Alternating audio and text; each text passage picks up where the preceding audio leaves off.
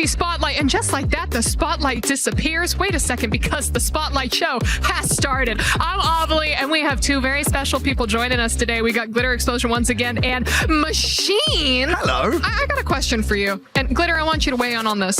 Is it like Counter-Strike 2 dress code that they all have to wear all black? Ooh. Like what? Banks did the same thing yesterday. Right? Okay, I see. Well, it actually, unironically, my casting partner and I, Sponge, we have given ourselves a dress code. Oh. We just decided, like, yo, no one gets upset when we just rock up in black. All black, no one can complain. You know, they send you a PDF, like, not this color.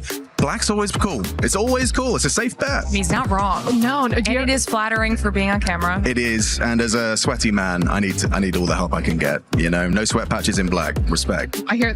But also, girl, you always have like, you had geese or ducks yesterday. You got puppies today. Yeah, you know. Love We're it. having a little bit of fun with it. We're listen. I'm on the Fortnite stage. We're keeping it fun. All right, well, let's talk about some different puppies. The puppies over at the STC Arena, because we had some CS2 going on, and what did we see, Machine? Oh man, I thought the puppies were these shoes you're rocking. These are great. I think honestly, my gran has been looking for a new pet. It's crazy out. I'm sorry, it's kind of giving gym chic. Counter-Strike, yes, good question. So to recap, we're round of 16, which is a little unusual. Normally we do like 18 playoffs. This is a bit larger than we're used to outside of the majors, so it's cool to see more teams in the playoffs.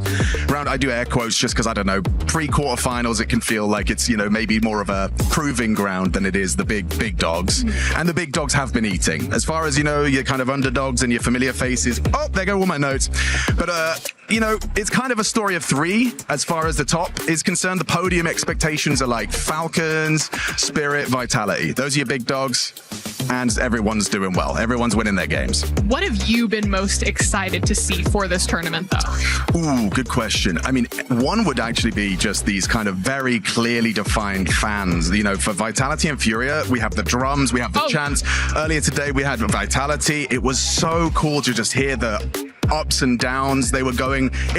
It turned into a library when Vitality lost a clutch. It was a French guy winning 1v3s and dead silence. Dead silence. So there are some dedicated fans throughout for Counter-Strike.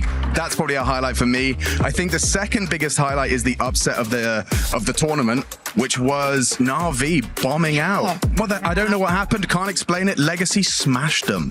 13-2. 13-2? That's not even a fight. Coach played afterwards, said something like, if you play like that, you're never going to win. But that's just kind of how he rolls. It's cutthroat. I was going to say, I feel a little bit self-conscious, so I feel like I'm just... Look what you've done. The shoes are off. What's wrong with them? Because you It's good for your lumbar support or something. This is bullied me dedication. for the last time, so now I'm sockless. Whoa. Socks out for free. That's the Spotlight guarantee. Coordinates. It all matches. But also, it helps me go fast because we have to go fast when we talk about our next game over at the Lenovo Legion Gauntlet stage. How fast are we going in Trackmania? That was an amazing transition. Gotta go fast. Gotta go fast. That was an amazing transition, okay? But let's talk about Trackmania. Last time we spoke, we were a little bit concerned about where Muda was going to be, dropping down into that lower bracket.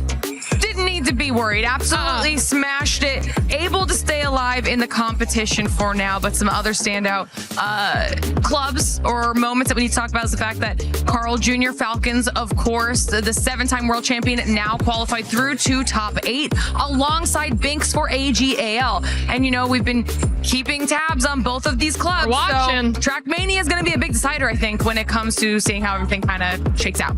Yeah, I was also surprised we were talking about fans to see some of the Trackmania fans and how loud and rowdy they get too. I think that, I mean, Glitter, you've been here just as long as I have. I feel like we haven't really had too many disappointing crowds. No, it's been amazing.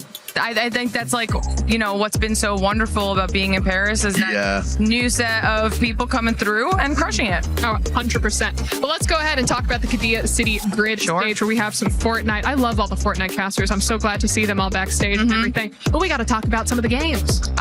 Okay, a little bit of an unexpected finish out of Group B, to say the least. AGAL was supposed to be at least at the tippy top, maybe top 4 if they were a little bit slow. They didn't make it into top 7, period. They are not straight through to finals, which means they do still have one more opportunity in the survival stage to get a spot in finals. But this is a big surprise out of AGAL, specifically in Fortnite, which means they also had Twisted Minds and Furia in that lobby with them as well, and they did do well. But you're saying that there is still a chance. There's one final chance. One small chance, because again, we'll talk about it a little bit at the end with the club championship potential there, but they are going to want to take that one final chance.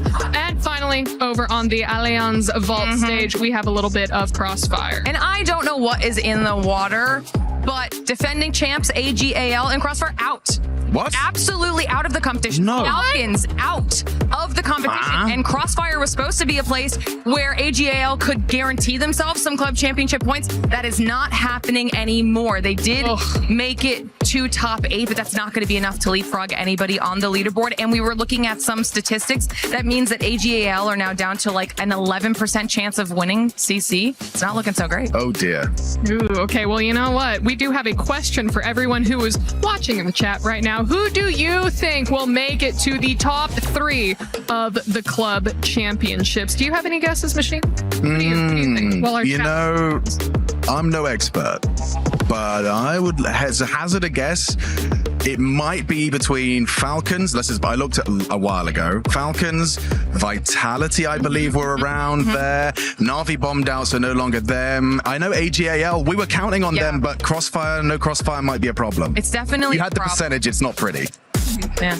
All right, well, we could take a look at our club championship rankings as they are right now. And look, hey, you said Falcons. Look at them up at the tippity top. AGAL right underneath them, and Vitality not, well, I was going to say not far behind, but that is a pretty big number jump there. It's definitely a big number jump, but I am glad that you shouted Vitality out, because a win is 1,000 points. If they get it, they're back in that discussion, right? And by doing so, they would also then deny those other clubs those points, and their placement in CS has now guaranteed them that top 3. They weren't 4th. They leapfrog Na'Vi. No, absolutely. And looking good for Falcons to make a deep run. They just won the Cologne Major in Counter-Strike, so hot prospects for the trophy lift in the Counter-Strike tournament as well. Okay. They're up against Legacy. It's going to be an interesting one. Those Brazilians pack a punch, though.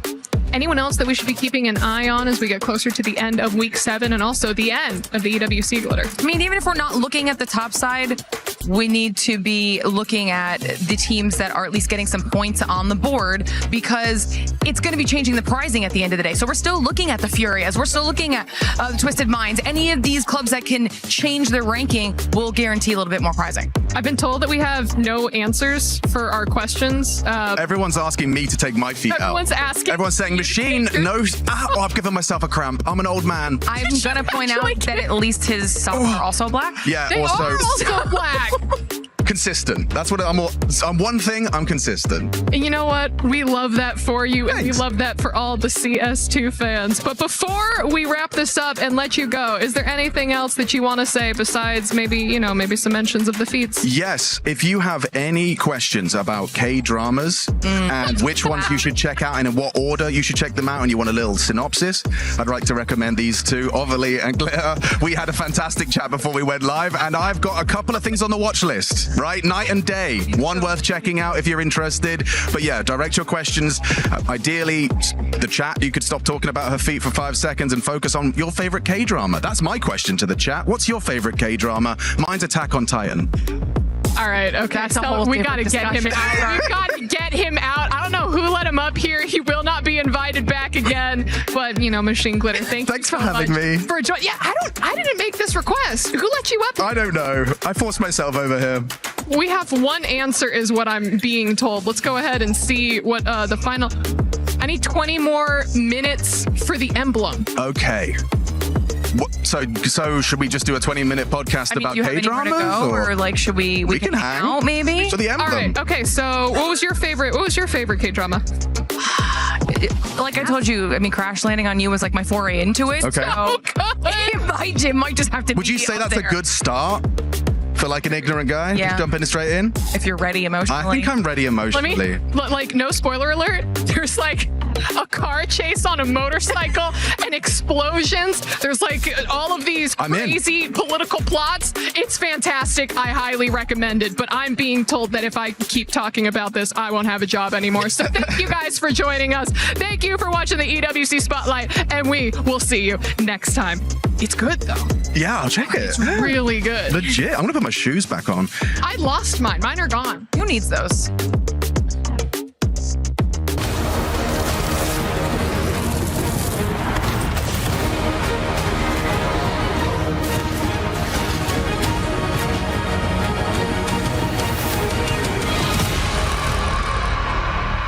We are here at the Sony manga booth for the One Piece experience, and as you can see, it is absolutely massive.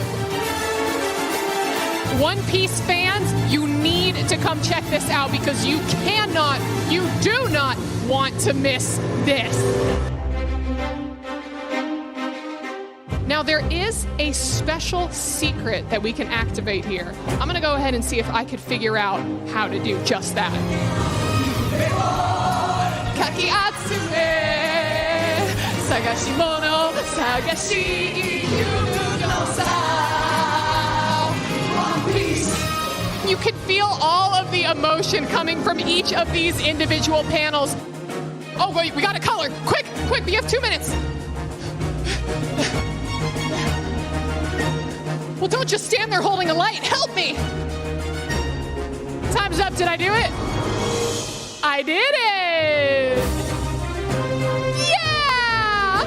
And of course, you have to make your final stop at the One Piece photo booth so you can figure out what your bounty is. Oh, that's adorable! Okay, just under 3 mil. You know what? We take that. Look how freaking cute. Oh my god! So please come out and experience One Piece as it has not been experienced before. I mean, come on! Your Fortnite World Champion! Bugha is a name synonymous with Fortnite. The inaugural Fortnite World Cup champion forever etched his name in the record books in 2019 and still competes to this very day. My biggest motivator, I think, is genuinely just my passion for the game. I've won pretty much everything there is, but I still want to accomplish more, and I just really love playing the game. Many players have risen through the ranks, but Bugha proved once again that he is an all-time great, qualifying for EWC at the 11th hour, in the 4th and final qualifier with his duo partner Braids. Some people can say, they were like surprised we qualified. The people who can play their end games the best are usually the ones who are going to qualify, and I feel like I'm one of those players. Did some things have to break their way for it to happen? Absolutely, but the opportunity presented itself, and it's one Bugha and Braids will not squander. I'm going to go in there, I'm going to play confident, I'm going to do my best. All right, everybody, welcome to the show. Today, we're going to be doing a little bit of a challenge as we prepare for Fortnite. It's going to be a drawing challenge. We're hanging out with Edson and Fissen. We're going to challenge you to draw some POIs, and then one of you will draw, the other one will guess, and then we'll change, then you will draw, and you will guess. If you get it right on your first guess, you get 3 points, then you get a second guess. If you get it right, then it's only 2 points. If you still can't guess it, I'll give you a clue, and then you get 1 point if you get it right. Okay. Okay, so I'm gonna give you 3 POIs. Do you have an idea? Yeah. So how much drawing experience do you have? Well, 0. I think I'm done. That was fast. This will be your first guess. Rio de Janeiro. No, okay, I'm kidding. Okay, to the towers. 3 points? It's good, no? It honestly, show the camera. Oh my. Art. Okay, round 2. Okay. I give my better. Okay. You can show it. Show the camera too. Oh my. Veneza? Probably. Pensa, a água, perto da água, irmão. O que tem na água? Geralmente fica numa ilha, assim, uma casinha do lado só. Farol. Como que é o nome disso em inglês? Lighthouse. I mean, technically, yeah. 3 points. No. Oh, no. No, this time I can't help you. You know, it's fine. There's still one more. You have 1 more to draw. Okay. We're gonna keep going. Okay, that one was fast. That was good. Go ahead. Give me your guess.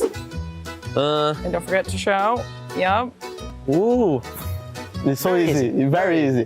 Steamy. Yeah. Okay, good job. Não, Bate. Good job. essa você amassou, irmão. Essa você foi boa. Eu sou bom no que eu faço. Okay, that means we're changing now. We're gonna trade. It's your Okay, turn. okay, Go ahead, okay. Hudson. Relaxa, irmão. Vai pagar pra você. Meu desenho. Tem que mostrar, viado. These Já are gonna be mostrei. yours to draw. Ó, seu drop, irmão. Cara, mas vai ser difícil os nomes. I know. All right, he's gonna do it. Ah, He's getting there. He's getting there. You know, it's bad? You know. actually, not bad. What do you think it is? Litoral. Litoral praiana. Yeah. Ok. Good job. Bate, moleque. Do you need a picture? No. Oh, he knows this one. Okay, all right. Oh my god. No. It's a process. Art is a process. Okay, so we're just not Trust in the process. exactly. Exactly.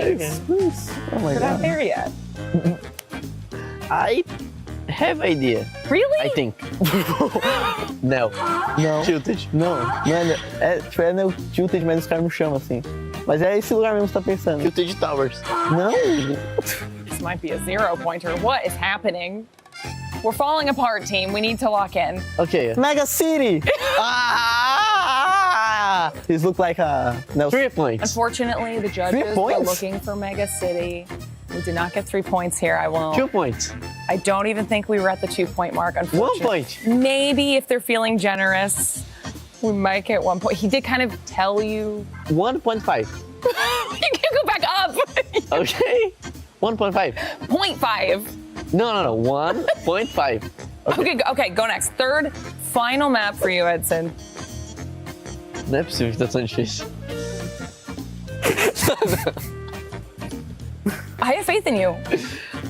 P? Are you done? P? High.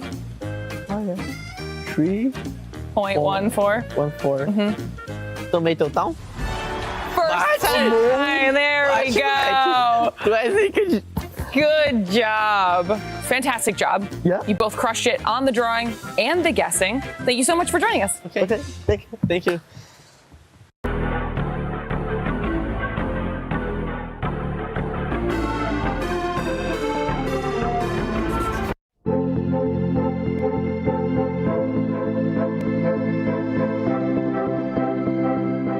Today for Fortnite Reload Championship at EWC 26, there's a lot at stake because this is survival stage. Welcome, my name is 7WG and I'm joined by Levin. Levin, this team's gotta survive. Oh my goodness, I mean, you look at the likes of AGAL. Who would have thought that duo was going to be playing on Survival Day? We all thought they'd make it through straight away. We got the likes of T1 still playing in this lobby. They had some highlights, some lowlights as well. The guys, Ruga. I mean, one of the greatest of all time in Fortnite. We all thought he'd be playing in the final day straight away. Never would have thought he'd be on the Survival Day. I thought so too, and for this duos, they gotta make sure they end up hitting their shots. And talking about hitting shots, watch this. Some of the teams in this lobby, they know what it's like to be in a qual spot, but you got to be able to hold on today. Some of these teams might be struggling throughout the day, but they just gotta find a way to make that shot. Oh! Wow. Fast, man. Fast. Je suis prêt, c'est parti, voir on m'emmène la vie. Chrome sur mon green, tu m'entends quand je respire. Top le veston, jamais fait une trop de pas. Big plan, j'ai fait changer toute la piste. Regarde ma page, je pense pas j'allais. Je coupe la line, laisse la qui laisse frémir. Nouvelle état, new name, toujours fluide dans le move. Main en l'air quand je rentre dans le groove. Garde ce regard, je suis déjà posé. De part je tourne, glace dans mes yeux figés. Beat encore, puis je prends tout ce qui est à moi. Trop vite, trop fort.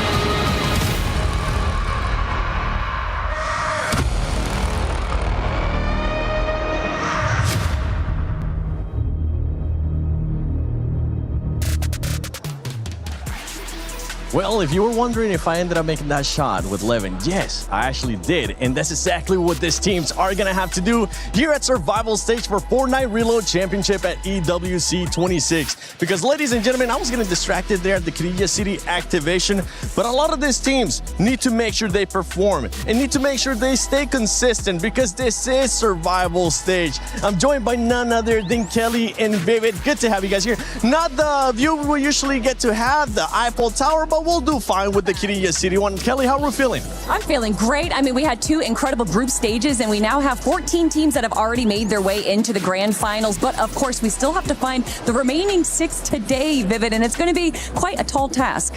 Super scary stages now for a bunch of our teams. And listen, Seven, I apologize, man, because I don't think I've gotten the opportunity to give you some knuckles for hitting some of those shots. Ooh, thank you. I know, people are going to think it's fake, but it actually ended up happening. You saw the genuine reaction. We'll get Levin later on here so he can confirm it for me. But for everybody currently watching at home, whether you're doing something amazing, just watching EWC, watching Fortnite, make sure you share it on social media. Use the hashtag EWC and hashtag EWC26, whichever one you prefer. And while you're at it, don't forget to do your pick'ems. Go to the EWC Play app and put in your predictions. My predictions have not been spot on. I don't know about your guys' predictions. I do know about one prediction, and it was the prediction that you got yesterday, which you actually called the team exactly. If I'm not mistaken, it was AGL in 5th place after the motivational coach talk. That's right. I did say that they were going to get 2nd overall, so maybe we shouldn't say that I got that entirely correctly, but still, it was definitely not the performance that we were expecting out of AGAL. We already heard that from Levin, that we kind of came into this thinking that they were going to be one of the top 3 teams, and then a little bit of a rough start for them. It kind of ended off rough as well, but the middle games kind of proved that Sky and Scroll are still in this, Vivid. I do want to go ahead and hit home on, obviously, we've been having fun up here between us 3 and Levin kind of joining in as well, but the coaching segment is actually very, very important because with a competition like this, a day to day, these teams do get the opportunity to kind of reset, have the opportunity overnight to talk to their coaches. Hopefully, they have figured something out. I hope so. I hope so, because if you don't end up being in top 6, you're just going to get that plane ticket back home. And whoever ends up being in 1st place out of today from Survival Stage, we can see the participating teams right there for today. It's going to get a chance to just crush all those keys and get a chance to talk to Barney too and just give us some more riveting interviews with Barney. But looking at these teams right now, these duos, which one is one that's going to be sticking out for you today? Well, unfortunately, those duos are very small for me, so I can't actually see all of them, and I don't think that's every roster. But I'm just going to say Booga and Braids right now is a duo that I wasn't necessarily expecting to, blow everything out of the water, but they had some good games yesterday, in Group 1, and I think that they, kind of set themselves up as being these kind of dark horses. Everyone likes to say that Booga's kind of done. He's already hit his peak, and the fact that he was able to qualify to EWC was a big surprise for a lot of people, so I would love to see him still performing at the top. Yeah, and the thing that a lot of people might forget about the Booga and Braids performance from Group A was that they were actually very, very close to qualifying. I think it was around 35, 40 points, which if you actually take a look at their match history, I believe it was match number 9, where they got 19th place with 0 eliminations. So if they would have just had a good game there, then they would have actually went ahead and qualified. So Booga and Braids very, very close to actually qualifying not too long ago. Let's see if they can do it here in the survival stage. That's right. They ended up finishing in 9th place during Group A, but you got to remember Group A was full of just heavy hitters. We got a chance to see what Aurora was able to do, especially a team that's currently in the club championship. And we saw Falcons being able to bounce back as well. But if you missed out anything from Group A or Group B, here's the STC Rewind. Welcome to day 3 of the EWC 26 here in Paris. This is the STC Rewind. We get to catch up with all things happening yesterday here with Fortnite. My gosh, what a performance from some of our club teams. Yeah, Group B was absolutely fantastic for so many of our top teams. Twisted Minds, Cold and Rapid. Those guys dominated throughout the whole day. It didn't look like anything could shake them. And of course, the French teams, Sky, Jump and Momsy. They had 2 victory royales, started the day so strongly as well. Almost the perfect storm for them. Couldn't have been better for the France fans. They went crazy there in the crowd. Team Havoc also popping off there too, but it did come down to a Game 6 nail-biter performance. We got to talk about Dignitas stepping up. Victor V quite literally put Kanata in the back, at least for once, because Kanata was doing most of the work. Yeah, it's nice to see, actually. It's nice to see Victor. We spoke to Pops earlier on in the day. He was like, yeah, we're giving him all this sort of confidence. Nice to see him sort of taking that on board and really just showing us what he can do on that land stage. I want to talk about Japan as well. Fukun, Mini, Pio, yet again qualifying for another land finals. Fukun solo clutch there at the end did it for that team and did it for Japan as well. And the socials are raving about what was going on there. But hey, this is bigger than just the teams that, of course, qualified. Today is the survival stage, and we have AGAL. What was wild about this story, though, Miner, is that obviously AGAL coming into this had so much riding on the line, and they got pushed down to the survival stage, and they were a team favorite for Europe. I mean, lots of people thought that Sky and Scroll were going to just take the whole day. They thought, yeah, this is going to be an easy performance for them, definitely a top 7, let alone getting actually first place, and they couldn't quite get into second gear throughout the entire day. They struggled in a lot of those fights, but for them right now, it all comes down to this survival stage today. For AGAL, it's not just about Sky and Scroll, it's about the entire team, it's about the entire club championships. There's so much on the line here. Well, lucky for them, they are the favorite to take it all here today, but first they're going to have to prove it all at the survival stage. And lucky for us, though, we have 7 with more action. Thank you, Mini and Monster, for that breakdown of what's been going on here at Fortnite Reload Championship at EWC 26. But we got to talk about the Sony story of the day, because it is going to be about AGL, Sky and Scroll. Can they survive? I mean, that's what we were wondering. It was not the group stage we were expecting from them. Again, imagine being someone who didn't really watch much Fortnite before this weekend, and everyone's telling you, AGL, they're like the best duo in the world. They're going to roll through their group stage easily. Was a tough thing to watch them yesterday, didn't it? Yeah, and now kind of how everything is pinning out here in EWC in the last and final week. I mean, Sky and Scroll might be the last hopes here for AGAL to kind of push them over the top, kind of try to go ahead and secure that first place in the club championship. Sky and Scroll, it looked like a guarantee coming into the competition, right? We thought they were going to get top 7 guaranteed yesterday. It didn't happen. Survival stage, though, technically, if you kind of think about how everything's kind of panned out, the teams that they're facing today should technically be a little bit worse. So maybe the competition will be a little bit easier. But as you can see, they're right, Sky and Scroll, the elims pretty even for them. And honestly, the only thing that was really keeping them alive, even in their group stage, was those solo clutches. I need to see these guys just play more together throughout the day today. And that's going to be the main 111. We were talking about, even we were joking about it in the first day when we were doing the halftime show. Create your perfect Fortnite player. One of those options was the clutch factor, and for this duos, we need to start seeing the clutch factor, especially if there's only just one alive at the end. Yeah, absolutely. But I think, the great thing is, like Vivid said, there was a bit of good clutching from them, right? I think Scroll in particular had a bunch of great moments where it really felt like he was taking that responsibility, putting the team on his back. In an ideal world, the best version of Sky and Scroll that we all know and love is one where they are just in sync as a duo, both on the same page, both just dominating the mid and low ground, and they're going to need to do that here today. And one of the things that we love kind of being at an in-person event is that we get to physically see these players, right, how they're kind of reacting after the fact. And, we all had dinner last night. I saw Sky and Scroll kind of walking around with their family, and they looked like they were in good spirits. I don't think anything had kind of gotten to them mentally yet, or at least that's what it had appeared, unless they're really, really good at hiding it. So I think Sky and Scroll, they still look like they can go ahead and take this home. Yeah, and I think the silver lining is it's not like they were far off of it, right? True. If they had come like 17th or something yesterday, well, not 17th actually, like 16th yesterday, they would have been gone home, yeah. But they were close, right? Like they were in those spots at one point in the game. They were only, a good game and a half on the way from actually being able to make it. Sorry. Wait, Kelly, come back. I just got one question for you. Can Sky and Scroll bounce back and survive today? 100%. I'm going to give them second place, just like I gave them yesterday, and I was wrong then, so who knows? Today will be right. Thank you. Appreciate it. There you go. Let's see if she's going to get her prediction right. But talking about AGL, talking about everything going on here at EWC, we're going to talk about the club championship. So let's see what Glitter has been cooking for us. That's right, 7. AGAL do need to have a strong performance on our stage today, but let's talk about why that is and what's been going on across the rest of our stages as it's time for another club championship update. Trackmania still needs to get fully into the thick of things as they are not in top 8 yet. However, notable names that have made their way through to the top 16 are, of course, Carl Jr. for Falcons and both AGAL players in Gwen and Binks. So we'll be keeping an eye on how things progress over on that stage throughout the day. However, when it comes to the rest of our stages over at the Allianz Vault, absolute chaos has been going on in Crossfire, and let's break down exactly why. First of all, Falcons went out early. Everyone thought this might be an opportunity for some of the other clubs to earn some points. However, when we got down to top 8, both Navi and the EWC defending title champions, AGAL, were knocked out. What does that mean? Well, in top 4, we do have Liquid. This will be an opportunity for them to get some more points on the board and hopefully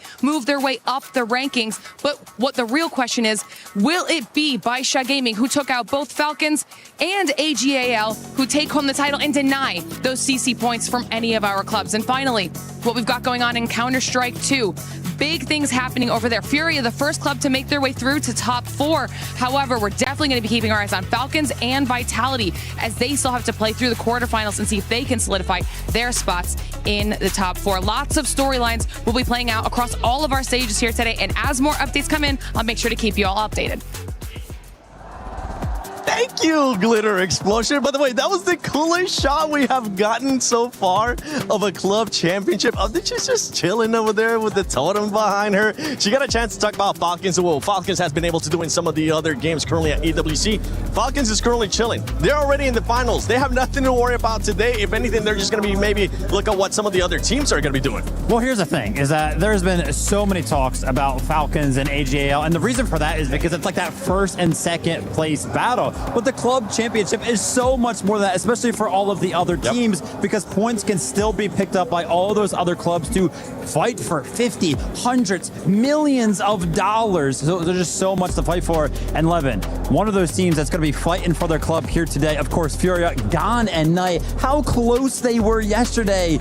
Oh my gosh, it was 8th place. Honestly, looking at that final leaderboard and not seeing them in there, it was almost a bit of a shock, right? Because there were so many moments throughout the day where you looked at how they were playing and you just sort of went, yeah, these guys are putting on a great account for themselves over for Furia, right? Obviously, Glitter was just talking about how well Furia are doing so far in CS. I mean, here in Fortnite, again, you look at these guys and you think of the smaller regions, right? Of the non-EU and NA Central regions, you look at these guys as one of the leading duos. Yeah, and as we're looking at this head-to-head right now, the one thing that I want to point out is just look how much more eliminations Gone has overnight. Over 14, 24-10, that is a big discrepancy. Well, yeah, Gone gets a lot of hype from that region, and rightfully so, right? He has that ability to keep up with the best of them. I think the one thing we've always said, Vivid, even with maybe us two being quite biased against some of the smaller regions, one thing we've always been able to acknowledge is the talent is there, right? You put these guys in a 1v1 against some of the best in the EU and NA, they can always keep up, and I think Gone, especially showcasing, you know, as a fragger,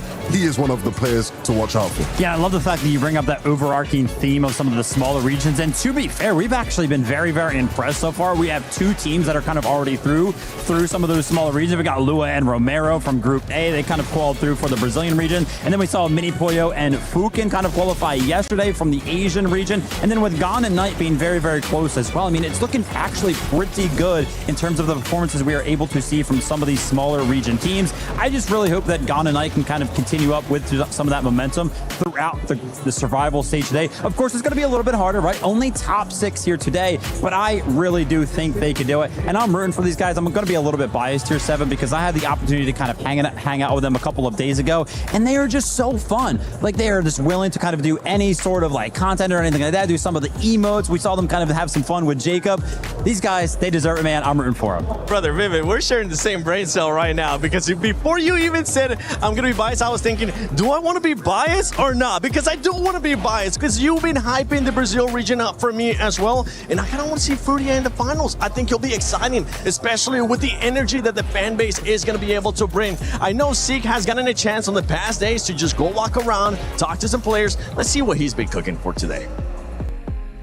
Day number 3 of the Esports World Cup elimination stage. Eyes on Sky and Scroll right now, representing AG. Guys, it's great to see you. I love seeing your face right now. You seem super locked in. Today's a big day. Only the top 6 can make it to tomorrow's finals. How are you feeling? I mean, we learned a lot from yesterday, and yeah, I mean, today shouldn't be like that hard. Okay. Let me come on over here. Between you guys, how are you feeling? If he's saying it's not that hard, do you feel the same? Yeah, I feel like yesterday we maybe just went too hard on it because we thought it was really hard, but I think today we'll make it easier for ourselves, and yeah.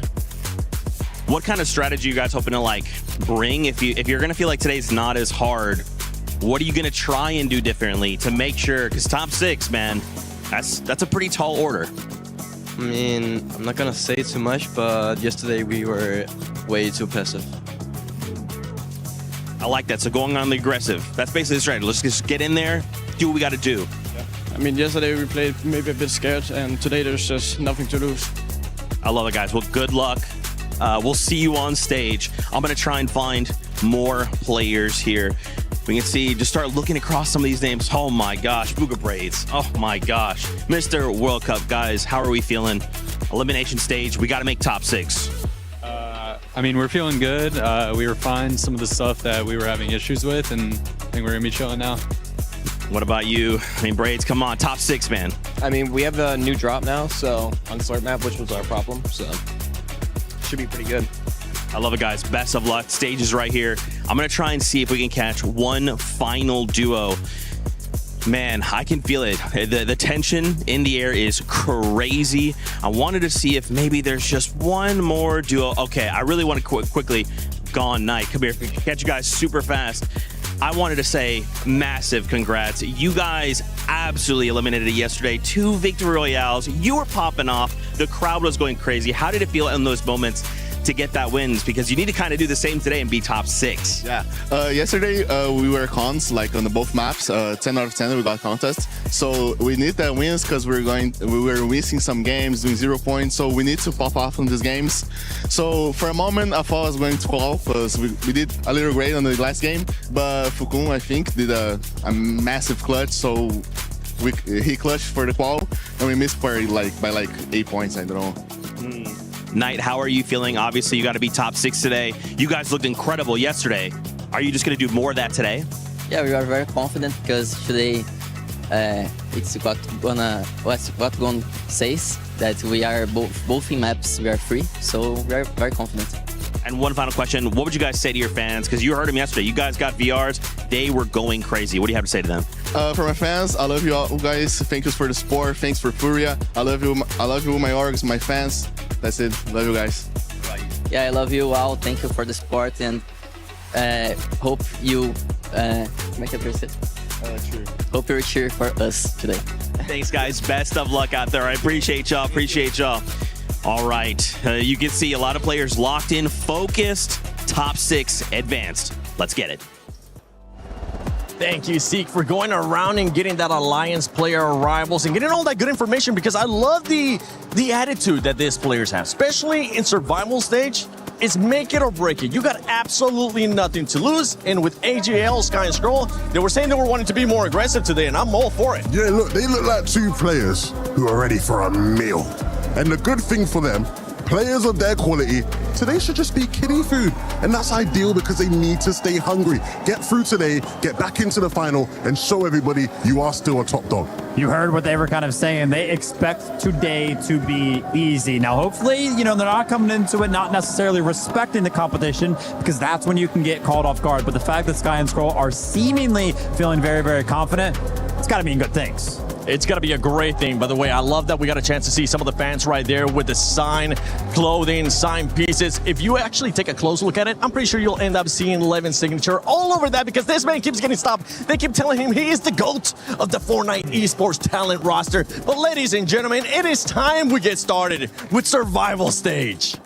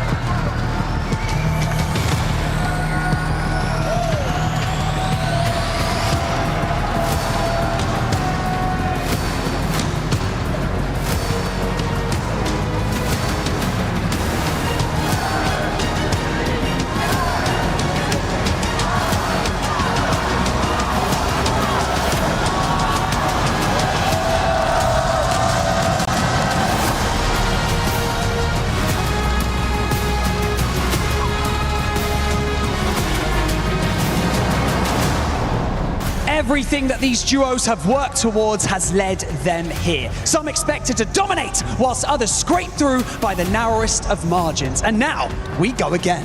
6 duos ont déjà été éliminés. Aujourd'hui, 14 autres verront leur clé tomber dans le crochet, être détruite, tout comme leur rêve d'accéder à la grande finale. Now they stand at the foot of a mountain. Every fight, every rotation, every decision matters because today, only the top 6 survive. Ces joueurs connaissent déjà la scène. Ils sont prêts à rentrer, mais aujourd'hui, tout recommence. Les points sont reset à 0.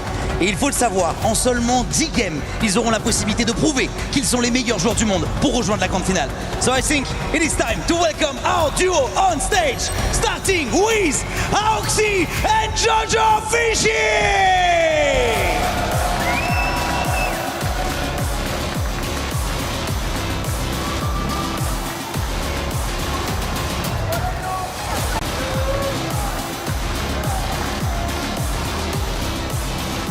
Dom and Dimush, they are T1.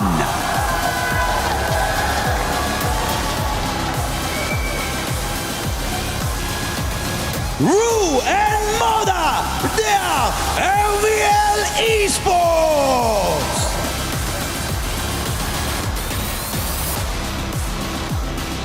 Gon and Knight, they are Furia.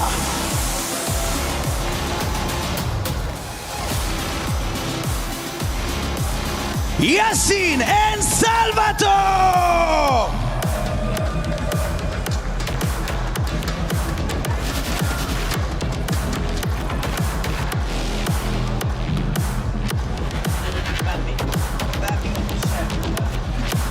Booga and Braids!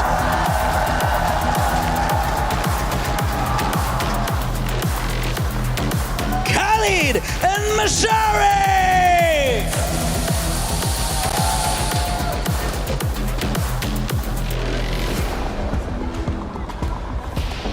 Edson and PH Zin, they are Foot Esports.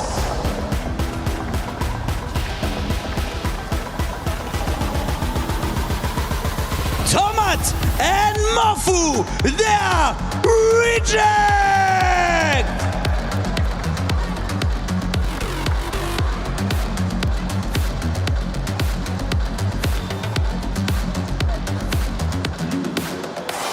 Phoenix and Retro, they are Onic.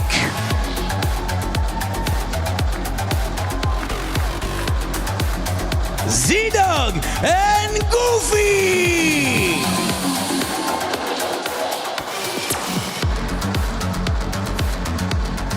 Vazen and Anon.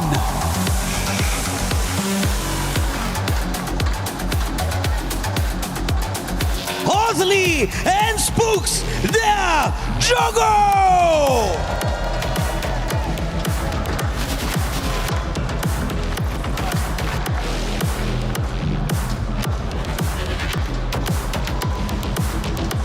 Khan and Faded, they are S8UL Esports.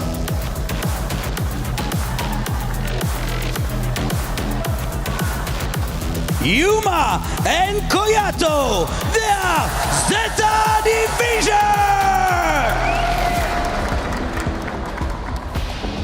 Cringe and Volko!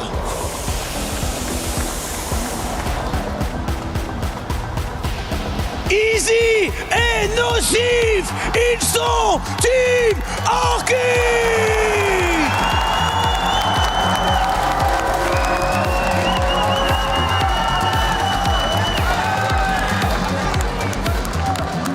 Shadow and Virgo!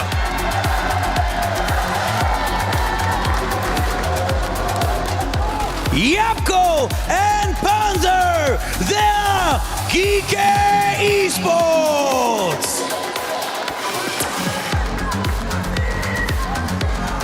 And finally, Sky and Scroll, they are AGAL!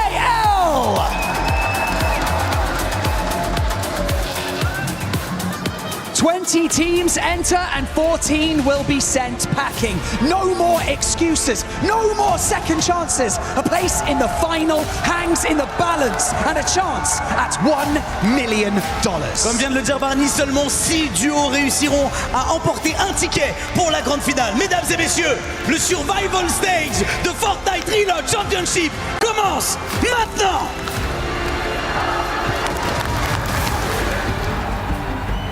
The group stage is over. We've seen incredible performances so far, with some teams outperforming their own expectations and others missing the mark.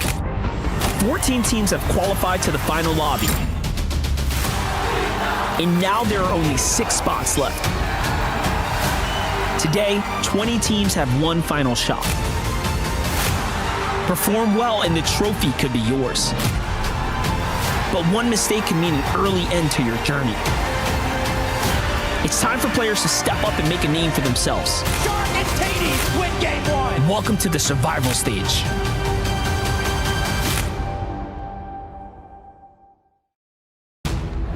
This is it. One final chance for our teams to qualify on through to Saturday's finals. Only 6 of our duos will be qualifying through today. Monster and Miniminer here taking you through all of the action for the first 5 games. We're going to have so much action here, Monster, aren't we? We're going to have a lot to talk about. This is the survival stage where the stakes have been risen let's just say several bars higher than the previous rounds. If getting to grand finals wasn't enough, representing your club championship points here now is on the line. So there's a little bit more than just your own personal pride here. It's also what it means to your club. Yeah, and we've got 10 games in the survival stage right here. So one bad game might not have as much influence as we've seen previously, but for teams like Sky Scroll, so much weight on their shoulders, so much pressure on those guys here today, such high expectations for teams like them to perform once again for today, and not just for that team, not just for them as individuals, but as we talked about, the club championships, that knock-on effect that qualifying through, or indeed not qualifying through today, will have on the overall standings. So much on the line today. Yeah, it's really interesting. Group stage A, group stage B, and now this survival stage. I believe that the roster has got increasingly difficult as far as the skill crunch is concerned. Yeah. You saw it yesterday. It was much more of a competitive bracket as opposed to what felt like group stage A, where the teams really gapped out ahead of one another. And we sort of found our defining 7 really early on. Yeah. Yesterday, that was not the story. It really went the distance. Today, look at how many teams came so close during those initial group stages, and those that were expected to be outliers in this setting here. I think that's going to make for an all the more tougher survival stage. Yeah, especially those teams that didn't, of course, qualify and are now playing today. They still played really well. It wasn't like, yeah, you didn't play well, so now you're in this position. A lot of these teams that are sat at those desks here today are teams that have had good days in the groups. They haven't had absolute disasters, so lots of expectation on those teams' shoulders as well. And there's going to be opportunity, I think, for some of those smaller region teams. We've talked about them already. We've seen some great performances in the past. We've seen huge performances from Night and Gone yesterday as well, and they just didn't have enough to get over the line. So I think there's sort of newfound expectations for a lot of those guys as well. Yeah, I mean, listen, as far as smaller regions stepping up and performing, Brazil, by far, in a way, did excellent. Yeah. So have OCE. You saw Goofy Z-Dog there. Surprise performances from them. Spooks only, come on. Who expected them to be in the running, like, realistically, right? So to see them playing so well, watching as we jump into match 1, these are going to be clear teams that we're going to keep an eye out on. And then, of course, Shadow and Virgo. This is one of NA's best here, somehow finding them in this setting. As I say that, the initial first elimination is going to go into the hands of Salvatore, who had an excellent day yesterday. Yeah, really impressive actually how those guys ended up playing. And I suppose the way that these games have been going is that hot drop. Lots of teams fighting off spawn, one of the players then going to another area and then rebooting to recoup and re-get back together. As Spooks taking on Goofy, a little bit of OCE on OCE action right now. Goofy is the one that falls in that particular fight. And of course, we're back in Elite Stronghold here for the first 5 games. We've seen definitely a lot of differences in terms of teams' play style and how each map has played. So excited to see how things go down right here. There just seems to be sort of OCE central right now as Spooks is trying to get in the box of phase. Yeah, can I say something? Spooks here, man. This guy, I feel like, has really proven himself as the biggest surprise as far as fighters on the region. Yeah. I had little to no idea of what he was capable of. He has been a non-stop force on the field, but Vazen here at least shuts that down. And again, that's with Vazen having a 200 HP health lead to kind of kick that one off.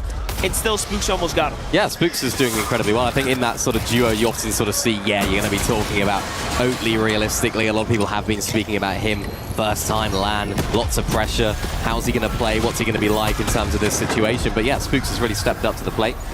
As well as Jojo Fish and Aoxy, these guys had such a good end to the day yesterday. Winning that last game to just scrape their way out of that bottom three, which they found themselves in for a lot of that day. Sky and Scroll, though, how much more can we say about the expectations that are on these guys' shoulders? It's almost possibly the most expectation you could possibly have, literally mathematically, scientifically, just off the back of a second major win, back-to-back as well over on EU. Solid performance at the FNCS Summit as well. And even in this competition in particular, they are 100 points. AGAL are 100 points behind Falcons in the overall standing. So it's like, how much more pressure do you want to add and put on these young lads' shoulders? Well, they are already doing some new strategies here. A little bit more aggressive here today. Yesterday, they kind of started their game one, not maybe understanding the benefits of the format, really splitting up, playing a little more aggressive. Today, they've already earned points faster than they did last time. I believe in game one, it was Sky who clutched up 27 points at the end there by himself. Demis and Darm, what was it, 18 eliminations or so like that. Win to kind of get them back in the game. This is a team that clearly has shown us that when they need to key and step it up, T1 is going to perform. Yeah, it's a little showcase, a little glimpse yesterday as to what we can expect from this team and why a lot of people would have had them as a guaranteed surefire top 7 qualification, because they are just that good. And it's strange when you think about Deemish and Darm, because they're the sort of team that you would expect going into this year that would be that sort of consistency team, playing those low ground layers, almost suited to this 10-game format where, yeah, they're going to be making those end games consistently, they're going to be playing low ground, and they're going to be doing that throughout every single game. But in duos in general, of course, here, this event as well, they haven't been that. They've been almost the opposite. They've been quite hot and cold, so they need to try and reignite and regenerate some of that consistency that we've seen from them in the past. Gotta fire up. Salvatore has continued to prove himself as an exceptional fighter, but again, Z-Dog and Goofy have really done the same in their group stage, kind of kicking things off. Only took one game for them to slip out of the running. Same for Salvatore and Yasin. Already respecting the prowess of OCE there, hitting a little disengage. Meanwhile, Koyota and Yuma, some time to see on socials from them, talking about they're going to be giving it all they've got. Jumping in with GK, Japko, Panzer, the emotions that were expressed really post-game. You could tell that Panzer was taking it pretty tough. Yeah, he was, and it's sort of reflective as to how these guys have been playing really in general in duos. They haven't had that level of performance that you'd expect when you think about how they performed at the back end of last year. I think it was 3rd or 4th of the Major 3 FNCS and then 3rd at Globals as well. You'd expect more from them. Yeah, look at these points here. Look at the crunch. Team Falcons now leading by just 300 points. So AGAL really has began to close the gap here. We are in the final days of the EWC 26.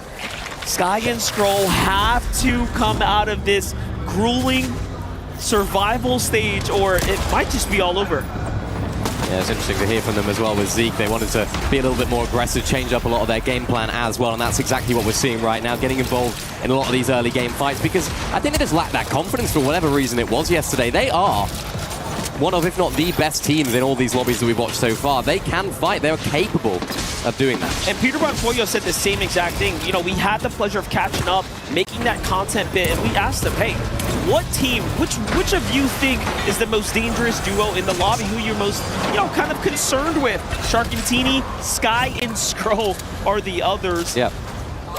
And that's going to really put a lot of pressure on Saturday's grand finals, right? If it comes down to it, Sky and Scroll will have to outplace outperform Peterbot and Pollo. What a story we're going to have set up then.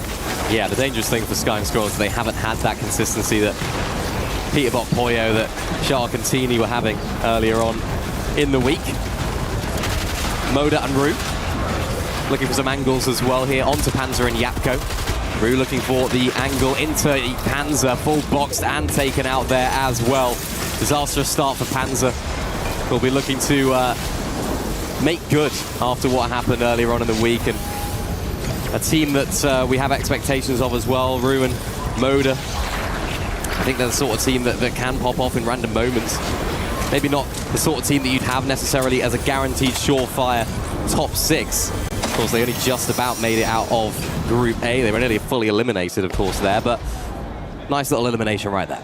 Yeah, everywhere we're jumping, we're seeing Goofy and Z-Dog scrapping already, so keep an eye on this duo today. Gone and Knight looking to be pretty fired up right now, so overall situation decent.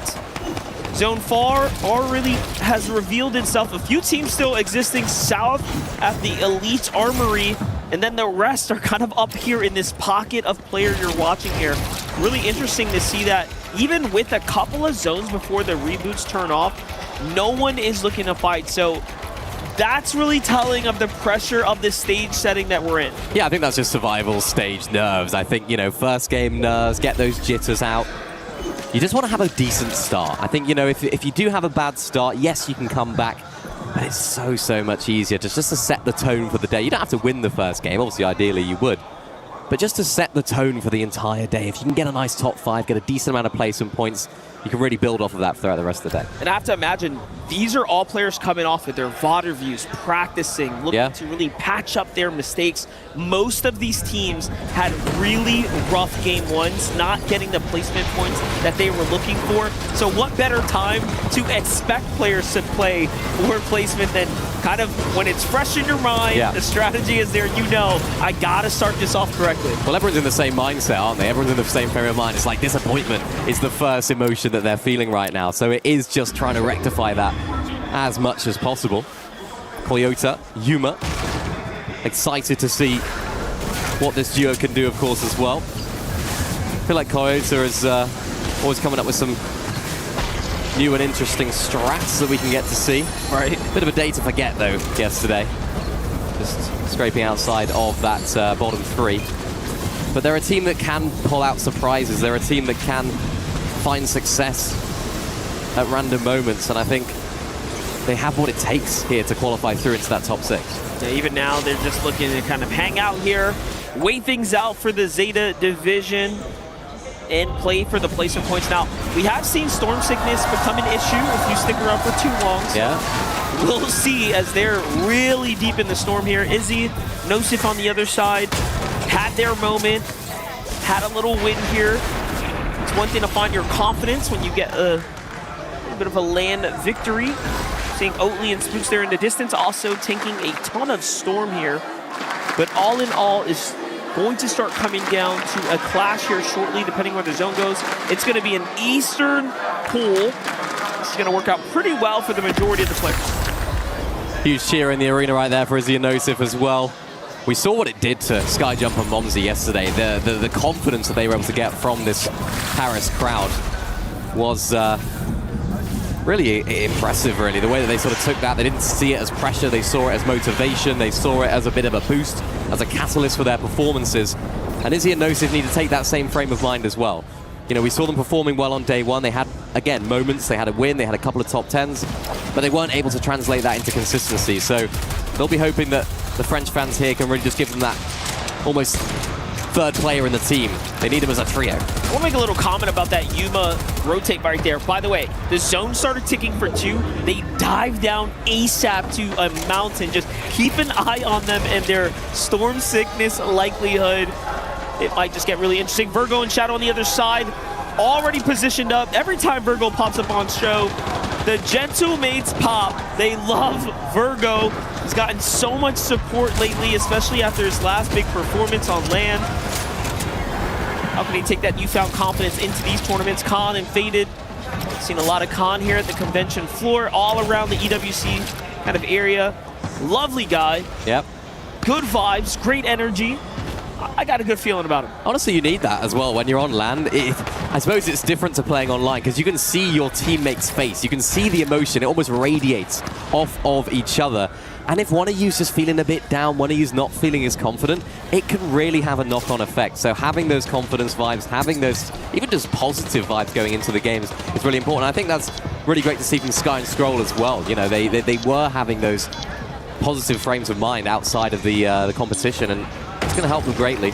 Gone and Knight as well. What great guys these guys are. Speaking to them a little bit outside of the event and actually outside of the games. Gone definitely speaks more English, so speaking more to him, but just great vibes, great energy.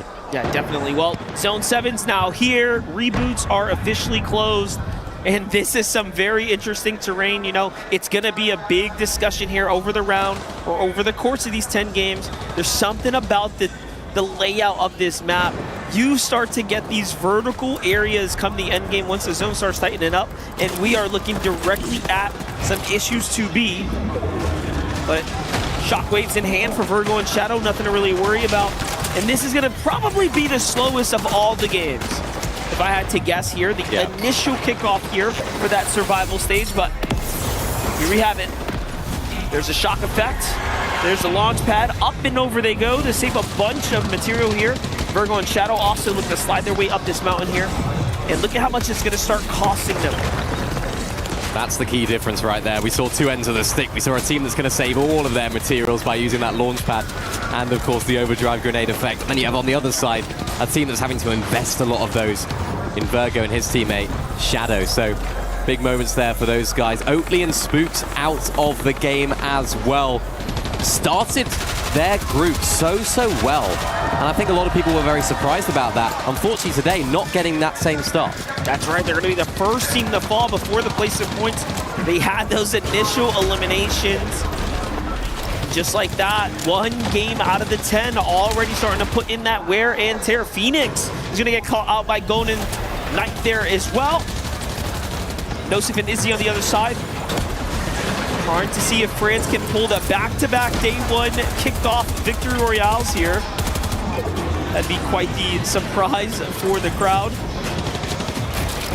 I'm actually a big fan of seeing the RPG make it to the end game, especially when they carry this many rockets.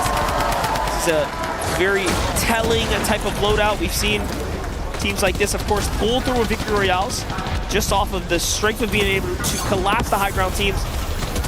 And here we have it. Wouldn't be a big fan of receiving an RPG in endgame, but, you know, definitely a valuable tool in the toolbox for Izzy and Nosif. What I will say about Izzy and Nosif is they're the sort of team that can clutch at the last minute moments. They've had it, they've done it in last chance qualifiers, they've been there, done that. They need to channel all that energy here as well, but yeah, of course, look at this, Panzer now as a solo. Yapko is down, solo clutch needed. We spoke about how important getting a good start is, and it all lies on Panzer's shoulders right now. Yeah, a couple solos in the game right now. You have Retro, Panzer, Vazin, all by themselves, so 3 players now trying to represent for their club. Of course, they're looking to push it just a little bit further. Exotic sniper in hand here. This will definitely be really good for Khan now. He's got that high ground control. Shockwaves coming out. Look at how high they position themselves up and over the rest of the competition. He really has to reinforce this build. Could be dangerous. Khan's getting over. Teams are also up top. Meanwhile, here's what Panzer's situation is looking like. He's just trying to hide out. No builds in sight. Big fight breaking out right there. Just gets a little tag there, Mini. Nothing too big. Meanwhile, Demis and Dorm finally finding their groove. Yeah, they're getting a first knock right there as well. That's nice for them. Looking to try and play this sort of second height layer. The difficulty for them is that Height do have that explosive exotic in Khan right here. You can see it's so good at just holding down the teams in second height. The difficulty for these guys right now, though, is they've only got wood. They need to try and make this high ground play count. 200s, 170, it's dwindling, and Zone keeps pulling, so that's a disastrous pull for those guys as well. Panzer's still alive as a solo, just trying to make his way into those placement points. Remember, top 15 is where those placement points start cascading in. Jojo Fishy down as well. Booga and Braids are the team that's going to be in the position to take him out. Looking to take this front side of Zone again. These guys have been so effective in these end games, particularly in the group stage. as well. So I'm expecting big things from them again today. They just need to turn it into wins here. Yeah, look at that. Panzer finally falling. Even with that hero's effort to push it far, he didn't earn much placement points there. Sky and Skrull still in the end game here. Already getting Mixie down low. There's the full finish.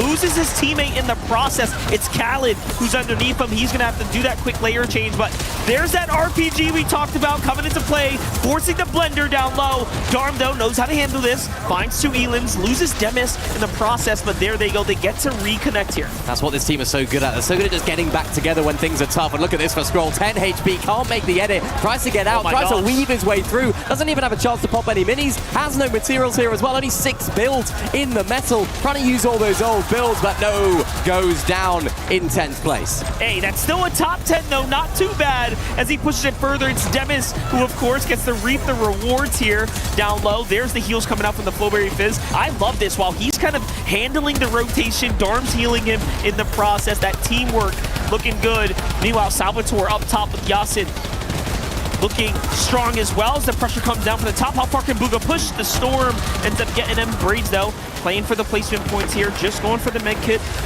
Trying to go the distance, but he's already out. All about where this next zone pulls. Yeah, builds back towards the east, so it's going to go back over a lot of those builds. Demush and Dom trying to hold down these low ground layers. Nice little shot there onto another player from Demush. They don't have loads of builds right now, so this pullback is going to be music to their ears. Braids still alive here as well, actually making his way into the zone after a heal off. No builds on him though, so really needs to try and make this big shot count. Nice shot right there, not able to take down Mofu. Only 10 HP as well. Siphon is going to be super crucial here. Yeah, the difference there, if he would have gotten that hit there, he would have for sure put up the elimination. But look at this, the pressure down top with the drum gun here is definitely being felt from the teams down low. Virgo still in this game as well. No more Shadow though. He's already inside the top 5, also clutching up. That's a huge shot up to Darm.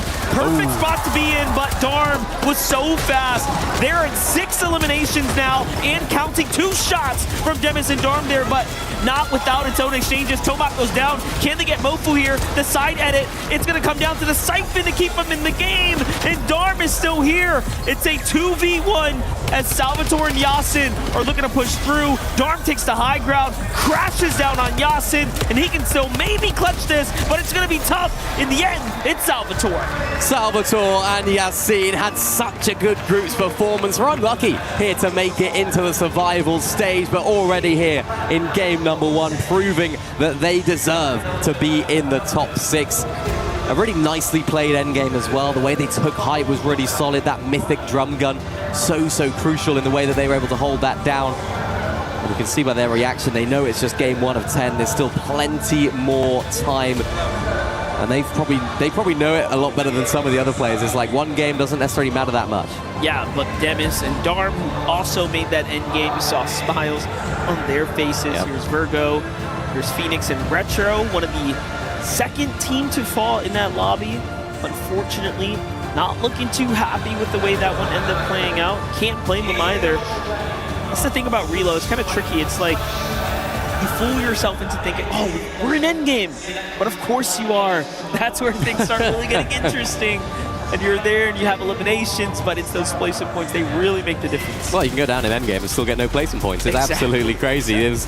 Take a look at some highlights right here as well. Unfortunately, Demush going down right there. I did fancy Darm and Demush in this fight, particularly on low ground, if they were able to survive as a duo. But Salvatore and Yasin were holding down that position really nice. Remember, Kanan faded with a team that were on height earlier on. They looked like they were going to be able to hold on to it for so long, but then, of course, the materials dwindled, and Salvatore and Yasin took it for themselves. And it's the perfect opportunity for them. We don't have the teams that are typically playing a height. We don't have those Peterbot Poyas. We don't have those Shark and Teenies in the lobby. If you're going to play height, if you're going to take a risk, this is the lobby to do it in. And for them, they needed to make it happen. For Sky and Skrull, not a particularly good game either. Not an absolute disaster, but something to build on, despite all the expectations on their shoulders. Top 10 for Sky and Skrull, I think, is an okay start. It's fine, yeah. It's a lot better than, you know, kind of how they started off yesterday, where it was just a singular place, you know, player trying to push this, of course, the points along. We're jumping through, just kind of absorbing and living in the moment here. Tomac and Mofu, big win there to kind of keep themselves in the running, almost getting knocked out of their group stage.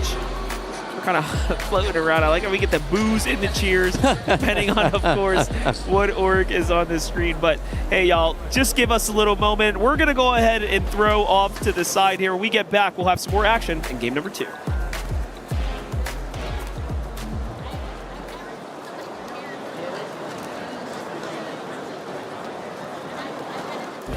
Play is in our DNA. Whenever we let it out, it becomes our superpower. Now imagine an entire city being built to supercharge it. Kadir City, powered by Play.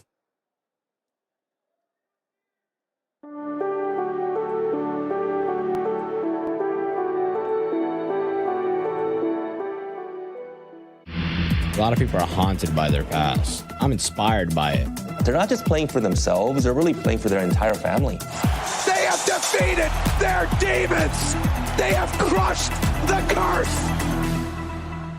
Presse. C'est solo lui. En 5. En retard, mais ils vont récupérer, je pense. Ouais. Presse sur le fight, ouais. Ah, viens. 50-10. Ouais, ça monte, je décale sur le côté. Wesh. Tête, non. D'accord. Chill. Ils vont prendre. Nice! Come on, bro! Go! That it work. Nice, really. Crazy boy. It's a whole different guy. You like blue and everything? Monte. Bah 50 de mat. 20 de mat, si tu récupères. Ouais. Je récupère, je prends pas live. J'ai. C'est pas mec, j'ai rien. J'ai 6 de mat, t'es monté? Monte, toi, j'ai live. Il drop. Et Vincent, je suis avec toi? Mec, viens, je fais 2v2. Vas-y. 2v2. 25. Thomas, c'est clear. Let's go! Come on, I have 2 builds. Fizz. I have 5 fizz. Together. Drop them I have 0 builds. I have 2. We have to run right. I got crash pads. I'm gonna come back up. I'm coming back up to you. Okay, come up. If I have crash pads, we can easily. In my box. I'm good. Yeah. Check. Are you good? Where are you at? Yeah. I'm like on your layer. Okay, I have 200 metal. Listen, we can fizz crash pad up. Just go up. I'm gonna grapple up. Just normal crash pad up. I will. Do a solo crash. Can you fizz? Okay, you think we need? Okay. Yes. I'll just come with you. Crash padding? Going. I'm gonna go on height then, if I can. Pick. Going on. Nice, man. Come on, bro. Love being able to hear some of the comms there from the players from yesterday, Group B, but now it's all about that survival stage. And Salva and Yasin Kelly being able to start off with the victory royale. Listen, at the end of yesterday, we really saw them starting to pick things up, and I was wondering, were they going to be able to continue that into today? And it looks like they were able to do that really well. I love that they got that off in the first game, but Vivid, they have to do this now 9 more times to be able to make it into the finals tomorrow. Going to be super, super tough for them. That being said, we were actually taking a look at some of the highlights there from just the groups that were kind of played, and we kind of saw it, right? Salve, kind of typical up on the high ground, very, very familiar with that type of position. I was actually talking with Jacob on our way over here today, and he was like, one of the teams that I did like, it was Salve. Salve was very, very common in finding some of the early game eliminations, Levin, and listen, with a game 1 win like that, it might get into that top 6. Yeah, I mean, yesterday, like you said, Kelly, start to pick things up towards the end. I'm not gonna lie. We've been here a couple of days now. Game 1, people do things in game 1. It happens, right? Of course, big them up, right? You want to give them their props. They deserve it because it was an impressive win, but you can't get ahead of yourselves, and they should know that better than anybody. There's still so much Fortnite to be played. Well, listen, if we're talking about picking things up, though, Vivid, then we have to talk about Darm and Deemish as well. Really rough start for them yesterday, and then, of course, we don't see the leaderboard just yet. Maybe don't want to spoil things, but they're looking pretty good in our leaderboard right now. Yeah, without a doubt. Obviously, Kelly's kind of alluding to it right now. They didn't win the game. They got second place. But how many eliminations they were able to pick up, they are going to be sitting in first place. Now, I got to actually go ahead and pause this conversation entirely. Let's go ahead and take a look at the regional representation up here towards the top of the leaderboard. I mean, we got EU up there, Darm and Damage. We got Yasin and Salve representing the Middle Eastern region, Tomat and Mofo. And then you got Yuma and Coyota representing Asia, and Ghana and Knight from Brazil, and then Shadow and Virgo sneaking in for NAC as well. So game number 1, regional diversity towards the top of the leaderboard. This is exciting. A lot of diversity there for now. I mean, it's funny you mentioned that because it ended up happening yesterday. We saw a team perform really well yesterday in the first game, and if I'm not mistaken, it was one of the teams that actually ended up getting their keys crushed at the end. So we were going to be looking for that consistency after this match.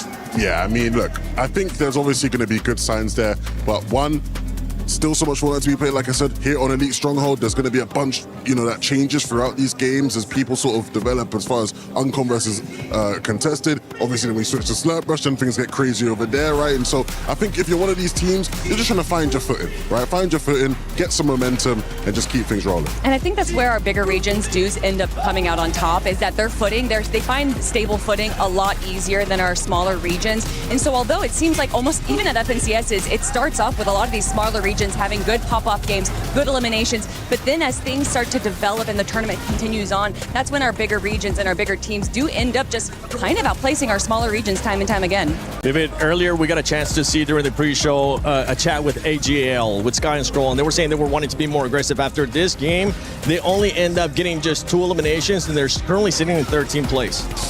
Yeah, I mean, for Sky and Scroll, I did want to go ahead and hit home on that as well. Definitely not the game that they were probably looking for. And this is where it's going to start to matter, Levin, because you were kind of talking about it. The reason why they were probably feeling good about their performance yesterday is because, they didn't get like dead last. They weren't towards the bottom of the leaderboard. They performed pretty well.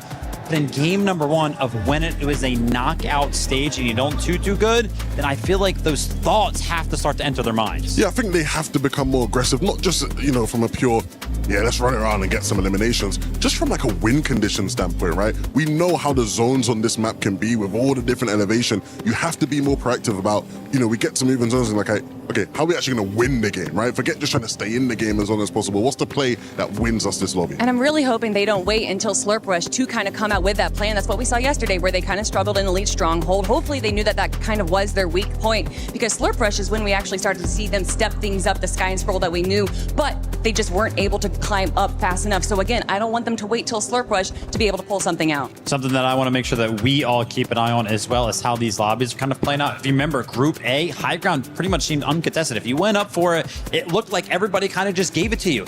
I saw something very, very familiar that game, so keep a close eye on how some of these endgames are playing and what the win condition might be. Just brought me flashbacks of Group A, especially because during Group A, it was nothing but Aurora just with the high ground, and then decided to just switch it, and he ended up being the Falcons duos too, taking over the high ground. We'll see if that's going to be the case here for this group, which is none other than Survival Stage. Now, when we're talking about AGL, we're talking about them being more aggressive, right, Levin? Where would you set the mark for them in regards to eliminations that you would be happy with their performance?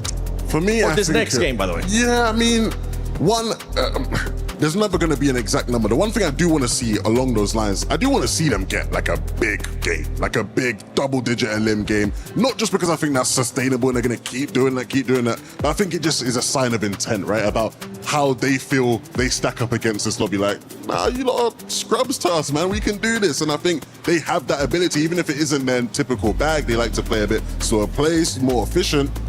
I think they can do that in one of these games. And in these kind of tournaments with how valuable eliminations are, you have to. We saw their placements in the games, and day 2, and they just did not have any eliminations. Even in the games that they performed kind of well in, they would only grab, 3 or 4 eliminations. It just wasn't enough, but you can only ask to get so many eliminations when clearly their main plan isn't working out. To go on the aggressive, either that's early game where maybe they send one player out to where they know that there's a highly contested spot, maybe they can grab some eliminations there, but that obviously adds a big risk, because as soon as you see that one of them is alone, that means that the other is as well. Yeah, hopefully they'll be able to adjust to whatever the lobby ends up giving them. I know they were coming in confident, they were wanting to be aggressive. I want to see that aggression. By the way, for everybody that's been tuning into EWC and just watching Fortnite Reload Championship at EWC 26, if you're not familiar with everything that's going on with the totem, with the keys and all that stuff, don't worry. Barney and Glitter got you covered.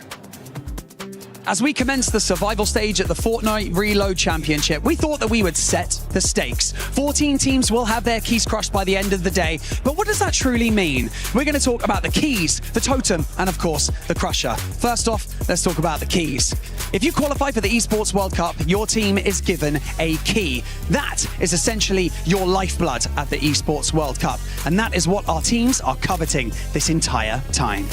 And where do those keys end up? Well, of course, they end up in the totem. For those whose keys are crushed, they live in the graveyard. However, for those whose teams find success, the keyframe is then removed from their key and placed in the totem to immortalize them in the history books of the Esports World Cup. And with $30 million on the line, every win in every title is vital for these clubs. That is a lot of money, but the fun part is when our players get to crush the keys. That's right, Barney, because here at the Qiddiya City Grid, we have the most menacing key crusher on the block. That is true. This brings us to the drama of our competition because our keys literally balance on the precipice of success and total annihilation. It's a unique twist here at EWC for us, unlike any other competition. That is very true. So remember, only 6 of these keys will leave today unscathed and join into the finals. So stick around to see it in action. And with that being said, casters, over to you for map number 2. That's one of the best things, one of the best feelings for the person pressing that button, but not if your name's on that chop-in block. We've seen they're also uniquely engraved, so it really is a personal touch. Yeah, it is, but today, 14 of those keys are going to be crushed. It's brutal, it's horrible. Feed the beast, feed the beast. I know, it's crazy. 6 of them have been crushed so far, of course, across Group A and B. 6 of those keys will remain intact ahead of tomorrow's grand finals. Of course, which of those keys, which of those teams is that going to be? And so far, for a team like Izzy and Nosif, they'll be wanting to be in that top 6. They'll be hoping that their team and their key is going to be finding themselves in the finals tomorrow. Yeah, surely. I mean, you see the lobby already starting to take shape here. With our top 6 currently, we have a nice little spread of international coverage. We talked about it. I think everyone more or less expecting. We're performing up to expectations, minus Sky and Scroll for AGAL. So we'll be keeping a very close eye on their story, on their drop in particular here throughout the evening to see how exactly they have managed to adjust their play. Game 2 is now here. Match 2 is loading up. The Esports World Cup is just heating up. Here's that hot drop that we expected. This is more players than we have seen in any other stage, setting, or game in a singular drop. There's half the lobby. Who isn't here at this point? This is unbelievable. I mean, obviously a lot of the solos are going to be landing at their regular drop spot. Retro down, Spooks down, Yapko alive. Just thinning out this entire little drop spot right here. Lots of those teams will just be solo dropping there and then trying to get over towards their teammate again. I think that just sort of shows how those first game nerves, those first game jitters just sort of are out of the way, especially for a team like Yapko and Panzer. 4 limbs already onto Yapko. Can he make it 5? The answer is no. So Mat and Mofu end up coming out as the last man standing here. I was glancing around, making sure that was accurate. He is the only one left outside the hostile hold there. Well played for him. Not bad either. 2 Elans there to go and continue to pad his lead. He's in 3rd place. So look with Sky and Stroll up against Jojo Fishy. Aoxy. It's a 2v1, but still Stroll giving Aoxy a run for his money for a second there, but they're there. There's the little dance from Aoxy's side. Jojo Fishy's as cold as ever. That's 3 Elans for the first ever LAN participants for Jojo and Aoxy Fishy. Again, I said it yesterday, I'll say it again. I'm proud that they've made it this far, but this is just a sample of what it's going to take if you want to be an elite performer. Well, even yesterday when they won that last game to claw their way out of the bottom 3, there wasn't much emotion. I think they have higher expectations of themselves than that. They'll be expecting to find themselves in that top 6. Again, another team that are. Sky and Scroll already taken down a couple of times right here. Nosif and Izzy are the latest culprits of that. And big cheer, of course, again when they come on the screen. They'll be hoping for a bigger cheer towards the end of this game, though. And they're a team that can do it. I spoke about it earlier. They have these clutch moments. Seems like they can always do it in the moments where it matters most. And I'd say 90% of the crowd here want to see that. Yeah, most definitely. Jumping over with Goofy and Zudo. They actually take down Yuma there. Coyote still up. You can see in the distance. Sky just kind of keeping an eye out on this same exact drop. They hear players nearby sort of camping the loot that's available here in the machine there below. Goofy and Z-Dog are on the hunt. Meanwhile, Braids and Booga, terrible spot to be in when you have a full duo fighting you guys head-to-head like this. This can be a full elimination and likely even send them out of the game. Booga's going to lose his ones. Braids has to stay alive now. The clock is ticking. Faded, although super healthy, still hasn't quite managed to finish the deal here. Braids staying alive for now. Is Booga going to be able to get back in? Wow. He is. He just about stayed alive long enough. Braids taken out by Khan and Faded. Remember, they had a really good start to that end game, looking really strong, and then it all kind of fell apart as those zones didn't pull in their favor, so they'll be hoping for a little bit more luck in this game. But showing the confidence early on, going for height. Of course, the Mythic helps, or the Exotic helps. Tomat in a bit of a battle here against Yapko. And again, Tomat Mofu, a team that also clawed their way out of that bottom 3 earlier on in the week. It's a big day for them as well. They don't want to just stay in the competition for the survival stage. They want to make it to tomorrow as well. This is tough. Bugha opting to hide while he sends Braids away here, but Khan and Faded are on his heels. And they get that elimination, and you saw Bugha there only had an AR, opting to send Braids with everything, hopefully in efforts to go ahead and get things situated there inside the storm, but nothing just yet. Skyscroll on the other side, looking much better. Again, they were also eliminated. You can see the loadout, not exactly the best, but plenty of time here in the game as, of course, these drops and chests continue to load back in.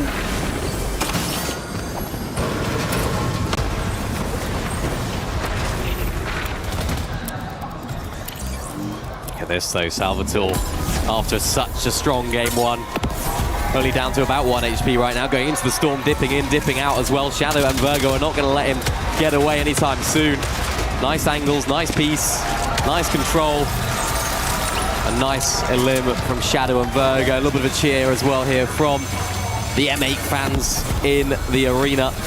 And Phoenix and Retro, this is the team that in Heat 1, or in Group 1, Group A, they came out of the gates really strong. They got that, I think it was Game 2, Game 3 victory royale. They were looking strong and then ended up finding themselves here.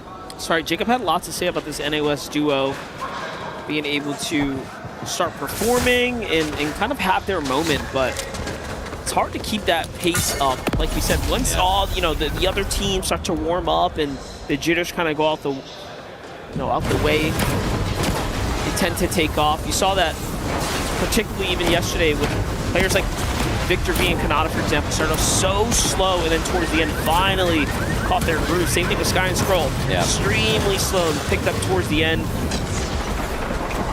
Gotta be fast, gotta play smart. Jacko Panzer, again, a lot to live up for, as yesterday was such a letdown for them on their overall performance. Saw Jabco and Panzer, we were coming through the metal detectors to kick off the day. They looked at us right in the eye and said, no, we're ready for today. Yeah, adjusting things. It was weird, wasn't it? Because they didn't start the day very well. They had a really good middle, and you thought, that's fine. We're back to normal here for Yapko Panzer. We're back to the level that we expect from them. And then the end of the day, they went missing. It's like they need to try and turn those middle games like we saw yesterday into and stretch it out into the entire rest of the day. Big team being eliminated here. Toma and Mofu in 3rd place. Already taken down. They had 60 points earned. And now they're the first duo to fall. That's a big problem, especially, again, when you have your opportunity, right? They're kind of coming in with the momentum where they left off.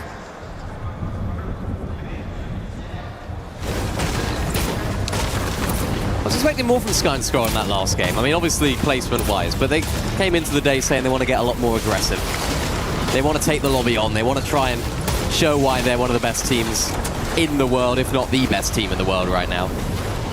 And they got 2 elims, and it came later on in the game. I was quite surprised that they weren't as happy to fight earlier on. I think this game is they've flipped it a little bit, but I expected them to really go properly aggressive like we've seen from some of our other teams, because they're capable. I think they need to sort of remind themselves that. Maybe it is that sort of first game. They want to have a decent start and give themselves a bit of a sort of launch pad to kick off the rest of the day with. But this is the sort of gameplay we want to see from them, getting really confident off-spawn fights, because they are a better fighting duo than pretty much everyone else in the lobby, or maybe just definitely everyone else, really. Yeah, and you know what? You can take the risk. You can take so much more risk in this type of format. And I think they're trying to find how far they can really push it. How much risk can they actually apply here on the lobby? VSN, Salvatore, and Yasin already on the move there. You can see them kind of leading the way, going for the large dead side rotate around the outskirts. Meanwhile, Gon and Knight already found themselves at the hostile hold, trying to hold teams from the outside from entering in freely. There's a good amount of the lobby still outside in the storm here. They've got to get moving, though. Mammoth pistol in hand. You know, it's a surprising how many teams are not using the Mammoth pistol, where Peterbot and Boya, for example, were running it every single game. So there really is a preference in the playstyles here. And the way teams got to build their dynamic for reload. Yeah, and a lot of times the teams will be using them without a spray weapon as well. You have Mammoth pistol, shotgun, that'll be the loadout.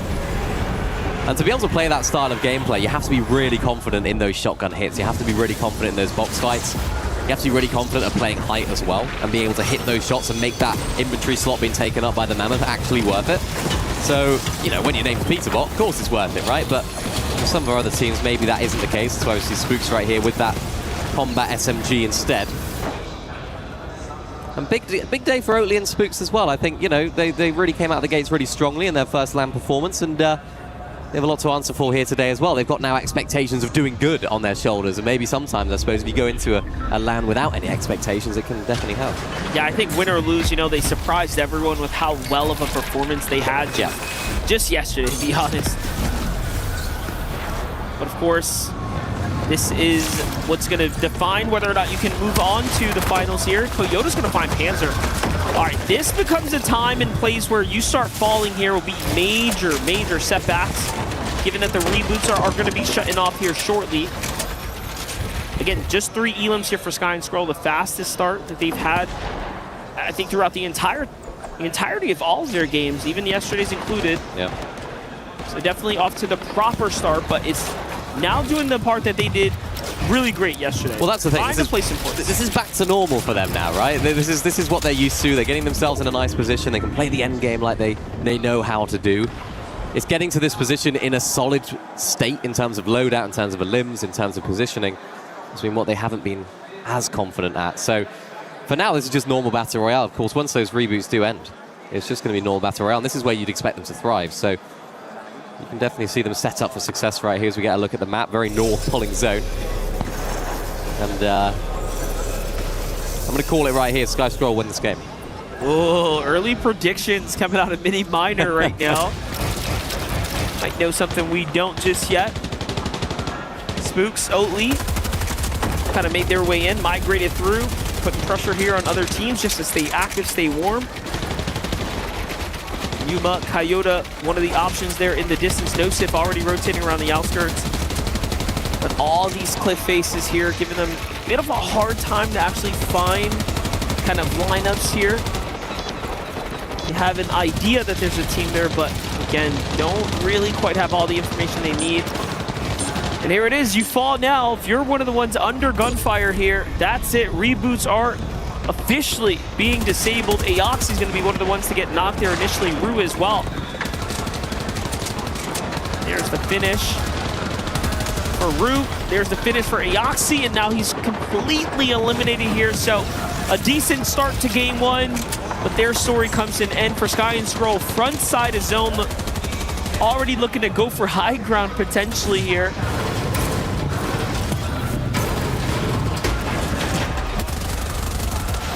Remember, their win came from high when they played it early, so maybe they'll be looking at it. It's not their typical way of playing, but maybe we'll see them go for it again. Like I said earlier, there's not that height-dominant team in the lobby. You don't have those powerhouses that have already, of course, qualified through. So if any time to take it, it is probably now. Goofy Z-Dog, another team that played really well in the groups, unfortunately find themselves here, and unfortunately in this game, find themselves down and out. Dharma Dimash in a nice position right now. They're going to use that fizz. They're going to use the launch pad as well to send them really high in the sky and get towards that dead side of zone. Yuma and Coyote find themselves in a tough position here as well on that left side of the screen. They're going to get looked at by so many others, but maybe the saving grace for them is going to be this launch pad. They're going to see right ahead of them players like Salvatore, Yassin, players like Dimash and Dharm have made it in, and there they are, Yuma and Coyote taking a high ground position. That was extremely lucky, by the way, because they were getting targeted when Z-Dog and Goofy fell, and little did they know they were so lit up. Yeah. But being able to bounce back, take a little bit of high ground here off the launch pad, I mean, they might turn this entire game around here. Surely the extra points are going to be welcomed as well. Top 16 now, Salvatore, Yassin have to make a move. Demis and Dharm here on the outskirts, try to go for the wide rotate, but get spotted out, so this is not going to be safe by any means. Up and back they go. Saying, They know we're there. Let's just go right through the middle instead. Deemish way of the backside of zone. Failed shockwave, failed overdrive there for Deemish. And again, twice in a row. That's unfortunate. That's where I made their way in now on the dead side of zone. Sky and Scroll all the way towards the front side as well. Lots of investment here into these overdrives, not only just because of the couple of failed ones earlier, but also now having to get them both towards that front side. Max pull for them. Booga and Braids, I've said it all week, they've put themselves in good positions. They haven't been able to close out wins, which remember is what you need to do when it comes to tomorrow's Grand. So again, they're in a decent position. They're playing these mid-Grand layers really nicely. And naturally, when your name's Booga, there's always expectation on your shoulders. Yeah, we were talking about how Knight and Golden actually had several victory royales. That is going to be a part of the formula if you want to win this tournament here today. Just in general over the weekend, Virgo and Shadow looking good. Oatly and Spooks take high ground from Yuma and Kyoto. So now, here's their chance to kind of make a return on the standings. Meanwhile, back down to low ground. Gentleman's Virgo on the move. He's got sight lines. Had he landed that shot, that could have been a game changer for the Jogo boys on height. But nothing just yet. There's the material drop for Shadow. Shadow's got to take the lead here as the IGL, the duo. Meanwhile, Booga, Braids, front side of zone as well.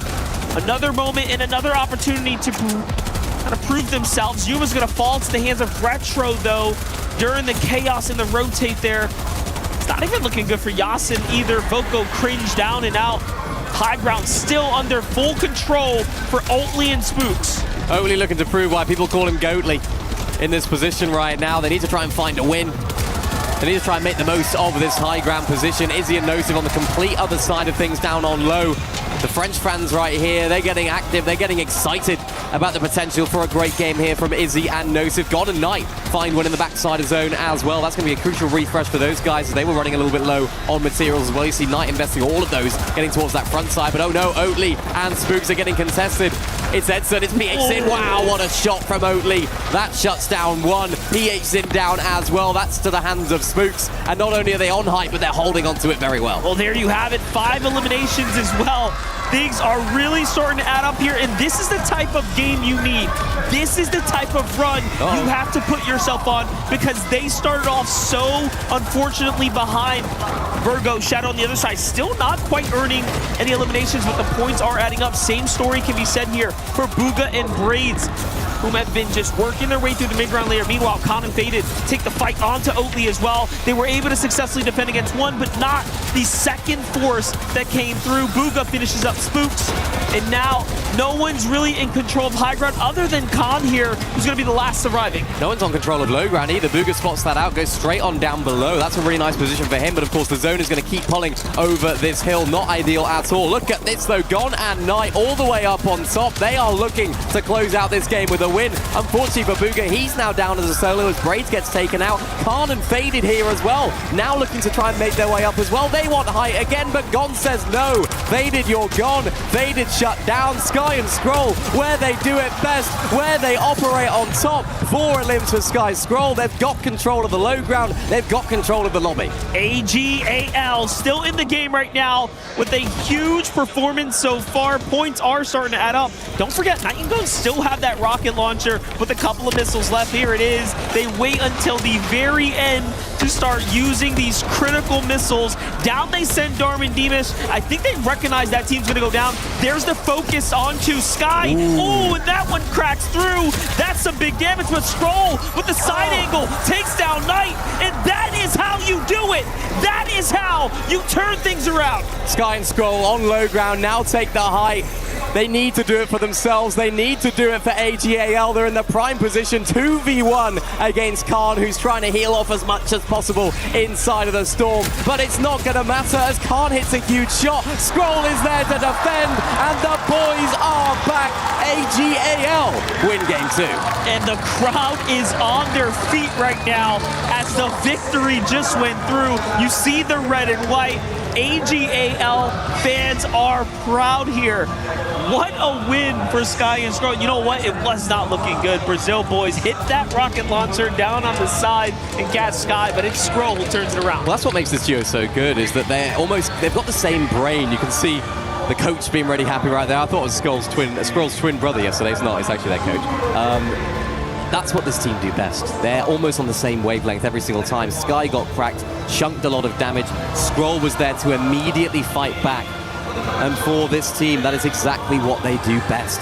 Playing those low ground layers. I don't want to say I told you so, but early on in that end game, they were looking really strong. And this is the position they always find themselves in. I'll say it for you. You definitely told me they were going to win that game. Yeah. You called it early as well. Take a look at that one more time from their perspective. Sky and Skrull take the victory with 7 eliminations. Not a light game by any means. They're going to be our match winners. And you know what? Now they're in the race. Now they're feeling good. Yeah, they awoken. I mean, I think in that game, right, we saw them fighting a lot early. You see smiles on the faces of the boys right there. Their family's actually just behind us. They sort of erupted right there as well, as they know better than everyone that these guys are the real deal, you know. They know what they're like off camera. They know what they're like outside of the game as well. We know how good they can be when it comes to actual in-game performances. But they're just good lads as well, you know, and they have that chemistry that's super duper important. And that's helping them through that game right there. Yeah, definitely. Well, with that, guys, take some time here. Grab yourself a big pop, maybe a mini shield. When we get back, we'll have more action.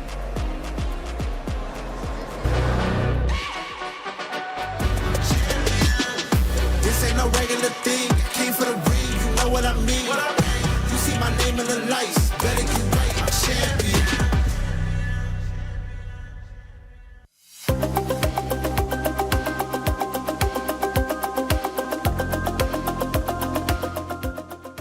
Everyone is playing, you're not yet. EWC Play is your all-in-one platform to compete in fantasy, pick'em, and quests for a grand total of $300,000 in prize pool. Build your dream fantasy team in 5 different games and track your score with live results tables.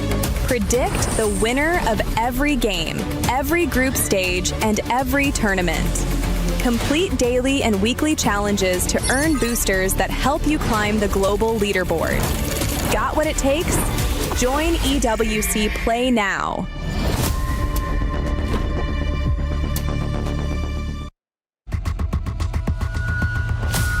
Player eliminated. Sorry about that. Just wait 30 seconds until I can come back. Fine, I'll wait.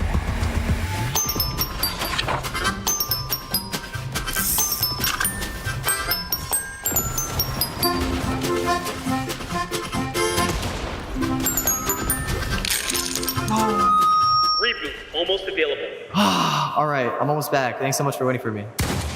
Whoa, this is so cool. Wait a minute. If you're here, then that means... Team eliminated. AGAL fans, you gotta make some noise. Sky and Skrull got a massive victory royale. Jacob, this is huge for those club championship points, right? No, it's definitely huge. It's not only huge for the club championship, but them themselves. They're the reigning, defending EU major champions, and they came out yesterday flat. Like you left a bottle of soda open overnight. It was flat, but these guys do not make the same mistakes twice. It's so good. And look, they're just right here. What's up, Sky, Skrull? Good to see you guys. I love seeing them super locked in as well.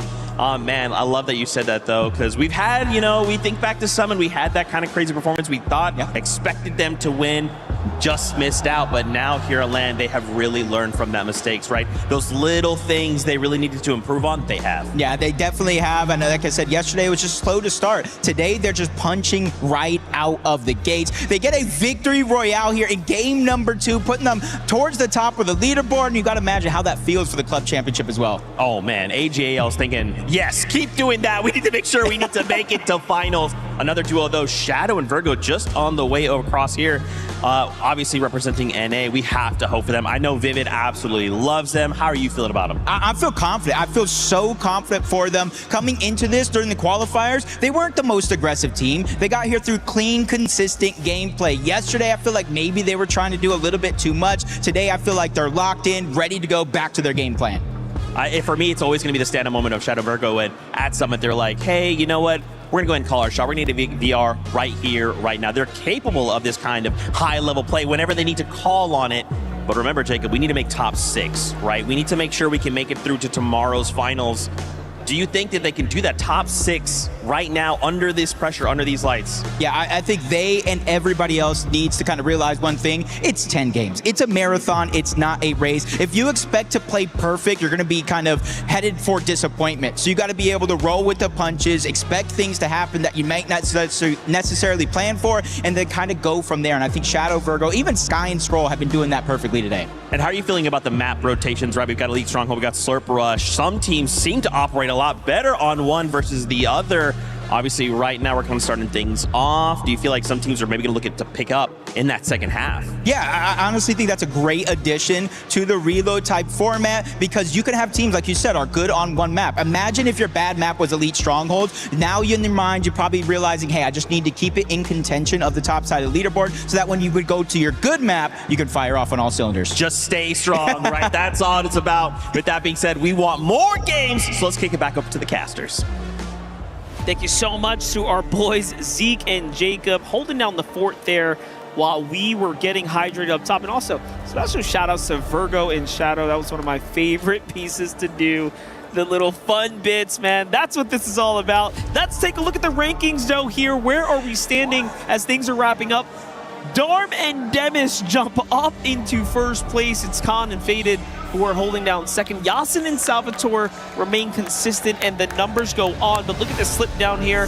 Oatly and Spooks, you would think, are having a bad tournament, but hey, that was a great game too for them. Yeah, great game for them, playing high. Nicely done from those guys. Cringe and Volko unfortunately find themselves in that bottom 3.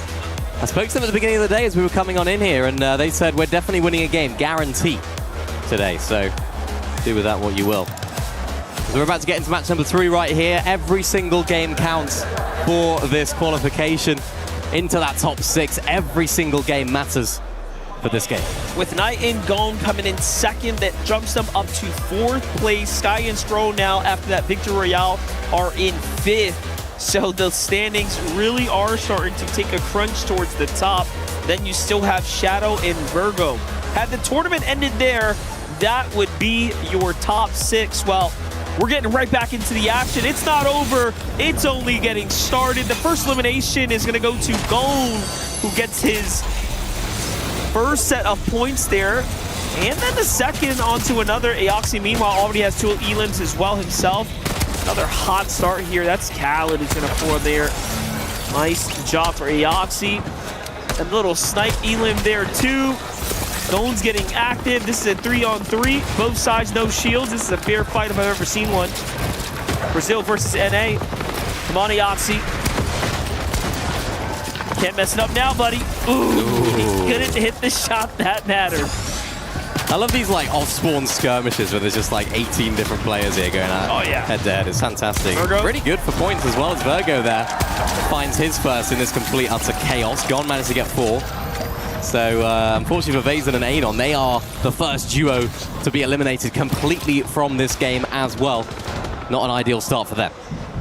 Saw the smile on his face as well. It was such a strong performance, picking up 4 elims. It's a nice way to start it. Jojo Fishy and Aoxy have been double eliminated by Sky and Scroll, just catching Jojo off guard, and then they dance. I think they recognize what just happened in the feed there. GG's for them. And that's just Scroll and Sky's first elim too, you know? They're just mixing it up. First they were dropping in the mix, in the melting pot. That time they said, oh, let's just go to our draw and kind of stay true to our strat.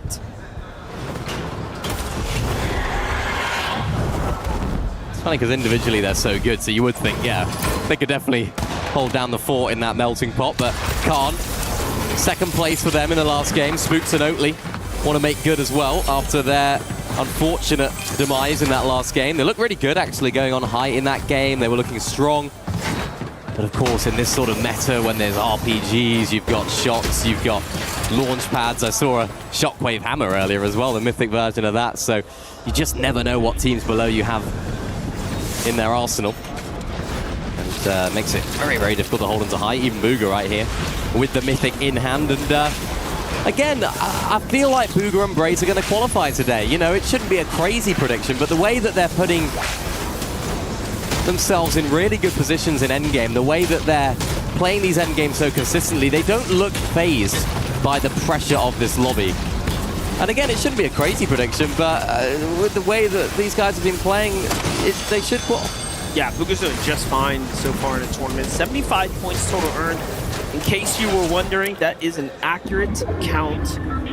That puts him in 7th place, still trailing by 21 points behind Virgo and Shadow, whom again have already earned points here. I know in the replay you saw taken out there, the STC highlight, but Panzer, Japco on the other side, every time we jump to them in between the breaks, it is just like watching pain personified. They look miserable. It's been tough on them so far as they've really not performed up to their own expectations. Oh, Panzer actually spots Night Midnight, was quick on the draw there, doesn't even wait for his own teammate. We'll see how that fight ends up going out. We'll keep an eye on the feed. Salvatore and Yasuno, quick updates. Looking all right. Looking fine. Yep, good start to the day from them, of course. First game victory royale is going to give them that boost at the beginning of the day. And the analysts were sort of speaking about it after that game. One game cannot be the be-all and end-all. You can't lose the momentum. You can't lose sight of the format of the competition. And I think for them, that's going to be the most important thing. It's not getting too ahead of themselves, not getting too excited, and just maintaining. Having a couple of wins maybe is going to be all you need, and then some decent end games to go alongside it. Same with Gon and Knight. Finding themselves in good positions in endgame, going for crazy plays on height as well. They're taking risks, they're taking control, which is exactly what you need to do in these lobbies. Furia boys looking well. ORC's Nosif and Izzy looking strong too. Little pop from the crowd here, of course, whenever Izzy and Nosif are on show. Zone kind of coming dead center here. It's going to fare favorably for everyone for the most part. All the other games we've had, everyone's pretty much had their kind of pick of whether or not they wanted to stay deep in the storm. I think this one's going to play a little differently. I'm excited to see something a little more dynamic from the few. Teams already eliminated, though, to keep y'all up to date. Vazin and Anon, Aoxy and Jojo Fishy, the first two to fall. It's not very common that teams will fall in these types of formats either. But hey, sometimes you draw the short stick. Yeah, it's difficult. But again, likewise, you have a good game.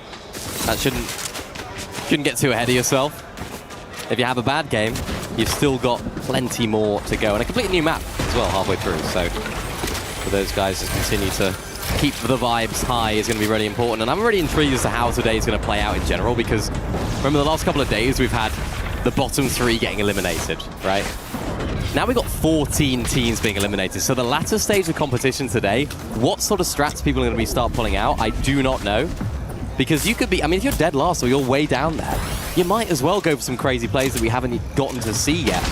Because realistically, previously, making those plays could have found you in that bottom 3 as well. So it is a lot more opportunity for risk today.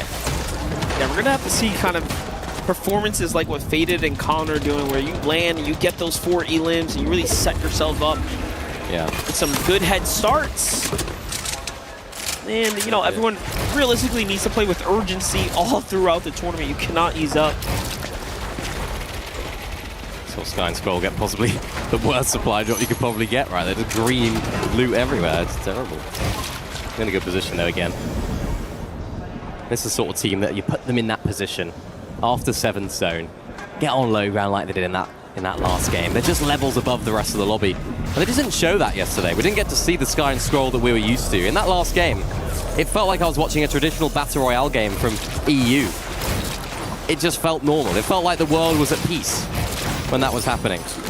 Yesterday was the complete opposite.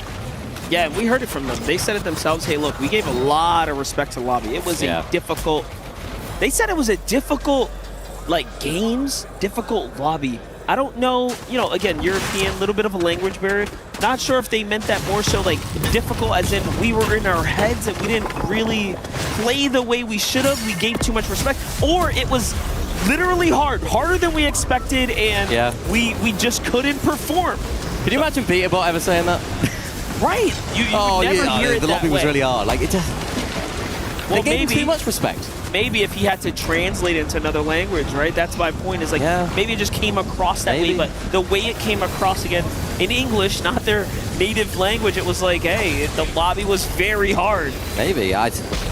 I just don't think they gave themselves enough respect and gave everyone else far too much respect. You don't see teams like Peterbot and Poyo, Shark and TD giving the rest of the lobby respect. You saw them keying everyone, you saw them going for anyone and everyone off spawn and then just closing out fights really well. Yeah, speaking of which, that FN competitive account put up a little interview. It's like, hey, when you hear a team that's better than you, tell us. It's like, no, Peterbot, Poyo, it was the quietest video I've ever watched. They rattled off the 3 strongest duos you've ever heard of. Didn't even budge. That's the level of confidence that they bring to the table. But let's get back into survival stage mode here. Panzer already on the move. Again, much more on the line here for Team GK. It's all about club championship points and much and more. T1's Demis and Darm currently leading the competition. If you glance over to the leaderboard there on the right, you can see S8UL faded up towards the top, and then page 2, Virgo Shadow holding down the bar, which is currently 96 points. So 96 points, Bugha Braids below them at 21. I'd say at any given time, if you are about 30 points ahead of your immediate competition, you have some buffer. Yeah. So Virgo and Shadow are kind of getting there. They're kind of getting to that point to where they're getting to that breakaway section. Yeah, and we haven't seen like many teams really solidify their spot, whether it was top 7 in the groups or of course now top 6 here today. We haven't seen a team that's just making that top 7, that qualification completely out of reach. So it'll be interesting to see if the difference in the lobby, whether between the top teams and the bottom teams, is as stark today, or if it's like what we've seen previously, where it is really close on that border. Zone pulls back towards that southeast, though. Lots of our teams already find themselves in that position. Going to make things really difficult for those teams. Those like red arrows, those white arrows at the very top, you can see, because they're all set up, positioned, based up on top of a hill. So be interested to see what those sort of rotations are going to look like when they make it in. Yeah, a few of them kind of holding down those super launch pads. The team to the north already flying in pretty quickly here. But there you have it. The zone's already revealed, so Reboot is now officially on a timer. Just a minute left roughly before this closes. Izzy, Nosif, fans in the crowd once again. Nice little pop. Great noise coming through for Nosif and Izzy. Or are they 51 points in 9th place currently? Of holding things down here. I think the important thing for them is just staying in contention all day. They're not the sort of team that we would expect to win the whole day, but just staying in contention, keeping that crowd on your side, keeping them excited when you appear on screen. I don't know, you can sort of feel the energy. Obviously, the players have those sort of noise-cancelling over-ear headphones, so in theory, they shouldn't be able to hear it, but I feel like that energy just radiates. They know that they are the fan favorites here in Paris, so keeping themselves in contention is going to be really important for that. 20 seconds now until Reboot's end, and we still have pretty much a single team inside the zone at the moment. Take a look, a lot of action going down here tonight, and going under some pressure right now. Phoenix is the one that's taking the bulk of the fire. It's Oatly and Spooks who are going to be the last to rotate in as the zone starts to close, but Phoenix is in a world of trouble here. It's going to cost him everything, but Retro gets in just in time, actually. Yeah. So he does spawn in. He's going to have a chance to possibly reunite. It's the worst time to go down, though. Literally the worst time to go down. If you're going to get rebooted, you want to do it earlier on. So it'll be interesting to see how Phoenix and Retro can sort of bounce back from this game after a really rocky start right there. We'll sort of see how that ended up going down. Wow, lovely little switch up from Yapko right there. Had that piece control, shotgun into Mammoth pistol. We've seen a lot of the good teams using Mammoth, so they're looking strong yet again. Just looking for Jacko and Panzer's name. They are dead last at the moment. They needed those eliminations there. Let's see if they can continue to do that and earn some points. Jump up and out. Right behind them is Cringe, Voco, Goofy, and Z-Dog. Goofy and Z-Dog had such a strong showing to kick things off, so I'm actually surprised they're so low on the standings at the moment. But again, don't count out any of these teams that have had their moments of greatness. Yeah. They know they can do it. There's a rotate coming through. Nice little crash pad action here. Breed's going to make the edit. Bugha's going to make the toss. PH Zin, Ed already make their move. Bugha and Braids are on the hunt. And then jumping into a Golden Knight, like a little update here. 5 eliminations, wow. Make it 6 now. It's on to, again, that Brazilian duo there. Oh, where the guy, when he rolled off, he might even get saved here. Goat's not going to get his finish, I believe. Oh yeah, he does. Khan actually gets the full finish there. Nice work from Golden Knight. Keep that confidence going, keep the vibes high. That's going to be the most important thing for them. Nicely pulled back zone here as well for Booga, who actually stayed on top of that hill. You can see a few of those arrows in the bottom right that decided to go down onto the sort of ground next to the river. They got quite lucky that the zone is going to pull sort of around the hill rather than back up it. So it seems like Rune Moda, Khan faded. The gamble paid off and they can live in relative peace down there whilst things transpire. Oh no! I saw rockets going in from Khan and Faded. They're getting active. Then it's going to pull back up and over. Oh man, all these teams will have to begin committing to get back out of the crevice here. Meanwhile, Sky and Scroll, pressure coming in from the high ground duos for whatever reason. Coyote and Yuma have sight lines on what's happening here. Demish and Darm, actually they don't have to go up and over. They have that little bit of a pull that allows them to kind of sneak their way on. It's like a battle happening down low, battle happening up top for supremacy here.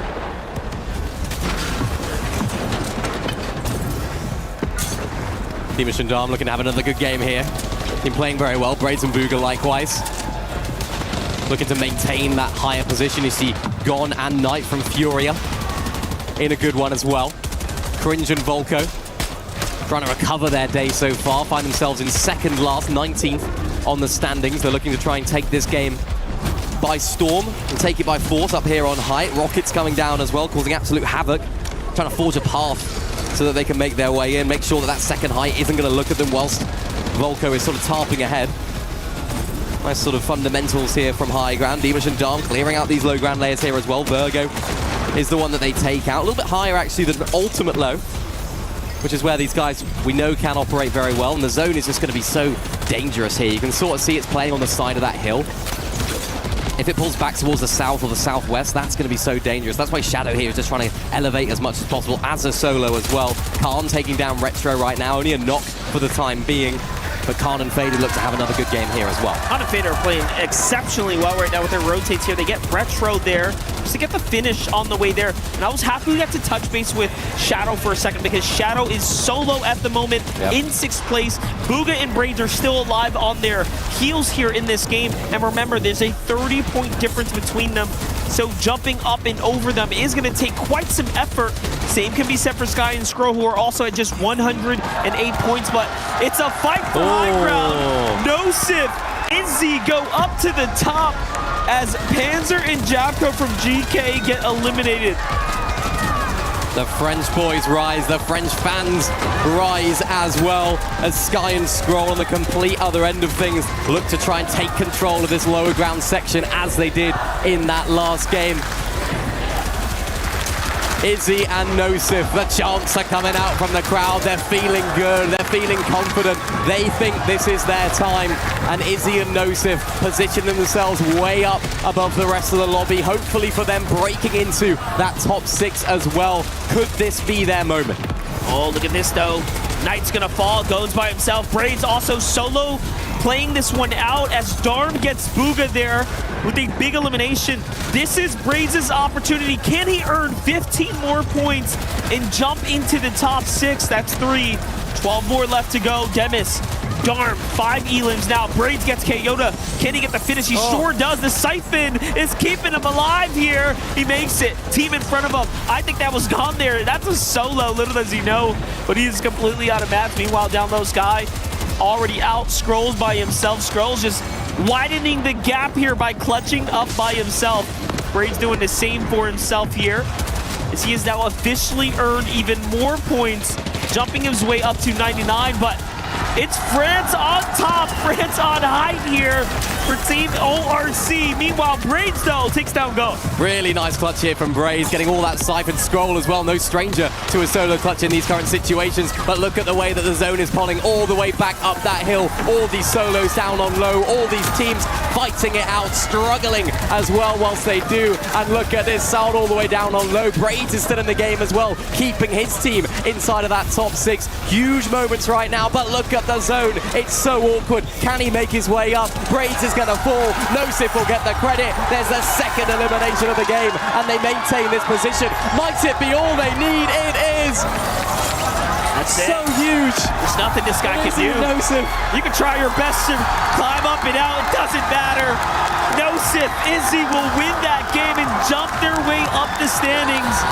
Surely now putting themselves in the competition, in the conversation. That is how it's done. I think reality's setting in. They were smiling, but they're trying to settle themselves back down, not get overly excited here, but they surely have done something spectacular. They've gotten a nice little win. Felt like the entire Paris got to their feet right there after they took height. And then there was that moment where 12 Stone pulls back over the hill. And it's the team that found themselves in an optimal position early on. It's the team that fought ahead. It's the team that put in that preparation in the end game to have a successful end of the team that comes out on top.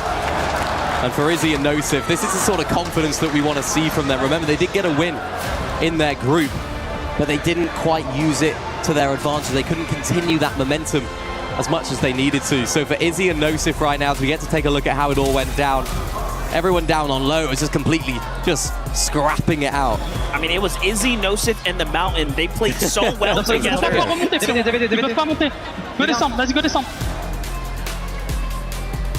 Monte.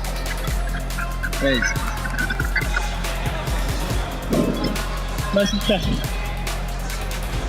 You see, not much comms needed when you got the Mountain on your side there to back you up. But seriously, all jokes aside, they had the high ground. They took it at the right time. And I guess the better move was to play that upper natural elevation. It definitely ended up playing out well. We got to give credit to Braids, by the way. Two eliminations there. He actually took down Scroll that was clutching there. We didn't see it on the feed, but he definitely popped off. Absolutely popped off right there. And those solo clutches are really what can keep you inside of contention to qualify on through all the way into the finals. And just from a sort of viewing perspective, even from a neutral perspective, how good would it be to have both of our French duos in the finals tomorrow? Remember, Skyjump, Momsy were really good yesterday. Absolutely no shadow of a doubt that they would find themselves into that top 7 and, of course, into the finals. And for Izzy and Nosif, they're the fan favorites. We want to see them in those finals. Yeah, we have to, you know. They're obviously setting themselves up for success here. They're putting themselves in a position to have the spotlight on them and really have a moment to make it to finals and then do something big, do something great. Yeah. It's their time. I mean, with the fans on their side, with the way that they're playing, it's absolutely electric. But what I want to do is I want to hear from them right now. Zeke and Luti are standing by. Fans, EWC, make some noise! Oh my gosh, Izzy Nosif, I cannot believe you guys just got a victory royale. How does it feel in those moments to not only get a win, but then to hear this crowd go crazy? Qu'est-ce que ça vous fait évidemment d'avoir gagné cette game, mais surtout d'entendre toute la foule qui devient complètement folle? Franchement, ça fait plaisir, mais c'est pas fini. I mean, it's really cool, but it is not over. Bah franchement, ça nous remet un peu dans le classement, dans le haut du classement, et ça nous motive encore plus à continuer parce que voilà, je compte me qual et je compte vous rendre fiers les gars, donc let's go. I want them to be proud of us. This game is really important for us because we're going up now on the standings and the rankings, so it's good, but not over us yet. Obviously, that's right. It's not over. You still have to make it into the top 6 at the end of the competition for you to make it into the top 6. How will you feel coming into tomorrow's finals? Justement, là, il va falloir que vous fassiez top 6. À votre avis, qu'est-ce qu'il va falloir pour aller chercher ce top 6 et pour aller réussir à choper votre place pour demain pour la grande finale? Qu'est-ce qui manque? Bah franchement, juste de la constance et qu'on fasse le moins d'erreurs possible, qu'on continue de jouer comme on l'a joué sur cette game et puis normalement ça va le faire. Consistency, the less mistake we can, and just play as we play on this game, and normally we will be able to do it for final tomorrow. I love that. Obviously, dude, these guys are behind you. EWC is behind you. What do you have to say to these fans, and can you give them all the hype in the world because they want to hear it from you? Qu'est-ce que vous voulez leur dire à tous ces gens qui sont derrière vous et tout le WC qui vous encourage actuellement sur cette scène? Bah franchement, merci à vous, hein. Ça donne de la force et merci. It's given us so much strength, so really thank you to all of you cheering for us. Can you just tell them right now, say make some noise for us, tell them right now. Dis-leur, encourage-les, demande-leur de faire un peu plus de bruit encore. Allez les gars, faites du bruit, faites du bruit, faites du bruit.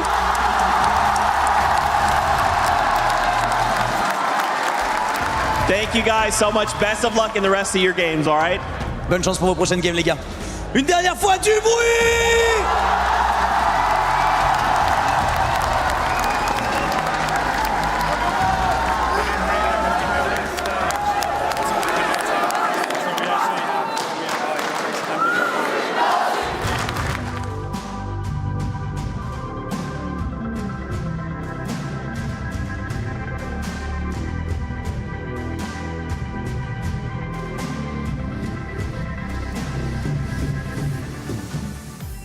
He can come in here and play my game. Go. He knows nothing.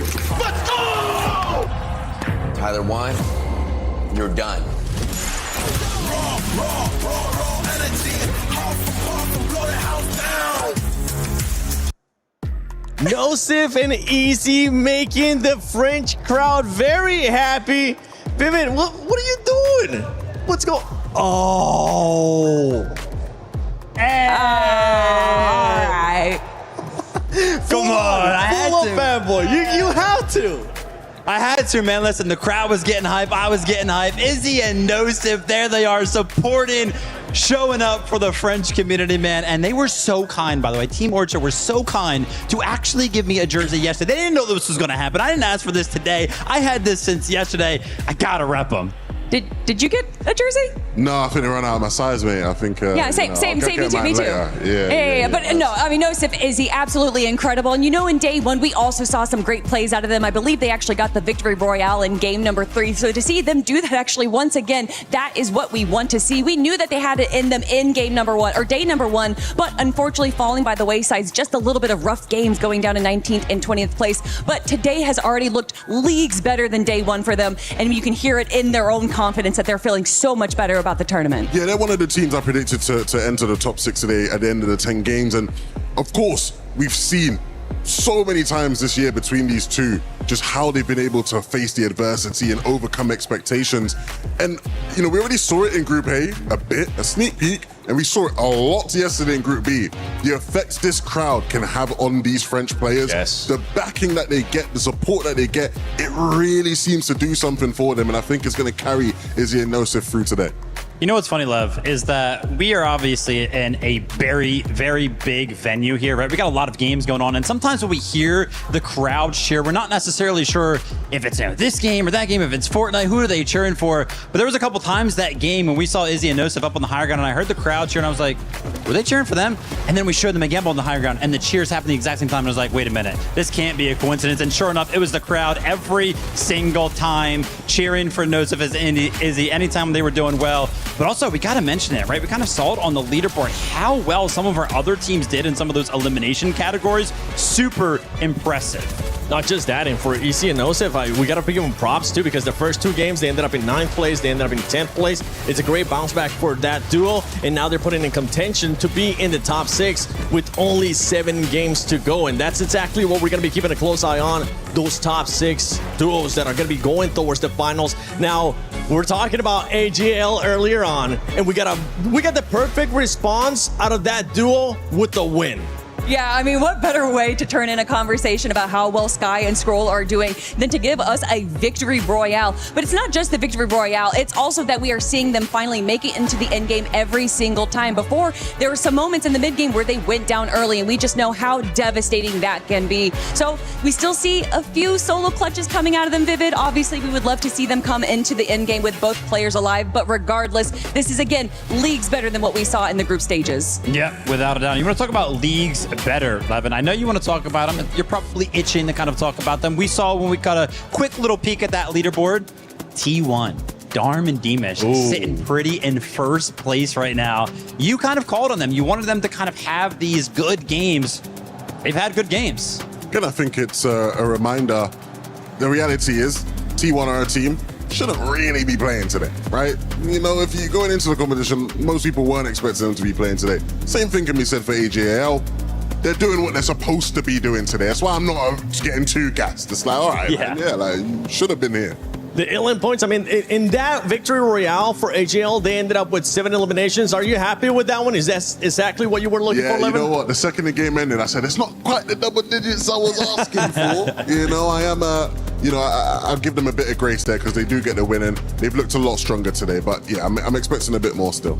If you're talking about strong teams, we have to talk about Yasin and Salvatore. I mean, they were doing well yesterday as well. It took a little bit for them to kind of lock on, but Vivid, they have been just performing every single in-game. We are seeing them alive. So one thing that kind of put them on my radar, at least yesterday, was how many eliminations Salva was able to go ahead and pick up. But as you can actually see up here towards the top 5 of the leaderboard, they've actually just been the most consistent team in the placement category. So kind of now switching strategies, perhaps. They've been the most consistent. The eliminations are a little bit lackluster when you do compare them to some of the other teams around them. But hey, second place right now. Yeah, highlighting more of those teams. Karn and Faded. I got a lot of eyes on Karn and Faded. Yesterday was a crush again for them. I think they went into that last game yesterday in a core spot and they just had dropped out, or at least in the back end of the tournament. They were really sort of in there. Again, a team who, when they qualified for RES finals, we all sort of looked at it and went, oh, okay, new kids on the block, what are they going to do? I actually didn't realize, but they're working with BloodX, right? So they're being coached by, an experienced coach, one of the best coaches in the world. I think so far, looking really strong today. Hopefully it continues. Vivid, as we're looking at the second page of the overall ranking here, is there any team that's currently surprising you with their performance and being in the second page? Let's take a look at it here. Actually, Oakley and Spooks, I mean, they were playing so well in their group stage. And, we kind of have this conversation about the survival stage where it's like, yeah, you kind of expect the survival stage to be just a little bit easier because technically you already have, 14 of the better teams that are already qualified to the finals. You're not necessarily competing against them. So with Oakley and Spooks doing well out of their group stage, I was like, oh, well, maybe the survival stage will be a little easier. We'll kind of see them play even better. And, we kind of saw some highlights so far from them from the day, but yeah, down there on the second page, a little bit surprising for me at least. I'm region biased, so I'm excited to see Bugha and Braids currently within that qualification spot, sitting in 7th place. Obviously, they're going to want to make some changes because they want to get higher up in the leaderboard to make sure that they have that spot solidified for the top 6, actually, I should be saying. One team that I was looking at on that second page, too, that we saw them a lot yesterday was Ioxy and Jojo Fish. I thought we were going to maybe get a little bit different here, but that's not being the case so far today. Yeah, I was expecting a bit of a better day for them. Again, looking at that bottom 3, guys, I'm not going to lie, I'm a bit concerned. You're looking at Ioxy, Jojo Fish. I'm looking at Yapko Panzer, dead last 20th. I mean, oh my goodness. It was really upsetting for me yesterday when we would pan to Yapko and Panzer a lot, and it was just Panzer with his head down, like head in his hands. And it's like, you have to come into today, reset, mentally prepared to face the lobby. It just feels like they just are completely out of it right now. And the one thing, Vivid, we got to keep an eye on too, as you were mentioning GK there towards the bottom, the gap now to 6th place is almost 100 points. I know we've seen teams being able to get that in just one match, but it's just going to keep getting bigger and bigger. Yeah, it's going to get tougher and tougher. These teams got to go ahead and clutch up. And this is why we love the environment that we are currently in here. Remember, these players kind of have the opportunity to take breaks after their games, talk to whoever they want. You can see Sky and Scroll having a little bit of a conversation here as well. So for some of those teams that are towards the bottom, they got to do something very, very similar. Find some way to switch it up because your games are kind of running out, right? Yeah, you can have those 100+ point games, but you don't want to have to. And honestly, it might not even be possible to clutch up. It's top 6 today. It was a little bit more convenient in the past couple days where it was top 7, a little bit more easier for you to clutch up. Top 6 is going to be tougher. And obviously that pressure as well, where if you're not going to make it into the top 7, well, hey, as long as if I make it into the top 17, I have another chance. But that obviously is no longer a chance that these players have. But what they do have is more games and in a completely different map. So for the teams that might not be doing so well in Elite Stronghold, they will definitely have plenty of opportunities in Slurp Rush. There will one team that has been performing well, especially for those first 3 matches. Furia is one we've been keeping a close eye on, Levin, and right now they are in contention as they are in 3rd place. They are within those top 6. Doing what I thought they'd do today. I mean, when they were doing the grid walk and Zeke sort of went to chat to Gon, he did not look like a brother that was about to play in a survival day. Nothing about his demeanor screamed survival. It seemed like he was thriving, he was comfortable, he was ready for the day, and that has showed in their gameplay every single game. I mean, the fact that they missed out on qualification just by 2 eliminations, that they were practically qualified. They were there, they had the chance to be able to do it. So for them to be at the top already, I think that they are going to easily make it in. But I think we talked about it earlier on, right? The high spirits that Gon and Knight were actually in after they essentially failed to qualify for finals, right? When Zeke talked to them, they just seemed so happy, man. They were happy to be here. So still, that mental game, we got to constantly talk about it. These Fortnite players, man, some of them can stay in it throughout a competition. Ghana Knight or a duo that can. I'm hoping they continue on that consistency too. It's a team that I personally, you know what, we're continuing with the bias. I would personally like to see them in the top 6. I would personally like to see them in match point finals. But now it's time we continue on here at Survival Stage with none other than Mini and Monster. We would like to see them there as well, but the reality of the matter is, Monster, is that only 6 of our duos here will be making it through this survival stage. It is truly now or never. We're getting towards the 1/3 point of all of these games. Remember, 10 games here today, going into match number 4 right now.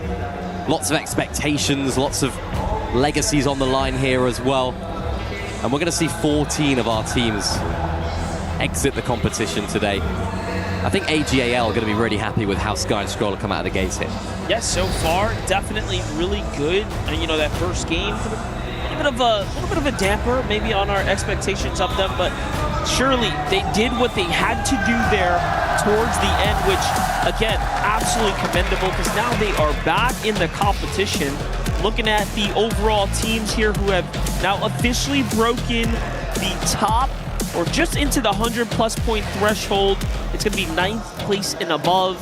Shadow and Virgo being the most upsetting slip down, but hey, Nosy and Izzy take 6 now. Solid, by the way, solid lead after that last Victory Royale, so we'll see how they can continue to perform. Well, here we have it. Match number 4 is now on the way. Those first 3 came by faster than I expected, and it only gets more and more active here game after game. Get ready for that graphic. It's going to pop up quick. It was going to be Retro who gets the first elimination to kick things off here. And then you have Z-Dog, Knight, and others still in the mix. Here's Retro. Retro, okay. Let's see more of that. This is that group stage A Retro we saw in game number 2 that took that win. Uh-oh. Gets rolled up on, though. Good finish. Honestly, a lot of this sort of off-spawn fighting is all about getting that shotgun earlier on.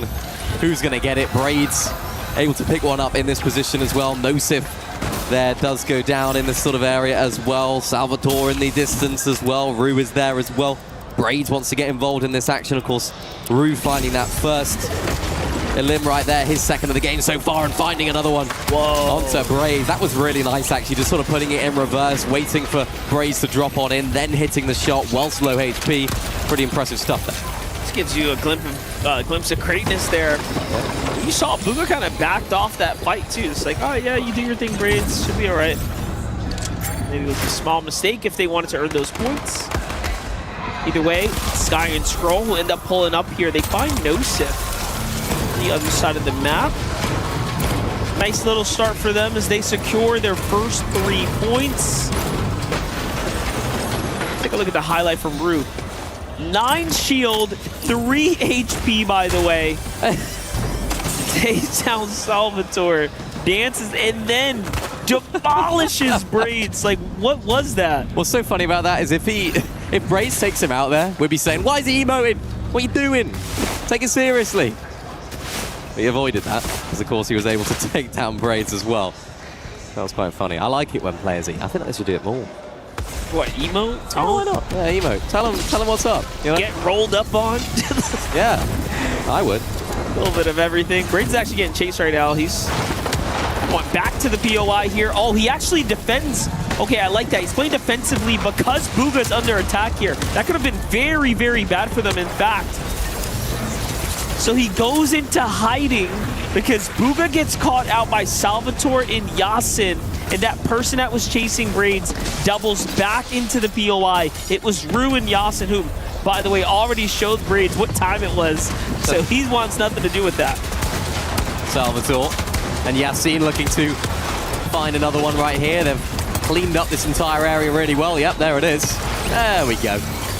Give Rue a taste of his own medicine right there. Another emote coming through, but Salvatore and Yasin, they've started the day really strongly here as well. This was probably the team that I had the most questions about in terms of they played well in the group.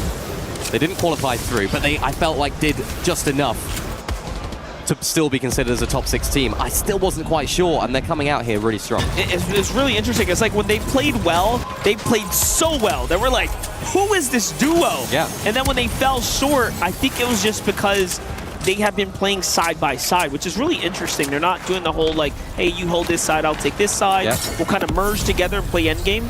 No, they're playing together and dominating, and that's why we're kind of seeing that performance come through. It's a very unique take, I guess, on the game mode, right? Yeah, and you don't, more often than not in Fortnite, you find a lot of success by not doing what the top teams are doing and what works best for you.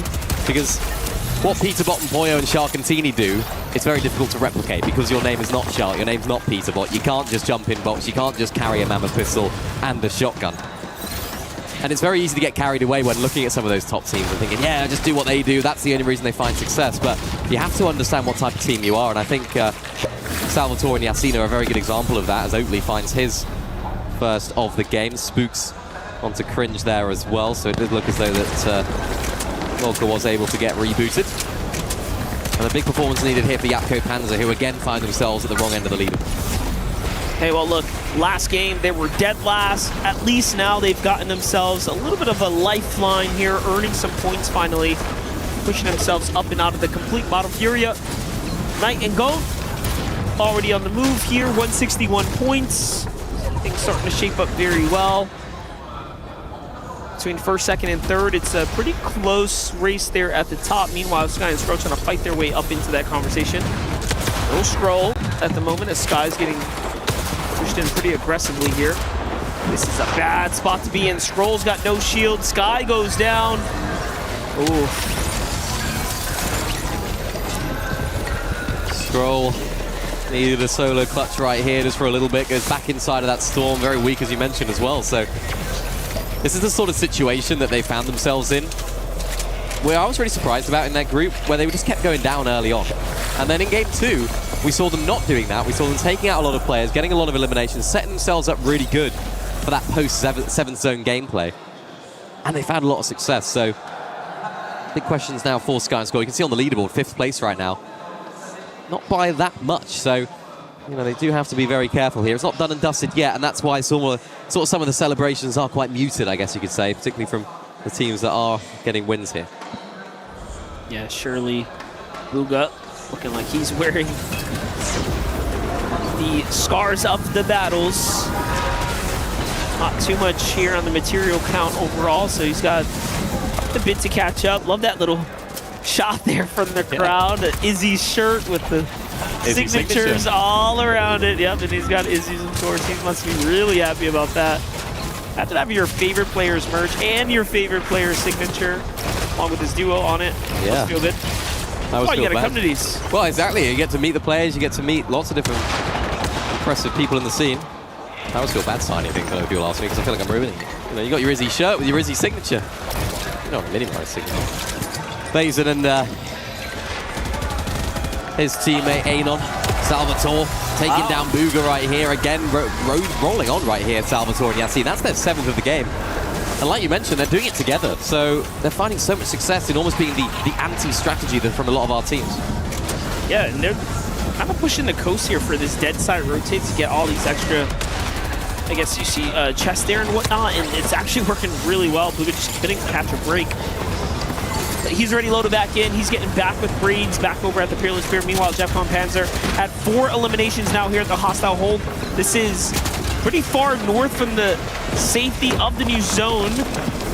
So we're getting late into the game here, but it's PH Zin who's on a defending shot. Oh, someone needs the siphon here. Both sides got to be quick.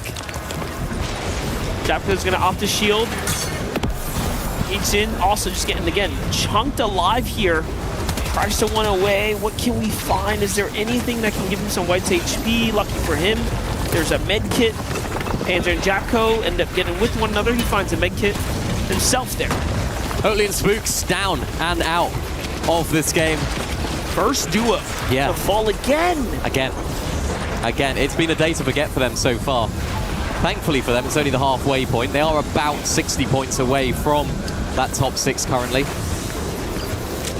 It's weird. Lots more expectation on them today, I suppose. You know, going into their group, not much at all. Maybe that's having a part to play. well, they're not too far off. The 60 points, they've definitely earned something. It could be much, much worse. You in that 30 range, but 60, you got a foot in the door. And remember, everyone else is going to be gaining points right now, right? So by the end of this game, it could look more like 80, 90, which is looking even worse. But you're right. It's not down and out for them completely. A lot of teams are down on 30 points. Going to have to shift things up very massively. Demis Storm here.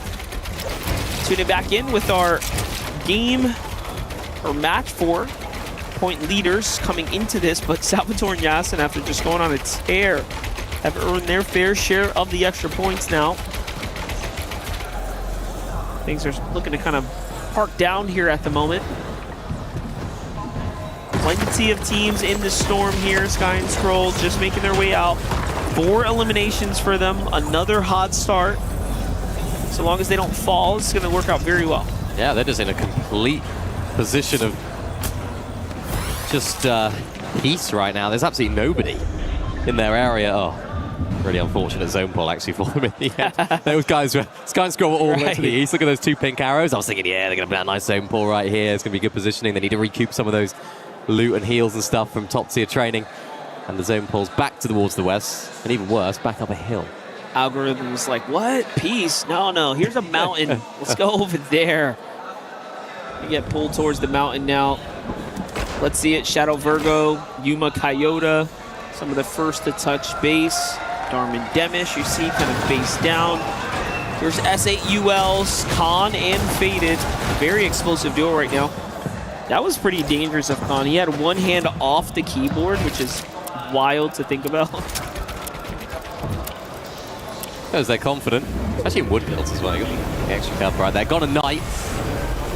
Team that's flying in a little bit later. You can see a lot of teams making these later rotations. It is a 2-tick right now. That's why they're having to stop, take a moment to breathe, pop one of these med kits before they do make their way into that dead side of zone. Really nice rotate. You can see on the bottom right of the screen that mini map. They do have a little bit of time until that zone does start to close, though. So you have to imagine they'll be getting onto that edge. It does close completely, I should say.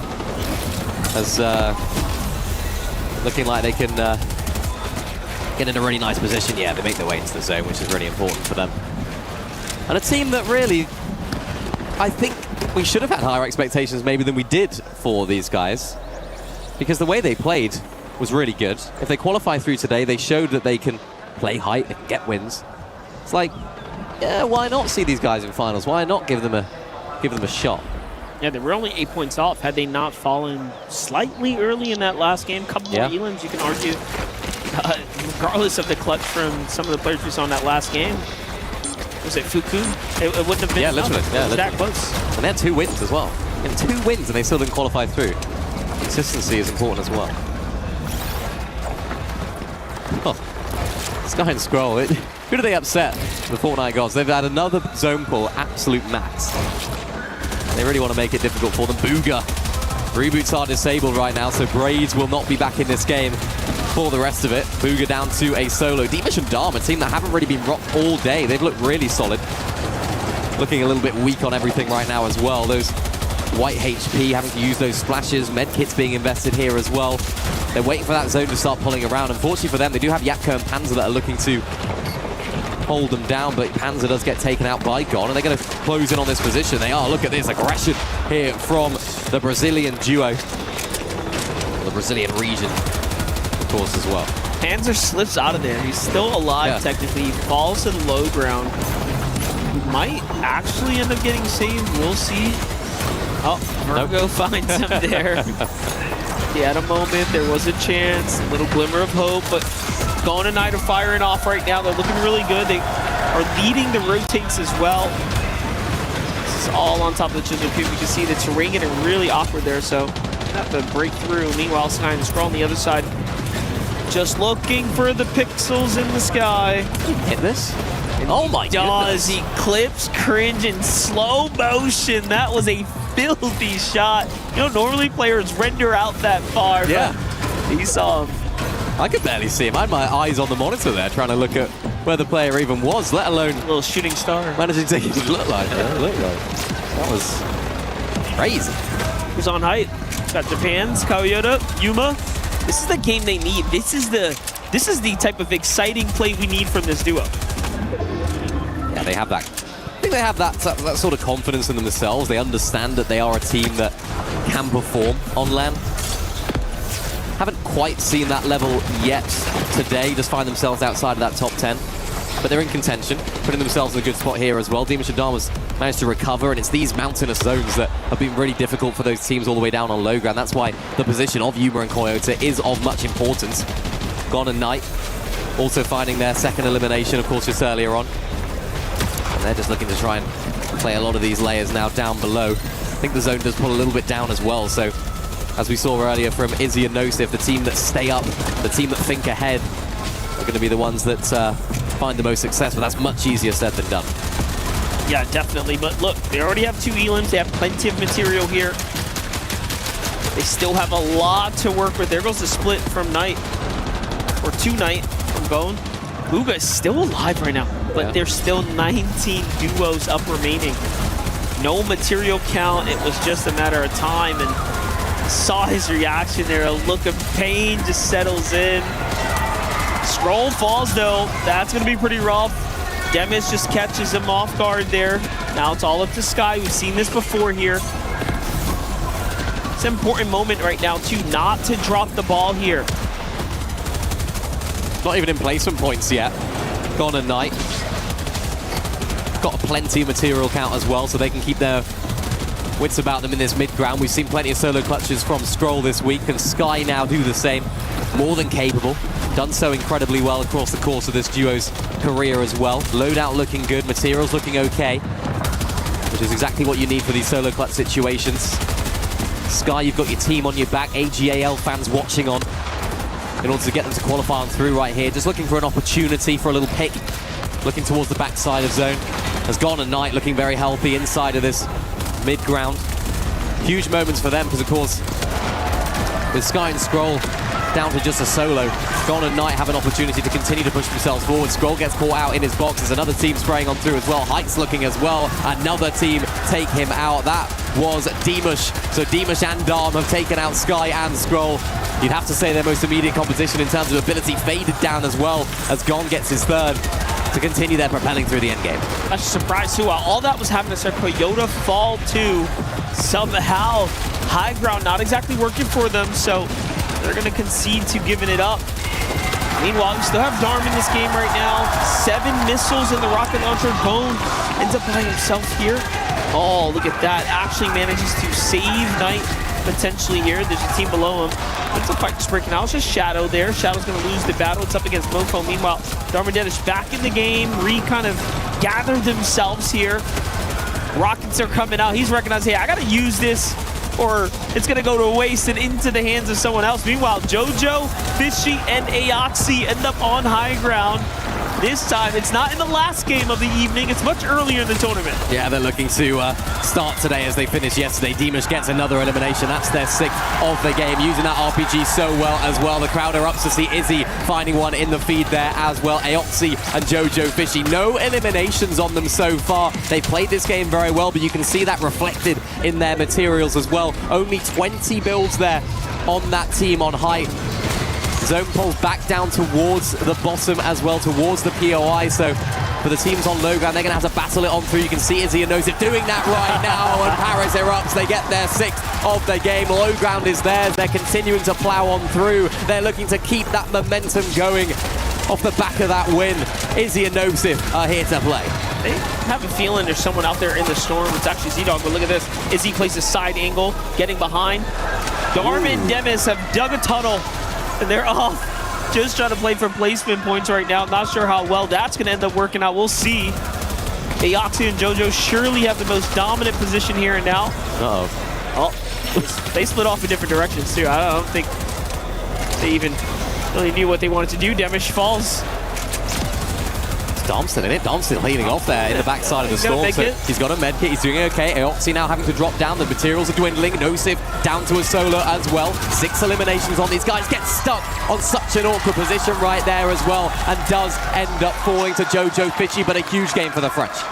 Yeah, Dharm and Demish also out. So this is a 2v2. Ruin Moda But Ruamoda, this is a defining moment for them. Can they fight their way into top 6 here and now, or at least get closer to it? But no, they try to go for the heel off. It's not going to be enough. In the end, EWC and Jojo Fishy managed to win another game here at the LAN event. And again, the seriousness on their face because they lost out on potential points. So I'm thinking Ruamoda just denied them, considering, hey, maybe we can't exactly turn this around. It's not looking too great. And just like that, at least they're back in the tournament though, Mini. Yeah, I mean, remember, EWC, Jojo Fishy, they had a good game, a good finish to the day yesterday, but unfortunately today has been an absolute disaster for them. They haven't even got a single placement point heading into this game. 16th was their best performance, and that's why the reaction very much lulled and not too excitable, because unfortunately for them, they haven't been able to have much to celebrate about throughout this entire week so far. You can see the points that they're on. Rue, of course, had no heals, so couldn't survive in the storm for much longer. 5 eliminations on him, though, so we'll be more than happy with that. But Jojo, Fishy, EWC, I think a lot of frustration you can sort of sense from those guys because they know they're capable. They've picked up a win. They picked up a win in the group stage, arguably a harder lobby. They picked up a win here in the survival stage, but it's all the stuff before that. It's the position that they find themselves in where it doesn't mean as much as it could, as much as it should. If we had 3 good games at the beginning of the day, that win would have been cause for celebration, but the Sky and Scroll as well. Sky not able to solo clutch maybe as much as he would have wanted, so they're really keeping it interesting right here for the latter stage of this competition. Yeah, most definitely. See Izzy, no Sif. Spirits are still up. Obi and Spooks there. We caught a little glimpse of them for a moment. Definitely need a little bit more work.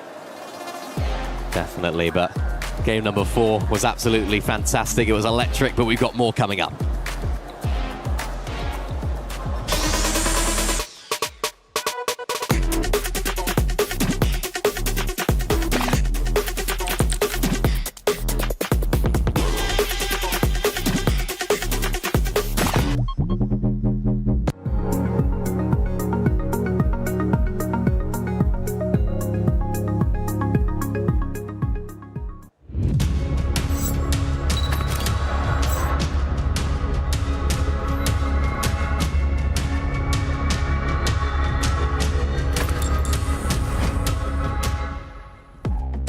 Hi guys, joined here up in the stands. Gonna be supporting Sky and Scroll. I'm joined with their mothers here. Thank you guys very, very much for taking the time. Real quick, we got the game going on, so I just want to go ahead and see how they're feeling. Listen, watching Scroll throughout the day today, unfortunately yesterday, kind of knocked down to the stage today. How do you think they're feeling? The boys are ready. They were, of course, disappointed yesterday, but they are always prepared and ready for a new day. Okay, and Scroll's mom, thank you very much. How has it been sitting up in the stands and watching Sky play on stage? I think it's quite nice. I love to see them play, and support them all the time. So nice. Yeah. Thank you. And listen, one more time, any words of encouragement for the guys? Hopefully they qualify through to tomorrow, and if they do, any words of encouragement for them? Sorry, I couldn't hear. Words of encouragement. We just support them from here. We have all the support. Perfect. There it is, guys. Yes, very, very supportive, and that helps the players a lot. Tap it. You play medkit. Take your. Go down there. I'm no match. I'm gonna drop down. Sir. Take all my gold. I'm dropping. Oh, shit. That's not good. Oh, did we get a kill? How'd they die? I don't know. 4 games down in the survival stage and only 6 left to go. That being said, me and Taco here to kind of talk about what's happening so far, and I feel like we're seeing a little bit of a runaway towards the top of the leaderboard. Those first and second places up there towards the top.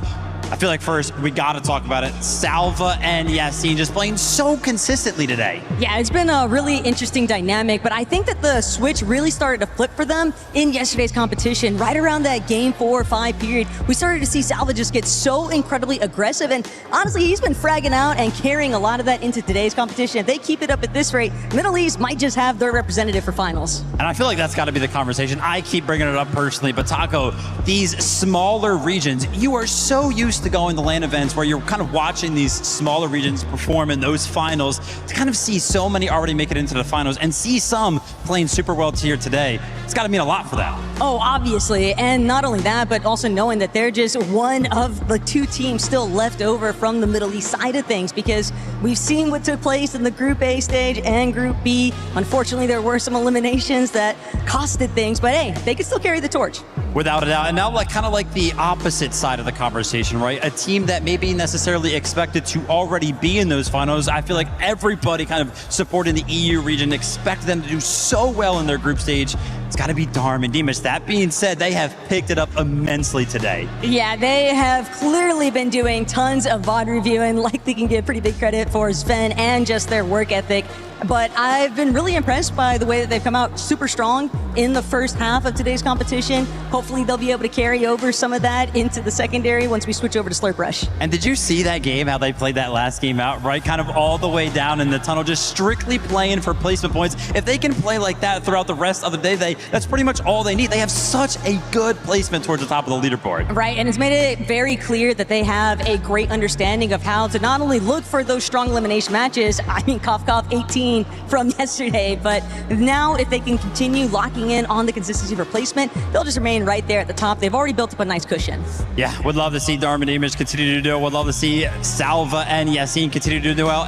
One more team. Who would you like to see start to do well here in the survival stage? You know, this might be a little bit of bias, but I got to see the Lion, dude. Booga and Braids. I'm ready to see them start really picking up the pace here. And I know that all of these teams, though, 14 of them going to be sent home. It's heartbreaking, but they're all putting in their best effort. All right, you talked about it. Listen, the survival stage. Let's go ahead and jump into the halfway point. Game number 5. Our casters are red.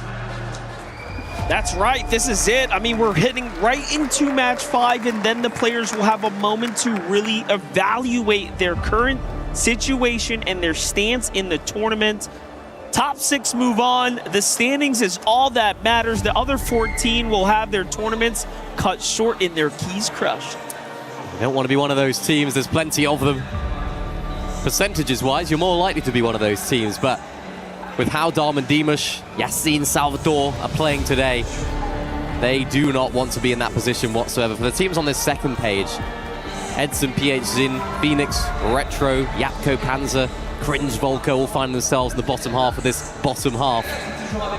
They've really got to turn things up right now. And even though we're going to go to a new map after this game 5, we've seen how momentum can carry over different maps. We've seen how momentum from Peterbot and Poyo. Remember, they won. They didn't have a very good start at all. They won the last game on Elite Stronghold, then went ahead and won the first game on Slurp Rush.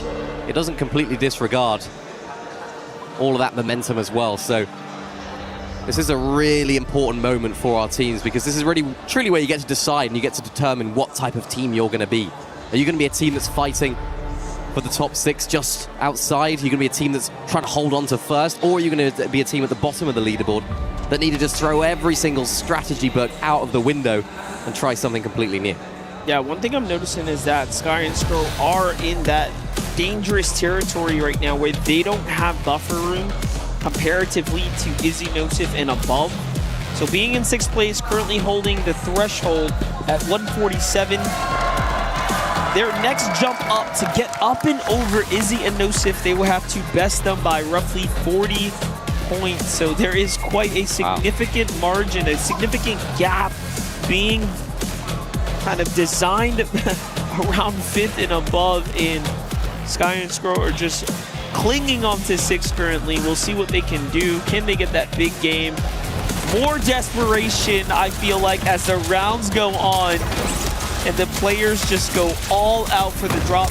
This is how you want to do it, though. You can easily earn yourself a quick 20 points here. If you are lucky, Brace is going to do just that, continuing to kind of solidify his way back into this conversation. Virgo's going to be one of the first to fall. Darm, Salvatore, and Tomat as well. Very, very nice job so far. Braids with a 3rd elimination. Just like that, Coyote finishes him as well.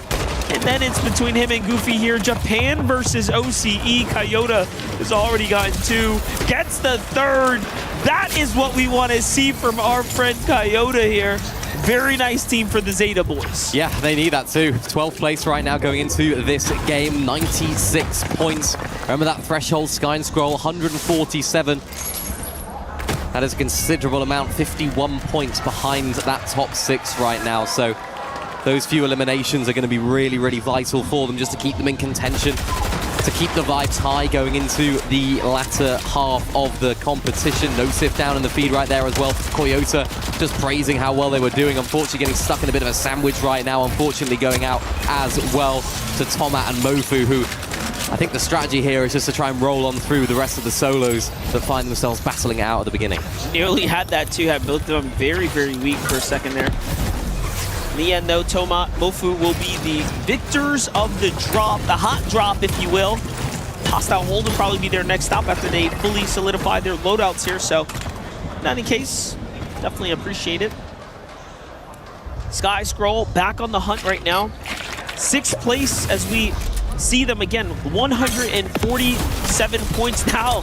Jumping out to Jojo Fishy, the action is real, and down he goes.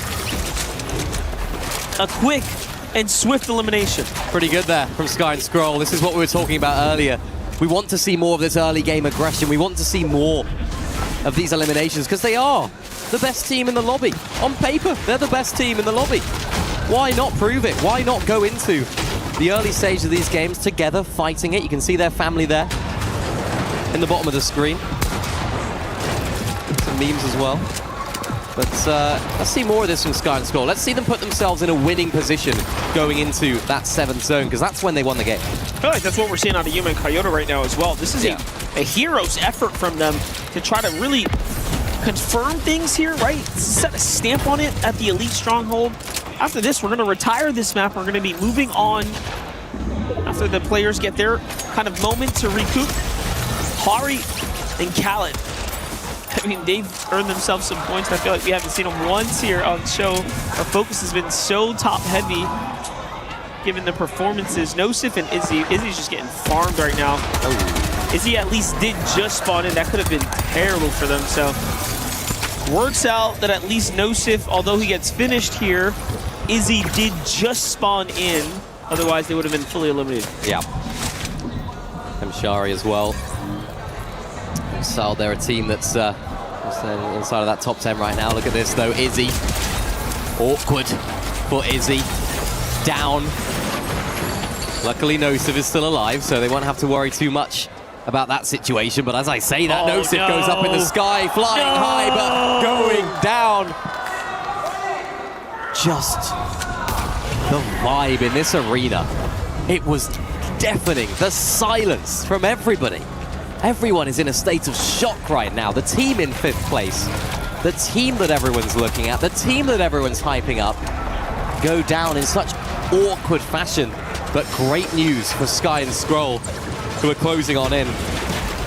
And they need to make up that difference, and that's going to help them out greatly. Great news for the rest of the players, roughly inside the top 10, honestly. Yeah. You need these consistent warriors at the top to start faltering. Otherwise, they're just going to run away with things.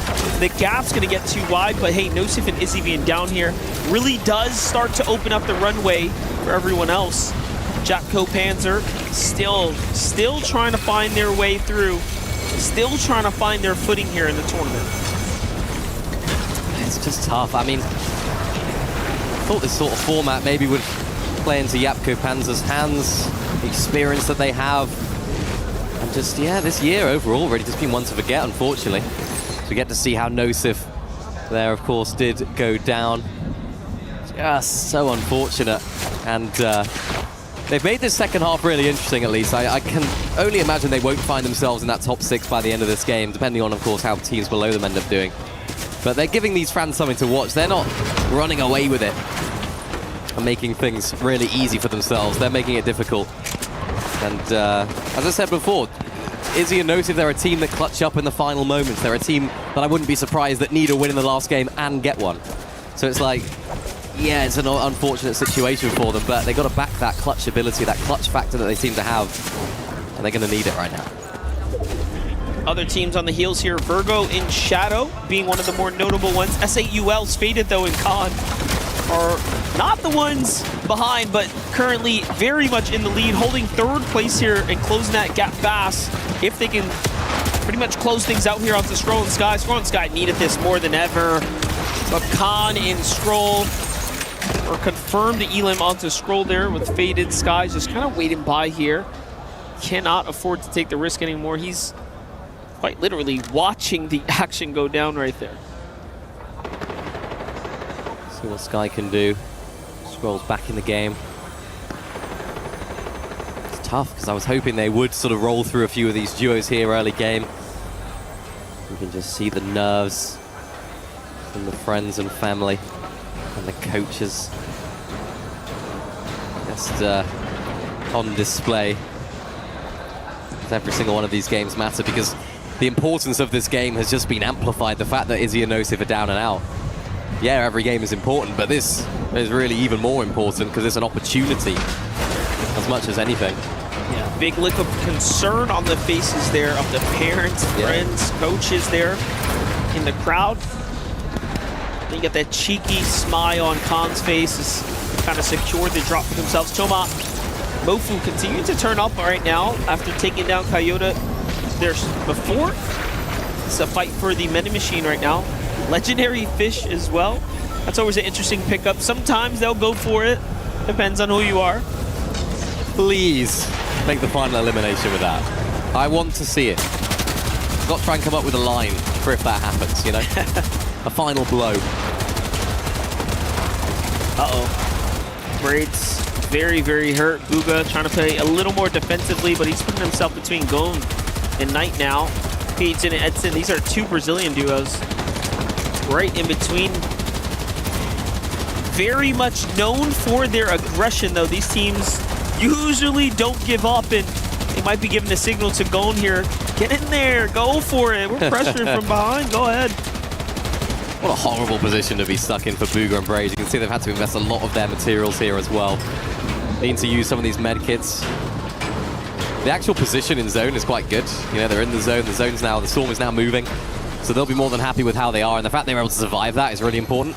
But because they invested so many of those builds, they're not going to find too many eliminations right here. They're not going to find opportunities to go and refarm in this particular area. So you can sort of see them now just looking around. What's in the area? Where can we actually go? Where can we disengage and try and recoup some of these materials?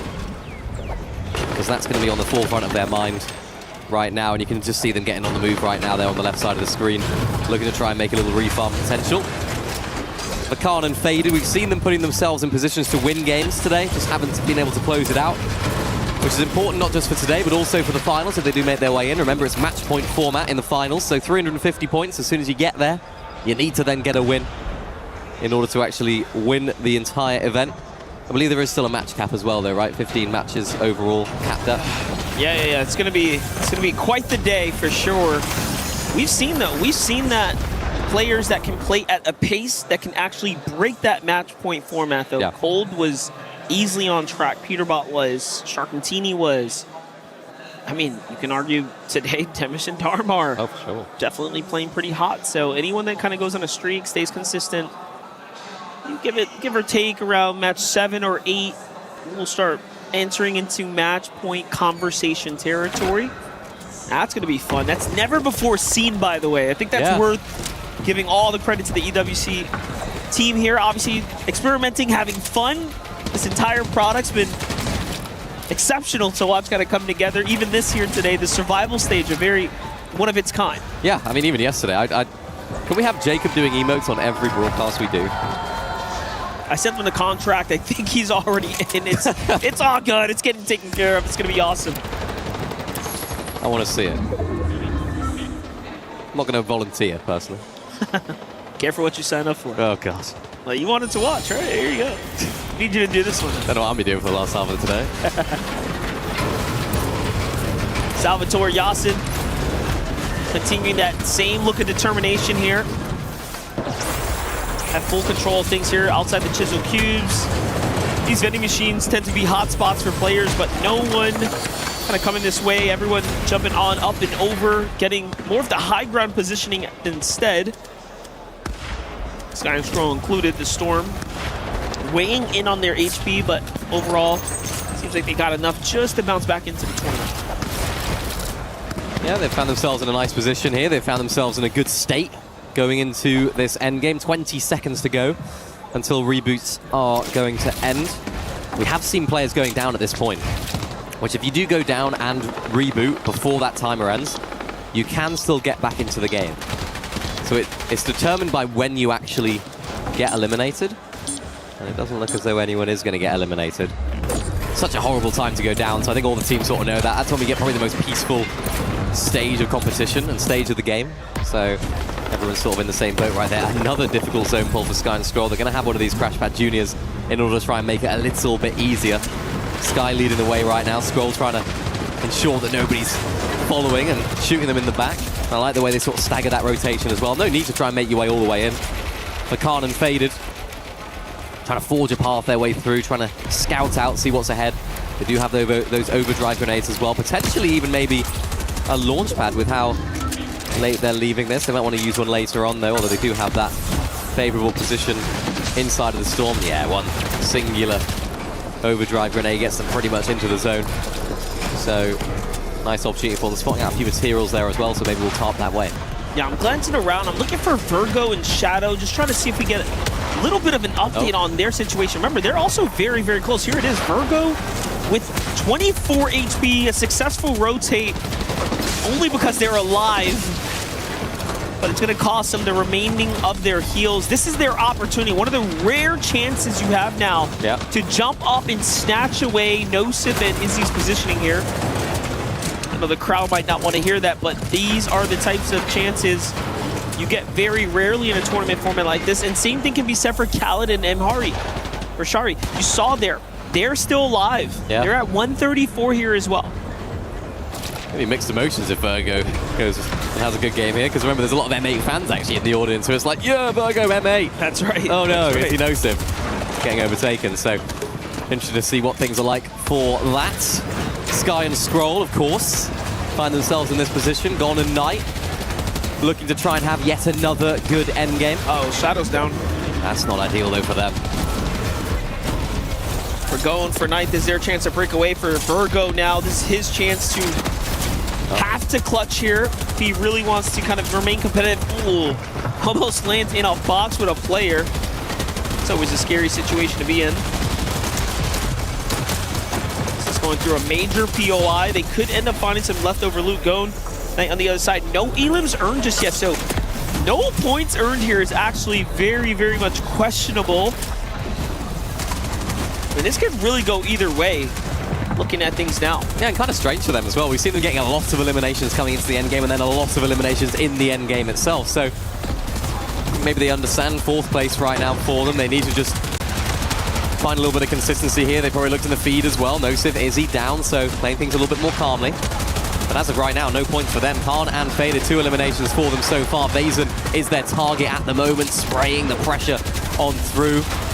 Zone pulls back towards that north. Couple of teams on the low ground and have to try and make their way up. Retro and Phoenix looking to try and get another win, as we saw them get one in Group A. Holding down that position up on height. But as we've seen, it's not safe and sound as of yet. Dharma and Demush looking to go on up. I don't think they'll go for height here, Dharma and Demush. They're not the sort of team that have been doing that today. We did see it yesterday in Group B. Whether they'll want to do it again, considering their position, we'll have to wait and see. Booger and Braids, though, good opportunity for them as well. A couple of difficult positions ahead of them. Tomat down as well, just ahead of them as well. So really important that they do well. Sky and Scroll down where they belong on the low ground. And that's Virgo and Shadow completely out as well. Yeah, they tried. No placement points earned there. A 0-point game for Virgo and Shadow. They get frozen in 7th. Booga Braids are ramping their way up right now inside the top 10 here currently. Gone and Knight trying to see what more they can do. Again, haven't quite really begun earning points yet. So everyone, coincidentally, inside the top 5 really hasn't changed much. Not even Nosif and Izzy's position being contested just yet, but that's all going to change here as there are only 27 players remaining. Look at this though, Dharma and Demush up on height. 0 eliminations so far, so very different to the way they got that 18 elimination win yesterday. No wins for them so far today as well, so they're still looking for that first win. They want to prove to us that they can take wins in these sort of formats. It's going to be really vital for tomorrow's finals. Scroll a bit wounded, down on low ground, no shield either. Sky looking to try and forge a path all the way through, goes through a lot of these old builds as well through this major POI. Diamond Demon's getting contested up on Height. Khan and Faded are the team that are looking to take it. They've been playing Height so much today, they're trying to make it their domain, but the materials are dwindling. Khan looking to try and ensure that they don't go down to 4 damage if they get chopped, using that Flowberry Fizz. Booger and Braids now down as well, but Khan and Faded looking to have a little bit more success here on Height than we've seen them Big today. chance right now for Sky and Scroll. Those are some key eliminations. 7th, 8th, 9th, 10th are down and out, so Sky and Scroll have a chance here to make a runway for themselves. That's going to be hard to catch up after this break. Coming up, hold on, give it a second. Khan and Faded still going for it. 4 elims now, high ground is theirs, and they're closing in on Darman Demish's lead too. Darman Demish, though, finally get themselves their first elimination here. That's onto Yasin, so no Salvatore in sight. Khan still pressuring from up top, plenty to work with other than the material counts. They went with such a late high ground take, but in the end it ends up working out as they're inside the top 10. Scroll gets Salvatore finishing up that duo. No map picked up though, it's all up to Sky. He's got a little bit of work with. Team's on his heels as Night and Gone. Night falls first, very nicely done. They're gonna need the refresh here. Another edit from up top. And then only in Spooks, 7 elims trying to play for a win here. This could put them closer inside the top 10. I mean, we said it, Vinny. Just one game can all of a sudden put you into conversation. Scrolls down, Sky still in, 6 elims here and going. And Sky takes down Demish right there as well. That's one of their immediate competition ahead of them. Spooks and Oatly, though, looking to put OCE on the map, and so is Z-Dog and Goofy. Spooks and Oatly, the only duo alive right now, though, as Sky tries to make his way into that zone. Spooks and Oatly trying to prove why to the other day was not a fluke. And they take the game. The rest of the lobby tumbles so quickly. The energy is there, the vibes are high, and going into Slurp Rush, they reignited the belief. Love it, love it. Oatly, you can see the excitement on his face as he finally eases up and gets that land victory. He's got to come back down to earth. There he is, there he is. Okay, he's back. He's back. He's like, yeah, hang on, no, we've got to stay cool here. He's like, all right, maintain the aura. I'm still Goatly. Still Goatly. I got to get back to it. That's good, though. I mean, I think it's important for them to prove to everyone that yesterday, the way that they performed was not a fluke. Going off the chain, the aura. Oh, so cold. Coldly, you can call it. Why not? Demish and Darm, though. What a performance from these guys. That was a good one. Take a look at the highlights here. From Oatly's perspective, I mean, they made it look easy. They had that Nitro high ground. It was good. So your winner, Spooks and Oatly, Team Jogo, that was quite the win. And again, a very, very important win. Way to get a dub as you go into this like kind of next session where you get to sit back, kind of reevaluate things, prepare for the Slurp Rush. Like, this is the time to do it. Yep. Help kind of rejuvenate yourself, then come back ready and push for a strong back half of the tournament. They did so well yesterday. Yep. Just makes you wonder, a slightly better start, and they'd be very far ahead right now. Well, it changes the context of that halftime break. These guys have got a little bit of time right now to maybe look at those VODs, to take a break, take a breather, have a sip to drink. And I think it just changes the context entirely to the point where it's now going into that break feeling confident, feeling good, happy about how things are going. But for a team like Izzy and Nosif, that's the complete other side of things. They're a team that didn't end the game right there particularly well. And that now changes how they look at things. Even Sky and Scroll, they'll still be expecting so much more from themselves. And it's going to be interesting to see how they continue to develop throughout the second half of the day as well, because they're not done and dusted either. You know what? We also got to give shouts to Z-Dog and Goofy. I'm looking at the points here. They also, with that second place there, put some just possibly ahead. Again, we'll wait for the official score confirmations ahead of Oatly and Spooks, though, so which are now pressing on the heels of Izzy and Nosif, who had the biggest upset falling early there, so now really does become anyone's race all the way down to roughly 13th place. Wow. All teams from 6 to 13 for now in contention for Izzy and Nosif's spot. It's all getting really close here. You know, the latter half of competition is going to be absolutely fantastic. It's going to be close. It's going to be hotly contested. That top 6 is where your eyes got to be set on. That's the amount of teams that are going to qualify on through. And for those finals tomorrow, you do not want your keys getting crushed, or else you will not get a spot in those finals. Remember, match point's going to be super important as well. All about how you can get wins, how you can perform on that stage under the pressure. And for the second half of today, the pressure is truly going to be on for our teams. Yeah, you can see Shadow very much disappointed on how things kind of went that last game. He was so close, yet so far. For us to see that winner's banner there, what better than to hear from Barney with the voices themselves that won that game. Spooks and Oatly managing to secure that ever so crucial victory royale before going into the second half of the day on the survival stage. Spooks, let's quickly chat. How vital were those points? What were the comms like going into the final moments of that map? We were low on points going into that game. I just told Oatly, let's go for high, we'll win the game, and finish the first half off good. Has that kind of boosted the confidence then going into the second half, managing to secure those points? Kind of lifts a bit of that pressure off, doesn't it? Yeah, 100%. Next half, we'll just qual. I like it. Next half, speaking of that, it is, of course, Slurp Rush. Feeling a bit more confident on that map in particular, or is it just kind of more of the same? It's more of the same. We're landing a new drop, but we should be good. I love it. Short and sweet. Nice moving. I like this. Right, Jogo, of course, that's Spooks, that's Oatly. Smashing it here on the main stage on the Gadia City grid. But of course, we've got 5 more maps to go until we close out the survival stage. So hopefully you boys can do it. We'll see you guys in the latter half of the day. But for now, let's go back to you guys.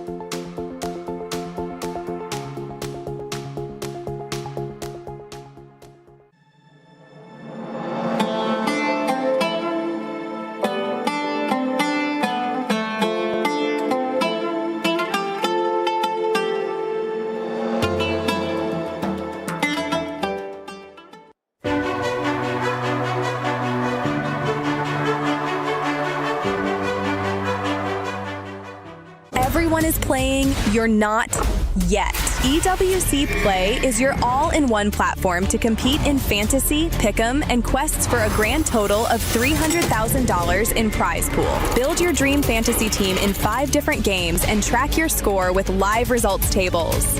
Predict the winner of every game, every group stage, and every tournament. Complete daily and weekly challenges to earn boosters that help you climb the global leaderboard. Got what it takes? Join EWC Play now.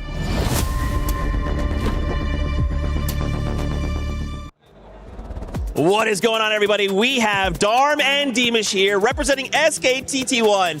Friends, I gotta ask you first, how are you feeling about the competition so far? No big deal, you guys are just going crazy, popping off. I mean, it's definitely easier than yesterday. So, I mean, you can see even on the leaderboard, you know? Yeah, well, the difference in like being good in this lobby is way lower than probably like yesterday. You know, we just got better. Yesterday was a disaster. We just like locked in today. You know. It shows you guys are doing so well right now. I'd love to ask you guys about EWC and kind of the framing around that. Being picked up by T1, what an honor. I mean, look, you and Fakers, you guys are coworkers now. How does that feel? I mean, it feels great. It's like one of the biggest, if not the biggest organizations in the world, you know? So it really feels awesome. Yeah, it's an honor to be in this org.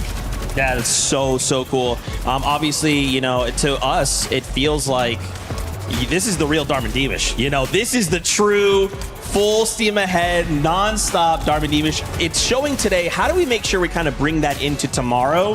Because if you guys keep this up tomorrow, you guys are looking real good.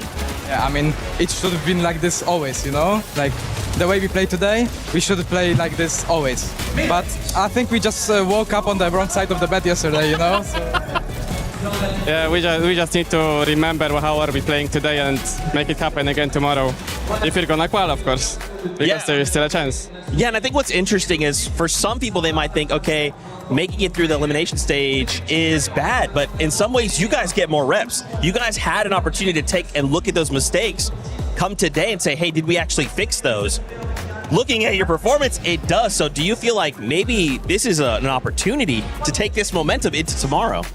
yeah, probably. I mean, we fix all the mistakes with the best coach in the world, you know? So, like, Yeah, we were just gonna try our best. we know what to do after the tournament. Yeah, I love that. Obviously, you know, we've got some fans. I don't know if you guys have heard or not, but anything you'd love to say to not only those here, but those back home? Nah, I love everyone. Every one of them, like, they just put up a smile on my face, you know? I can thank all of them, and Polska Górom. Polska Górom. Thank you guys so much. Best of luck into the in the competition, rather. Let's send it back on over to see what else is going on right now.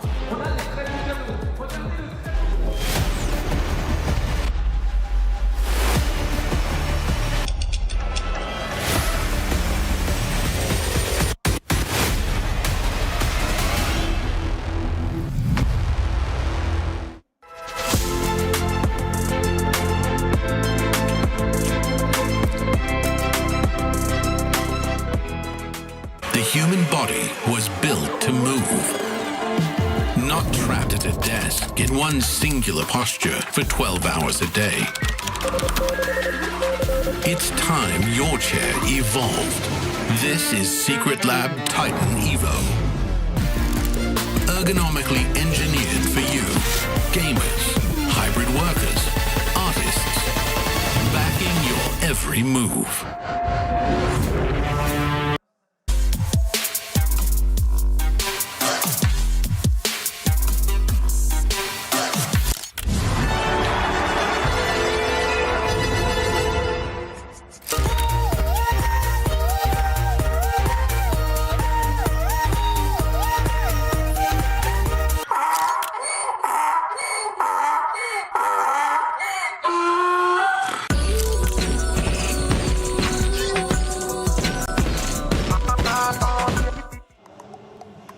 This survival stage is starting to heat up here because there's no time for these teams to actually hide. It's time for them to shine. And I don't know where I've gotten myself into. There you go. I was able to find a way out of that one. But right now, 5 games down as I'm joined by 11 and none other than Vivid. And we have gotten some surprises. We're getting a lot of movement on the leaderboard as well, Vivid. Yeah, absolutely. Well, listen, are we getting a lot of movement on the leaderboard? I mean, our top team is pretty steadfast up there. Dharma and Dimesh doing very, very well. We had the opportunity to kind of talk to them. Zeke did at least, and they were feeling pretty confident. They were like, yeah, today's just easier. Yeah, I mean, I appreciate the honesty. I appreciate that they acknowledge that, yeah, we probably should have played a lot better than we did yesterday. I mean, I feel like hopefully it gives them enough of a boost to exert this level of confidence tomorrow, if they can make tomorrow, which I think they will. Yeah, talking about the overall, you were absolutely right. That T1 just currently sitting at the top, but I'm also thinking about those other duos that are in the top 6, like AGL, Sky, Scroll, right? We saw them being able to get that victory royale, but we haven't been able to see them be as dominant as a lot of people were expecting them to be. Look, there's still question marks, right? They haven't answered all of our questions, but at the moment they sit there in that top 6, and that's what matters really for AGAL at this point in the competition. They just need to make sure they find their way into the final any which way. Why don't we have a little bit of fun here, Lev, while we're looking at the overall rankings? Why don't we do that regional breakdown we did at the start of the show after game number 1? Now that we're halfway through, I'm seeing a lot more EU that was in there not too long ago. Yeah, I mean, four out of those 6 duos, EU. I mean, look, a lot of these teams were teams I didn't think we would be seeing on Survival Day anyway. Yeah. But, you know, getting the job done thus far, still a lot of games to play. I'm looking at Easy and Nosef too. We saw them get a victory royale, but the big question mark that some of you guys had was about the eliminations. I mean, the eliminations, if you compare it to what the other top teams are doing, they're just not quite there yet. Yeah, definitely lacking in some of the categories here. Taking a look at the second page, I'm kind of looking for surprises. I feel like Yapko and Panzer have been pretty much not only like disappointing for themselves, but the community entirely, right? Anytime I see any social post about Yapko and Panzer, it's always about the emotions that they're showing up there on the stage. No, 100%. I think another team I'd sort of look at is Yuma and Toyota, right? This tournament has provided us with a lot of these smaller region teams who have just come through and shown us, actually, hey, look, we can keep up with the best of the best around the world. Reload is going to help us do that. I was expecting the Zeta Division boys to really, put on a better performance, a better showing for us in this competition. I think some of those Asian Peterbot comparisons might start to fade away over the next couple of days. And something that's a little bit fun, Seven, shout out to the socials indeed, right? FN Competitive, probably Julia out there paying attention to the competition. She went ahead and mentioned that every single region has now won a game here at EWC Reload. Ooh, you love seeing that. Fun. You absolutely love seeing that. Something that we've been talking about too is duos being able to make their first appearance out of LAN. Phoenix and Retro, definitely one of them, right? We saw them being able to do a good performance in one match during their group stages. I think I was expecting maybe a little bit more, kind of a follow-up here, but that's currently not the case as we saw them being there in that second page. Yeah, I think I remember after their win specifically saying, guys, let's not get too excited, right? You called it? A win. No, early on, because I think this does happen, right? Especially at events like this one where a team comes through, wins an early game, and you're sort of thinking, ooh, is this going to be more of a thing? Unfortunately, in their case, it's not been yet. Yeah, that's why we kept talking about it, me and Seven at least. You can't just rely on one singular game, right? Top 6 is going to be a lot more difficult. Uh-oh. Oh, I thought I was about to get bumped again. Okay, I'm glad it's not me. I'm glad it's not me. Glitter, what have you been up to? Thank you, Levin. I'm gonna take this off you. Sorry to interrupt, She really bumped you, actually. You're comfortable, right? There's enough She's room. strong. I had to pop on over because we need to do a little bit of a CC update, okay? Things are moving and progressing at a very quick pace, and I need to keep you guys updated on what that means overall for us and for the rest of our clubs, okay? So we're gonna run through them all really quickly. First of all, Trackmania almost fully filled in their quarterfinals. Now, for most of the stages, that has meant top 8, not yet for Trackmania because they run in runs of 4, so they're going into their top 16. However, Neon, one of the only non-affiliated players in the tournament, they do 5 maps in a race, set a world record back to back to back to back to back. Damn. All at once in this one race. Still didn't win. Carl Jr. Falcons actually did, but that's how insane Trackmania has been. Then when we move on over to Crossfire, Baisha Gaming, the one that I mentioned earlier at the top of show, the team that took Falcons out of the Crossfire competition, that took AGL out of the competition, now through to grand finals. We're gonna wait and see who they face off against, but last I checked, Liquid was actually up 1-0, so they potentially could be facing off in the grand finals, which would be massive for Liquid. And then when we head on over to CS currently has Falcons playing on stage. They were down 1 map already and were down in the second map in the score.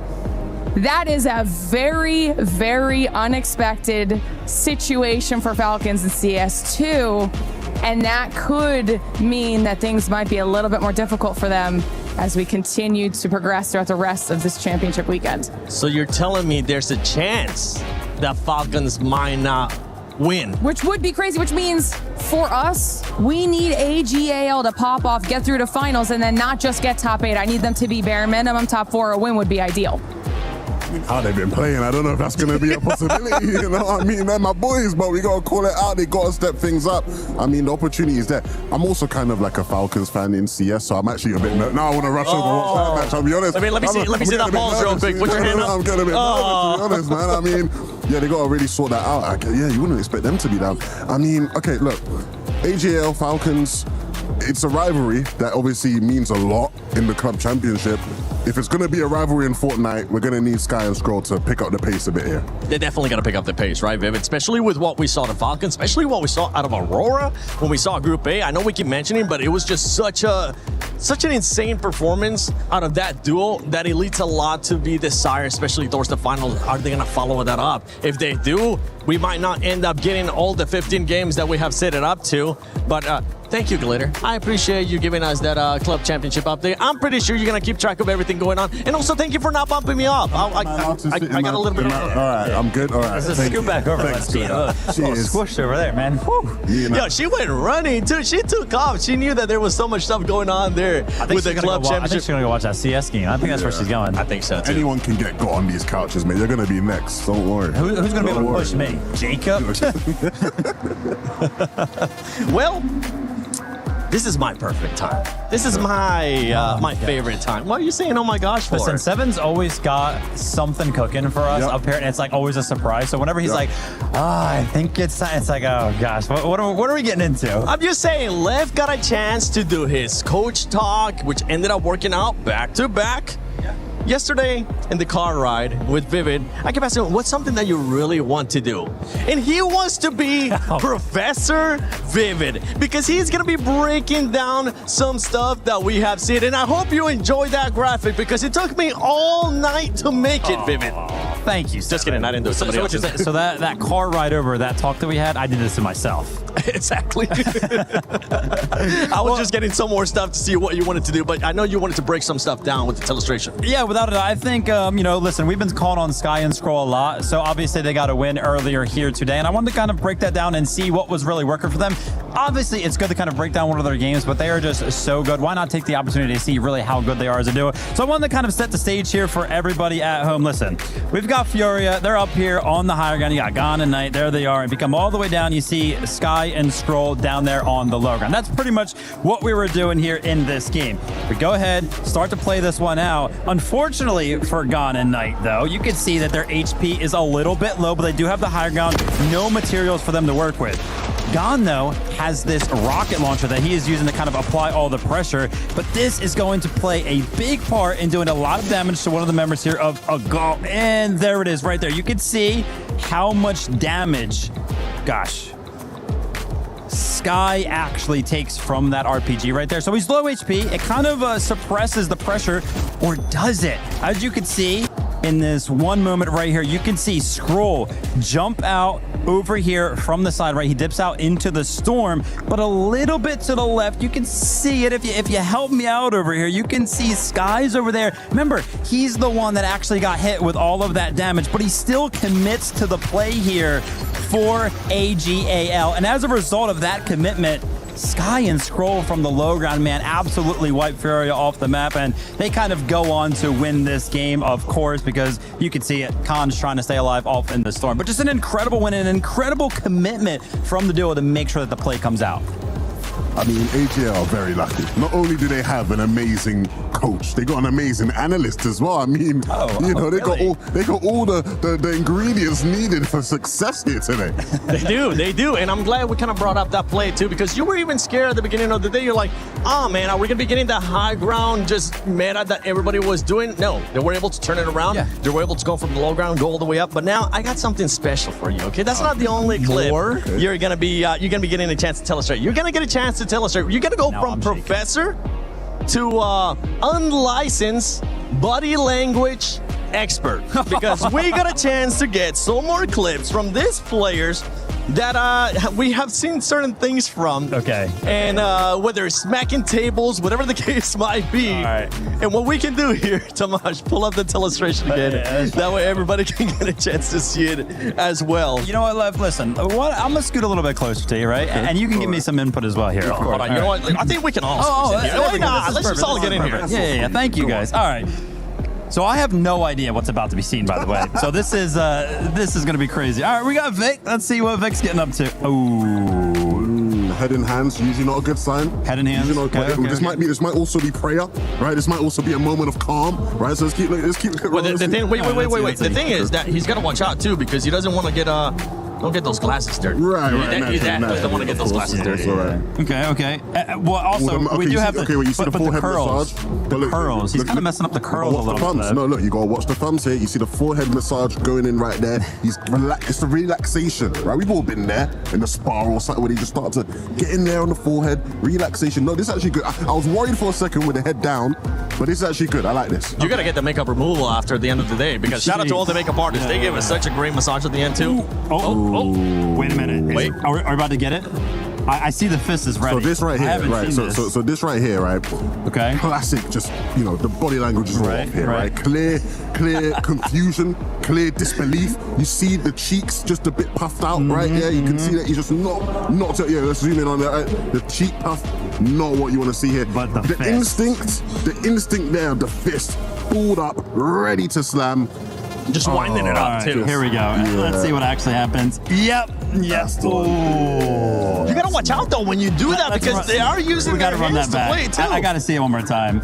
Yeah. Can I actually get it in slow-mo? Give it in slow-mo. Here we Give it go. in slow-mo. Oh, wait a minute. No, I'm still zooming back. No, wait. We gotta go back. Nope, wait. And Oh. Hey, Lev, I need a Lev rating on that death slam. Well, I'll say that's like a good 6 out of 10. Good 6 What? out of 10 slam. I don't think add in the land factor. I'm giving it an 8. Oh, there we go. I mean, listen, we all love Vico. Emotion is always there for Vico. If we just pause it right there, right? You see, you got the classic. I don't know the controls here. What do you need? What do you want? Right, zoom in right there on the neck.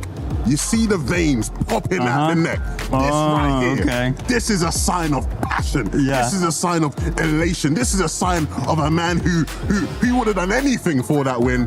I like it. This is exactly what I need from Vico. Every event. And right now, he's just calling everybody. A clown. He's calling everybody a clown. Everybody a clown. Those are the words. He just won. He was able to take it away. Oh, gosh. Unbelievable. Shout out to Vico, man. Always showing emotion. Love it. We gotta see it tonight. We gotta see it tonight. Oh, it wasn't a death slam this time. Wait, This one was a headset offer. You see, so this one right here, right? This, I'll pause it for you. This here, a bit of restraint, right? You see the natural instinct was, in my setup at home, headset off, slamming it down. A bit of restraint, respect that, but still not ideal. Maturing a bit, right? Maturing a bit. Maturing a bit. You know what's been a constant, though? The duo.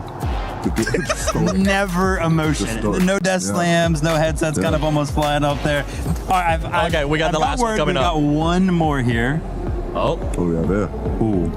Oh, wait a minute. Okay. Okay. When you compare that death slam, let's go back. Because I want to actually pause here. Look at this. You see this? Okay. We got to zoom in, or we got to highlight. Okay. The point towards the monitor, right? Yeah. And then the facial expression. Who's he looking at? He's looking at his teammate. He's looking at his teammate. This has to be a clear sign of teammate blaming. Has to be. I thought he was about to pull a summit and just punch the monitor. No, I think you got it all wrong there. You don't think it's teammate blaming? I think this is like... He's literally pointing, this is what you did wrong. No. This is like a clear... I can't believe this is happening. Like, are you seeing this right now? Like, are you seeing it? That was like a clear... Yeah, no, that was like the most obvious, like, brother, are you seeing what I'm seeing right now? Like, that's what I was reading from that one. So, okay. Oh, boys. Things are starting to get spicy. You say you're a Falcons fan, right?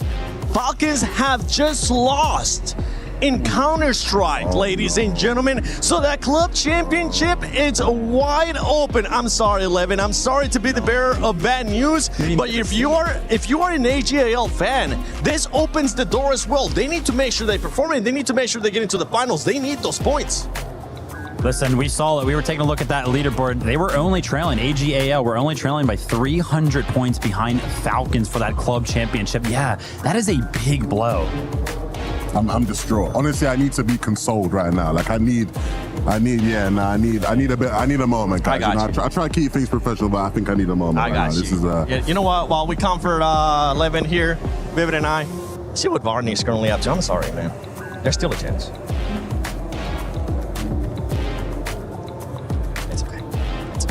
Wore my green for the Falcons. There's a different kind of tension in the air on the Gadia City grid today, isn't there? Yeah, I mean, like 14 teams gonna go home today, and I mean, there is more than 14, 6 teams who can actually go. Like, the level is really, really high, Barney. Yeah, you can kind of feel it over here. The teams are starting to lock in a little bit more. There's only 6 that are going to go through into the finals tomorrow. And of course, the teams to keep an eye on for those of you at home are the bubble teams. Now, those teams are from 6th all the way through to 9th because the point spread is pretty tight. Yeah, indeed. And when you see like, okay, they're only like they can actually make it. They have like one big loss right now, but I guess if you go really good games, you have one chance to just miss one like this. So hopefully they're gonna make it. And one insane other stuff is like the French crowd. The French crowd, man. Just 5 maps remain and they will be on Slurp Rush. So we'll see which teams dominate on that map. But like you said, the French crowd has something to be said.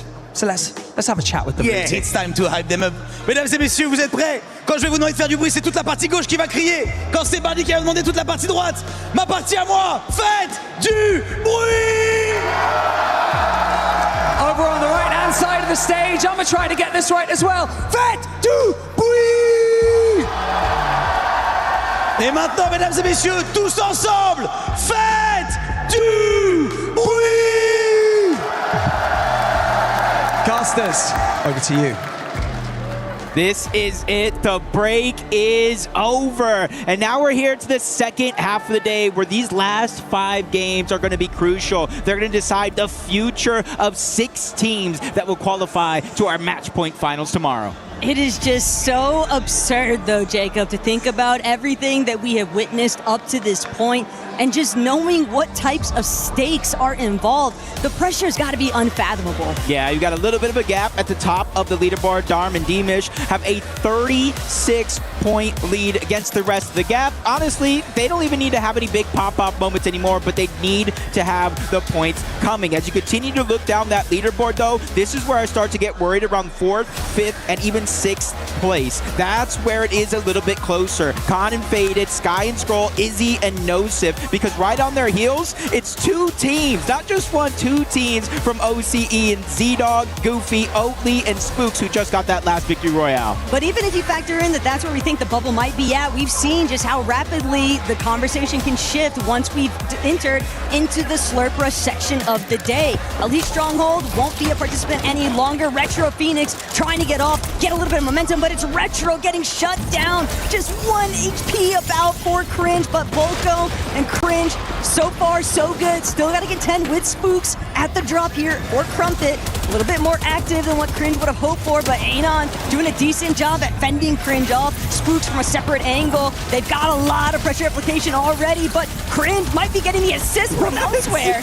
I'm not even sure how he's alive, just slow motion dodging around like a movie cutscene. He was unable to get any of those eliminations, so Siphon and HP is going to stay low. But what I noticed here at Fort Crumpet, aside from maybe 1 team, this is like a solo hot drop right out of the gates, and Demish might be the last one standing here as he takes down Anon as well. There is still somebody else nearby. Demish might be Darm, not sure, but he definitely has cleared out the path and got that first 2 eliminations for his team.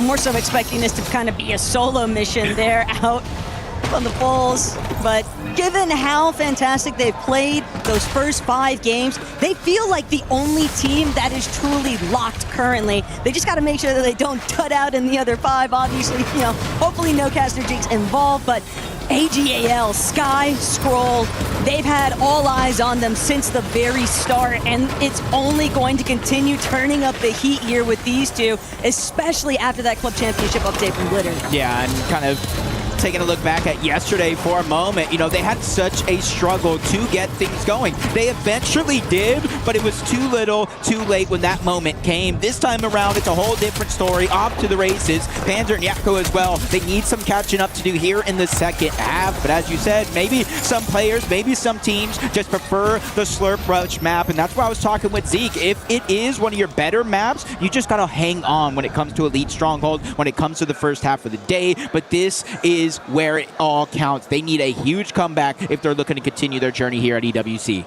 Wouldn't be surprised to see teams just start tossing out the Hail Marys, because while 5 games might seem like a lot, and while we have seen some big point deficits cut pretty rapidly just based off of strong performances, replicating them is just so tough at this level of competition here. And Shari, Khaled, a little bit caught out, but Still, Jojo Fishy's the main one on the run, doing a decent job at escaping the bulk of it. But Mshari, with the cutoff, won't allow the opportunity to slip by. Jojo Fishy has been eliminated. He'll be sent packing. Dirty Ducks now left to the control of Mshari and Khaled for the time being. Yeah, even though he did go down, though, at least he bought his teammate Aoxy more than enough time to get back into the game. Just hopefully he can touch down afterwards. We know how difficult that can be at times. Going back on over in the distance, Shadow and Virgo, Sky and Stroll as well. Zone is starting to push them forward, but it is so early on in the game. They have all the time in the world. And you're kind of seeing what their strategy right now. Stroll taking a lot of those shockwaves, and it's going to be his teammate with the launch pads. But look at that update just off the leaderboard alone. I know that we just witnessed Braids getting a nice elimination, his third, but our second place team leading on the leaderboard. Yasin and Salva already early eliminated. Placement points won't be a factor. This is a big opportunity now for everybody else to try and catch up. But for Deemish and Darm, business as usual. Goopy and Z-Dog, they want to hold their own. They want to stand tall up against Hole and Shadow even, starting to get a little bit involved here. And that's going to cause Deemish to come to a little bit of a pause here. You don't want to go with cool, reckless abandonment and get third party. Yeah, especially since Virgo does have a teammate in Shadow that is going to be nearby. I think Z-Dog's teammate getting back to the game as well. So Slurpee looking a little bit crowded here in a moment. You see in the distance, Z-Dog getting tagged up. That was a freshly respawn player. Darm and Deemus go on the attack. They get one. Goofy's trying to stay alive. 12 seconds is the name of the game. Luckily for him, they get distracted by Shadow and Virgo. And that's something that happens here in Reload. There's just so much commotion going down. Sometimes you lose track of your original target. Hey, but those pivots, exactly what Goofy was hoping for. Even the slightest bit of pressure relief can go a long way here. But Darm Deemish, they have really been riled up by Shadow and Virgo's debut here. Darm, Deemish, still going to be forced to kind of reconnect. Virgo also falling back, but he's just taking shots from so many different angles. Won't be able to escape. The pressure is overwhelming here as Deemish now collects. Darm even going to opt to head straight towards that slurp truck, but Shadow, he is just hoping that he can buy enough time, make sure that his duo is able to at least reboot back into this one. Yeah, but Darm and Deemus have a clue. They know he's somewhere. They don't know his exact spot, and they're going to get a lot of information because his duo is going to spawn right above towards the safe side of the zone. That's Virgo just trying to land 10 toes down, but he's immediately getting chased. And that's something we've seen throughout both of our group stage days. Once a team has you kind of isolated around the rest of the map, they get that initial elimination, and they chase, and they chase, and they chase to get Elim after Elim, and that's their fifth one of the game now. And it's the worst of both worlds, right? Because for Shadow and Virgo, obviously they need an opportunity to stabilize in this match, but also they need an opportunity to play catch-up. But for Darm and Deemish, they're just further extending that lead and forcing the rest of the lobby to only think about that next 5 spots left up for grabs here. Still, pressure's packing in. Steamy Stacks, Knight, and Fury are gone, doing what they can for the Fury organization. They came so close in yesterday's competition, just barely missing out. But it was obvious that the potential was 1,000% there for the Brazilians. Yeah, it's just that one was just so stacked, and overall just so close of a leaderboard. Last game really deciding so much. Mofu and Tomat in that first group stage, they narrowly dodged that bottom 3, getting a chance to play here today. Sky and Stroll continue early game aggression. Their second one of the match, but this is how they found the first. Retro just gets caught slipping. The lurk from up above, they clean that one up, and that's what starts their momentum here in this game. Goofy, Z-Dog though on the other foot are trying to gain some traction. They haven't gotten elimination yet, but that doesn't mean they're going to stop trying. In a way, they're kind of picking back up where they'd originally left off against the likes of Darm and Deemish before they were distracted by the Shadow and Virgo fiasco. But Deemish and Darm, they've just done such a great job controlling everything that's been happening around Slurpee Swamp. And when you have such a central position on the map so heavily on lockdown, Deemish Darm are just going to continue posing problems for teams that would be hoping to just pick up any scattered leftovers for a recovery point. Yeah, this could be a big opportunity though for Goofy Z-Dog. If they can pick up this elimination, the amount of loot they're going to be able to get is massive. Z-Dog only 3 shots left. I want to hear him calm that over to Goofy. That way they can kind of put him in fighting capability. A couple misses, that's going to be it from Z-Dog. And you don't want to miss against Darm, Deemus, who've been floating around, Shadow and Virgo, who's been around. You can see Phoenix in the distance as well. And don't let it look too comfortable here. These guys are in the zone. 1 second, 1 damage per, and it's going to ramp up to 2 tick per here in the next zone as well. Still, teams more than content, but from Darman Demish's position, all of this constant fighting, it's sort of left them in a bit of a pickle. They are going to need some refarm to be present, but Braids immediately 180. What looked so promising initially against the likes of Yuma and Koyota has now been turned on its head. Bugha trying to do what he can to pick up the pieces, but he'll be forced to drop, forced to just go fully on the defensive. He doesn't want to get picked off every single match. They need to convert into late game placements if they realistically want to climb into that top 6 contention point. And Koyota and Yuma are in the exact same position, but now it's only Braids left to try and escape the line of sight. Yeah, this is the worst possible time in the game to have things like this going down. 5th zone, yeah, you can reboot back in. You get a little bit of a pseudo loadout, but where are you going to drop? Especially when your teammate Bugha is already in the zone, and they started this game around 23 points away from that first qualification spot that they need, so they got to figure out a way to kind of pick it up and pull it together, reunite as a team in the same box. There is still time to make that possible. Even see Oatly and Spooks making their way in, 5 eliminations, and I think the first time we saw them yesterday, that was kind of their proving ground, and I think they had such a great performance, all things considered, that they're coming in today with full confidence. And we saw the confidence from Oatly in the visuals, okay? He's feeling ice cold on the day, and, well, he continues racking up eliminations with this duo Spooks. Things are going to definitely start conveying pretty heavily in their favor. Nosif and Izzy, though, moment that they come on screen, French fans already getting a bit excited here. And they still got their work cut out for them, being that cutoff point at the start of this match. Still trying to make sure that they have a very promising Game 6 here. Shari and Khaled, though, actually got Oatly and Spooks on the run here a bit, and Oatly's actually going to fall. Can't actually withstand these picks from Storm on top of the pressure. Casby worried for Spooks as well. He's trying to pop a med kit, and Char immediately pushes up, getting him to cancel it. So he should do more than enough to buy time. Oatly should get back into the game, but you can hear that sound clicking down. That is reboots turning off. So from here on out, if you do find yourself getting eliminated, you're really going to leave your teammate by themselves. That was a tough blow there, though, for Virgo, watching him just re-engage against Darman Demish. Those early scuffles still kind of trailing into this mid-endgame position, but the zone continues to pull over towards Boom and Base. Izzy, Nosif, a little bit more of an isolated position. Braids, Bugha still looking to try and pick themselves back up after that initial hiccup against the likes of Yuma and Koyota. It definitely came at a much later point, and like you said, Jacob, definitely at a stage where you don't want those kinds of issues to occur, because now you have so many other factors to worry about. It's not just about getting the elimination points and being set behind on the placements, but how much material do you have to work with? What kind of loadout are you really able to rock at that point? And you're almost banking on just being able to pick up a refresh along the way, but we've seen how long it takes before these placement points even start kicking in, and knowing that it's only 3 points beginning at that 15th place position, it's just so tough.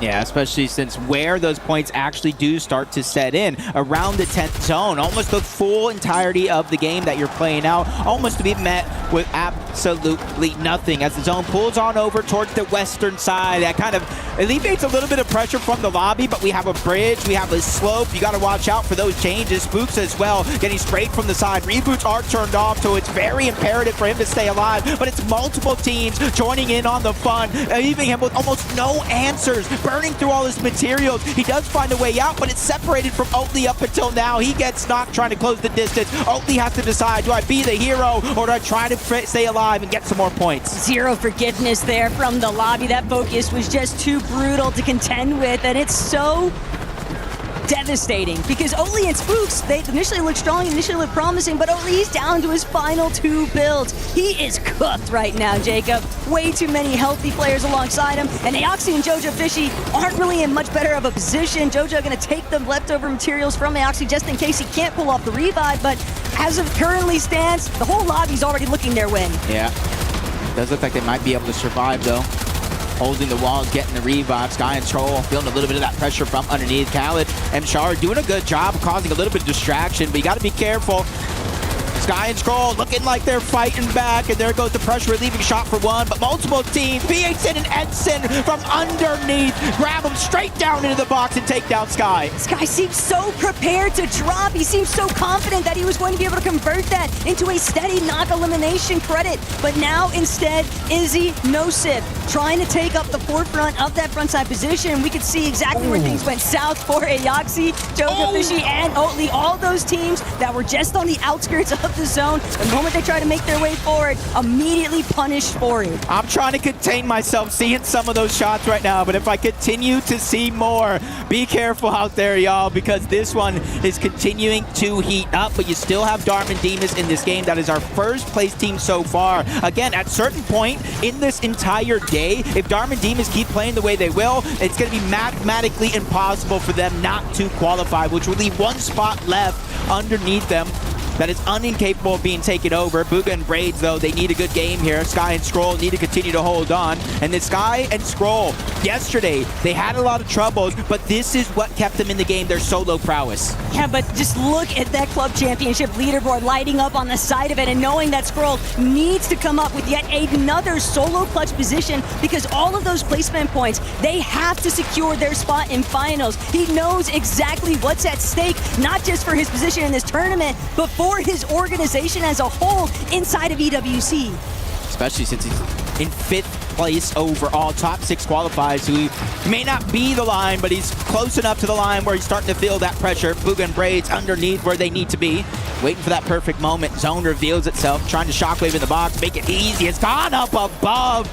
He has the bow. He's just destroying everybody underneath. Scroll's going to narrowly be able to escape that one by the hair on his chinny chin. But we got exotics, we got mythics, we got everything we need on the high ground. And we also just saw Izzy and Nosip getting eliminated. That means 6th place now at the mercy of the results of this game. Gone and Knight, though, they are not letting up by any means. This steady pressure from overhead is just going to be so problematic. Teams are all getting crushed underneath this boombo, and not only that, but Scroll, he's actually managed to build up a little bit of a shield, but might have spoken a little bit too soon here, Jacob. Scroll's managed to conceal himself a little bit inside of the tree point, but Gone and Knight, they are just so stacked. It's just unrelenting pressure. Another knock from up above. They're really giving nobody a chance to look up, and it's forcing everybody down below to meet each other just like this. Big shot from Virgo, but it's not going to be enough. Edson ends another big run here. They were the ones that initially took down Scroll as well. Scroll, though, coming back into it. He's at least low enough and concealed us out of the bush.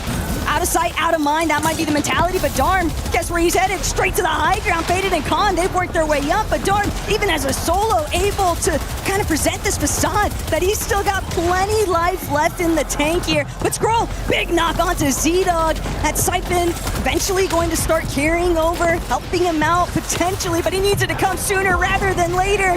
And Scroll finally starting to get that little bit of white HP online, but it's just too little too late. Only a top 11 or even 12 performance in that one. Not necessarily where you want to finish, especially when you're in the running. Darm still by himself. He is literally running around, scrambling, trying to find the answer here. A little cubby off towards the side, but uses his last materials to make sure it's safe. A new high ground team up above, Cringe and Vocal. 135 points and counting here, and they're in the best position with the rocket launcher from up above. The double RPG fiasco too for these teams underneath, but Cringe tries to take a moment to heal. Gone gonna get a little chunk out of his HP for it. Gone now looking overhead, doesn't get the shots to connect onto Khan, instead forced to drop. Frontside low position though, not a bad spot to be in. Looking back with no materials, but Booga, the Lion, he's trying to roar, just needs to come up with one elimination. A little bit of material, picks it up off the ground even. The body Siphon materials, he's gonna have to fall back into the storm, and he found the exotic Slapberry Fish. Did he get off in time? That's gonna be the big question, and I do think he did, but they spotted him out in the corner. First shot's gonna take down Shield. They go and try to dive back into the zone to take him out. Voco does, and they take high ground, and they take the game. This was a huge moment too for Cringe and Volko.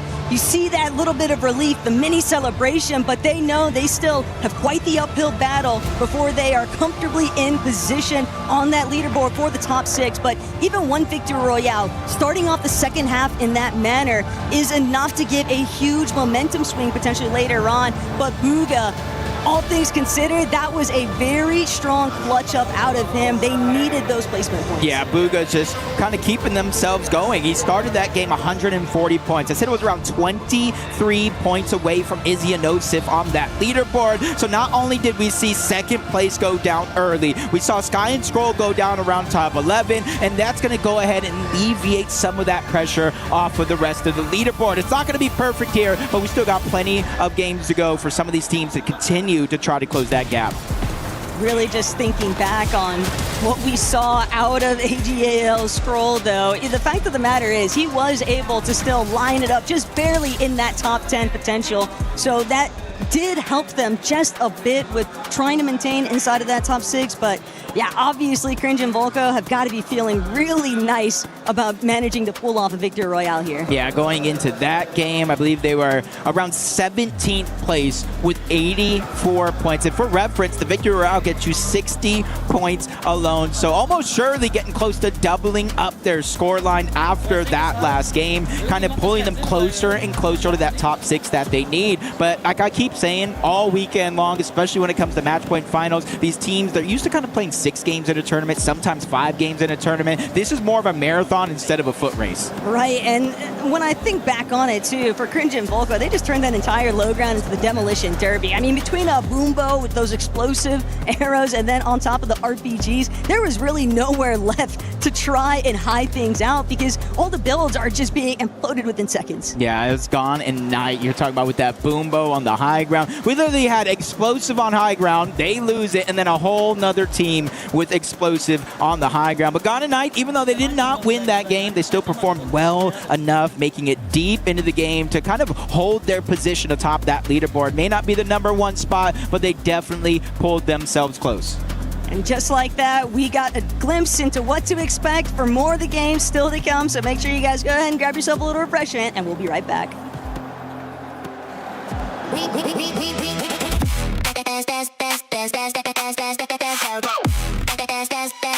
booked Esports World Cup up.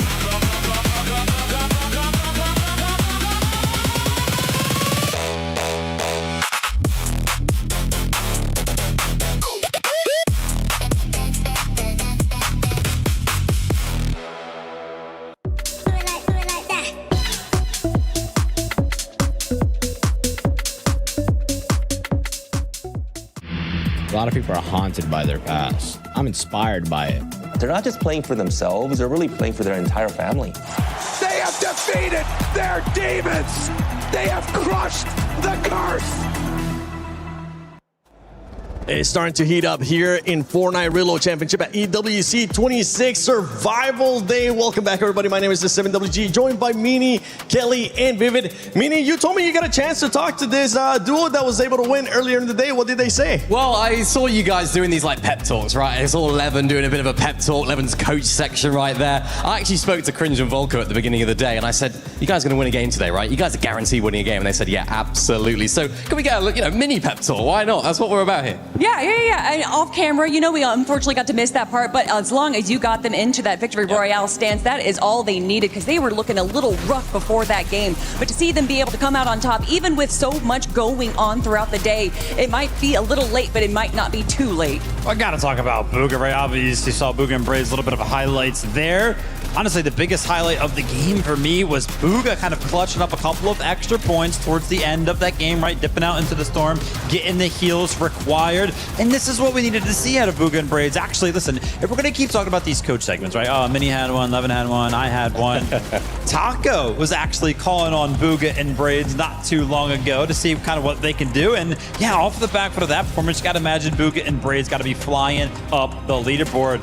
You gotta be talking about flying up the leaderboard 7. I can't wait to see it because Cringe and Volko, they were quite a ways down towards the bottom, and after a great performance there, I'm very, very interested to see where they're going to be standing. Kind of reminds me a little bit of what we saw yesterday out of JoJo Fishy, except that they waited until the final match to be able to do it. Glad that that's not the case here. But so far, you actually got a chance to cast the first 5 games. What was surprising to you in those first 5 games as we're looking at the overall ranking? Actually, before you even answered that, we can see how close everything is. And we're going to be keeping a close eye on that 6th to 7th place because there is a bit of a gap, Minnie. Yeah, absolutely. I mean, Vivi was just talking about it right there. How important that solo clutch right there from Bugha truly was. Puts them in that 6th place spot by a decent chunk as well. Izzy and Nosif just falling off slightly, slipping on down that leaderboard. But to answer the question, my biggest surprise, I think, for me, is how good those OCE duos are doing. Z-Dog, Goofy, Oatly, and Spooks, you see them there in 9th and 10th place. I knew that they were going to come into this competition feeling a lot of confidence because they did so well in the group stage. But truly, I didn't think they could keep it up in this survival stage. So they still put themselves in contention, Kelly. And I love they're kind of bringing two different elements to that style. We have one that's going for the eliminations. That's Oatly and Spooks, and we saw that do that yesterday. And Z-Dog and Goofy are definitely going for the placement heavy, and that seems to be working out in their favor just a little bit more. It seems like a lot of these duos that aren't Darm and Deemish, Gone and Knight are kind of going for more of the passive play style, and you can see just how many elimination points Darm and Deemish are able to gain right now. I don't think anyone's really fighting for first right now, but definitely that 6th place spot has plenty of teams well within contention. Darm and Deemish are entering a territory in which they may not even be able to get knocked out of those top 6, right? If we were taking a look at the points there between 1st and 6th place, it was like 122 points. So a big lead for Darm and Deemish there. Let's go ahead and take a look at the 2nd page. What do some of these teams have to do? Well, I can tell you in 10th place, right, when we were talking about Oatly and Spooks, they were on 168 points. So even though you see, you know, the likes of Tama and Mofo, Shadow and Virgo over towards this side, I mean, 156 points for Yuma and Koyota. If they just go ahead and pick up 12 points and they jump all the way up to 10, which we already kind of talked about how close 6th to 10th was, still a lot of potential for a lot of these teams. Yeah, I'm glad you're bringing that up because of how close everything is. 6 games have gone by. We still got 4 more to go. It is getting, I mean, the pressure's just going to start getting to these teams. I can't wait to see who is going to be shining, who's going to be in that top 6. But for now, let's see what's going to be happening in game number 7. 7. It's not just the players that the pressure is getting to. As a fan of Fortnite, it's getting to me as well. My heart kind of can't take it because, Digga, we've seen all of these players so many times before, and just knowing that only 6 of them are going to actually be able to make it towards that final battle bus for tomorrow's competition, it's just kind of heartbreaking because that means 14 of them are just out. Yeah, and especially since you played all year to get to this stage, 4 different qualifiers. And then I feel like it was history that, I think Vivid said it, that Fortnite Competitive tweeted it, that every region this team, or this weekend, got at least 1 victory royale. Somebody needs to fact check me. Is that the first time it's ever happened? History continues to be made in Fortnite, which is amazing. But look at these players just dropping like flies over here at Steamy Stacks. Deemish is down. Darm still floating. He's headed straight towards their initial drop, but for Panzer, Bugha, Braids, everyone else left in a bit of a scramble here. It's every man for himself just about. Phoenix and Retro also still trying to be involved in the party that's been breaking out, but Braids, there will be no escaping the doom of Steamy Stacks as now Panzer, Yapko seemingly like have a fire lit underneath them. They are trying to gauge whether or not it's going to be possible to actually take out Edson, but currently in a little bit of a safe position. That could change just a moment. Oh, Panzer actually can get the turnaround. Yapko hopefully will be able to secure this elimination, but no, instead he's getting chased out, but an entirely different team. There will be no opportunities. In fact, Yapko, he just has to stay alive because Panzer, it's all about the reboot. I think he did it. I think he's about enough time. Yep. Panzer is going to be back. And you can kind of see in the minimap, he's trying to decide where he's going to go because just respawning is even half the battle, especially when so many teams are looking on over in your direction. But it does look like Retro is kind of holding down the fort towards Steamy Stacks. Edson's down below. Yapko's there as well. And it just seems like game after game is a solo hot drop right out of the gates. Best man surviving. Get your team some points. As Retro knows that Edson is just a sliver of HP away from going down. His 5th elimination of the game and a good 15-point start from a team that needs it. Cue the Benny Hill theme music though, because Edson's making him work for it. Retro nearly gets put into the dirt, but will fortunately be able to secure the elimination here. 5 in total though. So this action that took place at Steamy Stacks, if Retro and Phoenix can walk away from it, surviving it, that's actually going to be a pretty big upswing towards their points. Yep. See though, gets in, backtracking over here. He's probably trying to lend a helping hand to Edson, who's just been running around with no shields, to be honest. Retro found him out. Game of hide and seek for at least that elimination is going to be over. His 5th one out of the gate, 6th one of the team. And this is what I've been wanting to see from some of the teams that need it. There's very few opportunities left, and why not just go ahead and throw everything out there so that way, if it does come out that you do not get top 6, at least you go home with no regrets. Hey, if you throw enough stuff at the wall, you never know what's going to stick. But for PHZin and Edson, not too sold on the fact that this was actually where they want to continue trying to hedge their bets, because PHZin, Edson, they are just going through the blender right now. Just so many bodies here at Steamy Stacks, and now it's all down to Edson to potentially create a little bit of space here, give them some time to actually recover. But Aoxy and Jojo Fishy, the early eliminations at Steamy Stacks, ultimately going to put a dagger in their game plan for this lobby. They've been fully eliminated. Here we have Gone, part of the team of him and Knight in this one as well. They moved up to 2nd place in that game, so it surprises me just a little bit that they're willing to get their hands dirty this early on. Sky and Scroll trying to go after a chase. Virgo's stuck by himself. Don't see Shadow, but I see a shot that's going to hit. Unfortunately enough, the numbers game, Taco, just works too strongly against him. It's a great execution there, too, by Sky and Scroll. The way that they just went for that full pincer. Virgo could only defend so many angles from the 2, so solid elimination sequence. And Sky, Scroll, now intending fully on just making sure that they continue to at least pull off into those endgame moments. They're already within that top 6 threshold. If they can make it to finals, that's going to be a huge benefit towards their mental and so much relief, because we're talking about the club championship that's at stake and those points involved, but it's also just knowing how many teams don't want Sky and Scroll in the finals. Yeah, I think teams just realize, you know, back-to-back major champions, almost winning the Summit, and just coming in here, these cannot let a team continue to dominate. You've seen in Salvatore, they went down very, very early in that last game. They gave up their 2nd place spot, but they're still inside of the top 6 bubble, so they need to make sure that they don't have those same mistakes again, because that's going to put them on the back foot and may push them into desperation mode. You can ensure that the part of the Middle East is certainly with these two right now, since they have had such a prosperous journey in today's competition. But survival phase is brutal for all parties involved. Darm will finally be eliminated here. Unfortunately for Edson and PHZin, it's not like he really had too many goodies for them to take advantage of, but it at least helps to stem the bleeding a bit, and they will have an opportunity now to actually play things a bit more passive.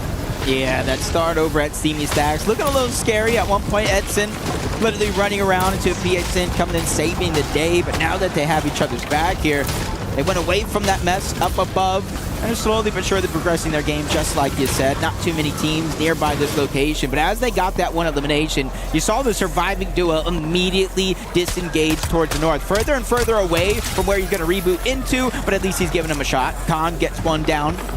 Fade is going to follow up as well. Yuma's the one that they get the elimination on, and they're not necessarily in a hurry to leave the Slurpee Swamp just yet. There's just so many heals available at Slurpee Swamp, so there's really no pressure to leave unless it starts to get a little bit too crowded. Then we know how rowdy the third party actually can get, but as long as you have the bulk of control of the rooftops, hey, anything can happen here. But for Yapko, he can't afford to go down just yet. They've been on a tear already in this lobby, 5 eliminations in total, but they don't want to be doused out just yet. They've got to keep the flame alive here. They need to start having some big endgame moments for the placement points to ultimately factor into their scorecard. But for Darm and Demish, they've got nothing to lose here, Jacob. Darm willing to contribute everything he has in store towards this engagement, because worst case scenario, Demish off somewhere else, safe and sound. And not only that, Darm fully understanding other teams now starting to close in on his position. He doesn't even get the benefit of that aggression onto Yapko, but Anon and Meza might punish him for sticking around too long. Yeah, they played that one perfect so far. Because Darm was so stalled out in that fight, they snuck up against, I believe it was him and Yapko for so long. They got Panzer out of the sky, they took down Yapko, and now they're working on Darm next. They're trying to keep themselves alive in this tournament. All it takes is one foot in front of the other. No large leads, just small steps, one at a time. They do find that elimination onto Darm. That's their 8th one of the game, bringing them up to 24 points off straight eliminations alone. But it's already obvious just how many more teams are willing to just go all out aggressive currently, because they know 3 elimination points apiece, that is going to be the ultimate catch-up factor. Some of these teams recognizing the fact we are too far away. Even if we're consistent with our placements, the odds of us just being able to bank on a huge conversion of points between one good endgame placement, a top 5, you know, somewhere around that 30 points and plus threshold, and double-digit eliminations, you're looking at anywhere between a 70-plus point upswing, and that just makes a big difference. It definitely does, and that's exactly what they're trying to do here. 9 eliminations, 10 eliminations for Anon and Bazin. Enough is enough from these guys, and I think this is the quickest teams have been fully eliminated out of lobbies so far. We're down to the top 16. One more team falling, placement points will start to set in. And this is what you would expect to see somewhere near games 9, 10 of this tourney day, but I think knowing that it is the last possible opportunity, that's what's causing everybody else to just crank it up one notch further and really just go all or nothing.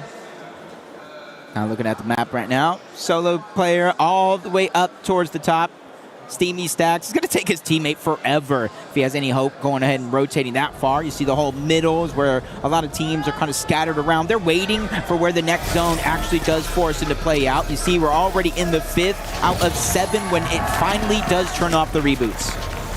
Tough time there, though, for Darm and Demish. This game has not gone super swimmingly, but thankfully the rest of the day has. So Kjolnek won't have too much to panic about watching his Polish boys and work, because whether or not they get win from the lobby early won't impact them too heavily. But for Gone, he's not looking to risk anything else. He knows Cringe, Volko, they're already finding a little bit of their groove after that last match, and clearly still ready to slide. Yeah, the blessing here, though, for Gone and Knight, they were the ones who just got caught off guard there in that situation, is Cringe and Volko already have full loadouts. So if you can figure out a way to get back here fresh off the reboot, you'll at least have some scraps rather than searching aimlessly for anything else. Khaled and Shari, 1 elimination so far, but they're the ones that are putting a little bit of pressure onto Izzy and Nosif, and you see them immediately disengage out of the high ground. They want to put themselves in a much more confident fighting position. And this is scary right now for Izzy and Nosif, but Khaled just folds immediately. Great collapse there from the Frenchies, but Izzy's still so incredibly weak, doesn't have a real opportunity to try and pull that medkit off. He's going to depend exclusively on Nosif to take up that bulk of the aggressive front, but he's also got to try and throw up builds. He needs a little bit of a separation layer. Mshari desperately trying to get inside of their box, but he knows just how weak Izzy truly is. But the moment might have just passed him by, because now he can recognize the third-party intervention. This is too risky to continue. Yep, has to be careful, though, because you're officially on a clock. A little over a minute until reboots turn off, and I think that's what Mshari is trying to do, just trying to grab as many of those materials as possible, as much as the resports. Khaled comes back in, you see him going and dipping his toes in to grab that loadout on out of that box, and that was actually very, very good by Mshari. He held it down, not only to keep Izzy and Nosif from pushing him, but getting his teammate a full loadout back. Gotta say the same, though, for Nosif, making sure that he was able to protect his duo Izzy there while he could actually have the opportunity to get his shield back online. Now that he's got those fully restored white HP too, they are nestled into a decent position. They don't need to overexpose just yet, especially knowing that there is at least one more duo in Cringe and Volko directly behind them. See, a big part of the reason why they're continuing to just lurk about a little bit here. The ambush, probably not super likely, but also just after that early exit in the last lobby and watching as they dropped immediately outside of top 6, they know that they can't afford to keep suffering early elims. Darm going down just in time, by the way. A few seconds later, we would not see him return back into this game, but because he got eliminated before the reboot's disabled, we will see Darm at least one more time. Will he touch the ground? That's a whole different story. I'm not making any guarantees yet, but it does look like he finds his way back. So Darm and Demon's first place will remain intact in this game. Booga and Braids as well, notably because they are on the line. Zone low-key kind of saving Darm and Demish there too, because normally you'd be a lot more exposed in that reboot sequence, but because they were able to hide off the side of that cliff face, good decisions. Whether or not they'll be able to actually find a way to bring themselves a little bit more favorably into this match, we'll have to wait and see. But right here, right now, Sky and Scroll ready to make their next move. Lowground hasn't exactly been the best place. It's been quite messy underneath, but front side of zone is definitely where they like to be. Totally. Did see in the feed. He cleaned up one elimination, whether it's his and Spook's or not. Might be a whole nother question. You're seeing him trying to reap all that reward with all the fallen loot down below. Saboteur, you've seen just using this opportunity to look back, trying to put shots at any strongly players, trying to make it to the front side of the zone. They know their position's already secured, along with Sky and Scroll. Everybody's just peeking, trying to make it that much harder for anybody to feel comfortable. That Sky still continuing to scope out anybody that might be flying overhead. Just how rapidly this lobby has dropped. And we are now going to start seeing the beginning of placement points building up here, and Gone, unfortunately, has lost Knight. He doesn't have a whole lot left to work with, but enough material and builds to turn something out of nothing. Almost looks like he's playing with some sticks and stones here. One mini, one med kit. The launch pad is going to be his saving grace. Just need to figure out when and where he's going to throw that one out. As Darm and Demas see a full team fighting. Over towards the front side of zone. They have to go there anyway. And this is where they kind of take their time just a little bit, not rushing in any rash decisions. Sky and Scroll as well, Shockwaves. We actually have 2 launch pads as well, and this is going to be the first of those. Smart, they'll be able to avoid a lot of this chaos from the congestion that's already starting to pull up here, but Bugha needs to make sure that he can have the full duration of this medkit. He wants his wives restored entirely, and not only that, you can see Braves dropping the shield potion, making sure that they can try and get Bugha into a much healthier state to fight. Gone finally going to touch down from where he was last off in the sky, but for Darm, he's just got no Demish. Still, out of the 2, fragging potential is 100%. Always online for either of these Polish players here, and Darm just waiting for his perfect opportunity. Cali gonna realize there's somebody right behind me, but Darm, no boogeyman just yet, won't be able to get the sneak opportunity. The fact that he didn't even get looked at there, but first and second place in this game left as solos. Izzy and Nosif, that's 7th place coming into this game, also left as a solo, and that's good news for Bugha and Braids here. The team that is hot on their heels has that much more pressure to deal with, and them, they're just taking it slowly. Darm taking down Scroll, not sure where Sky is at, but it was only a knock before it led to the elimination. He wasn't even able to get any of the loot, but it's not too much of a worry because he's still stacked as can be. But it's a bit of a sore spot right now for Sky. You can see with that launch pad in his inventory, they clearly had intentions to try and avoid pressure from the lobby, and instead being left in an isolated position now, it's going to make it very complicated to deal with the teams on height. Anon and Basin, though, they have had quite a bumpy ride. 13 eliminations, still trying to get more, as Gone on his 3rd also, but all he wants is a little bit of a gap from the rest of where the pressure is at, because he's just trying to heal.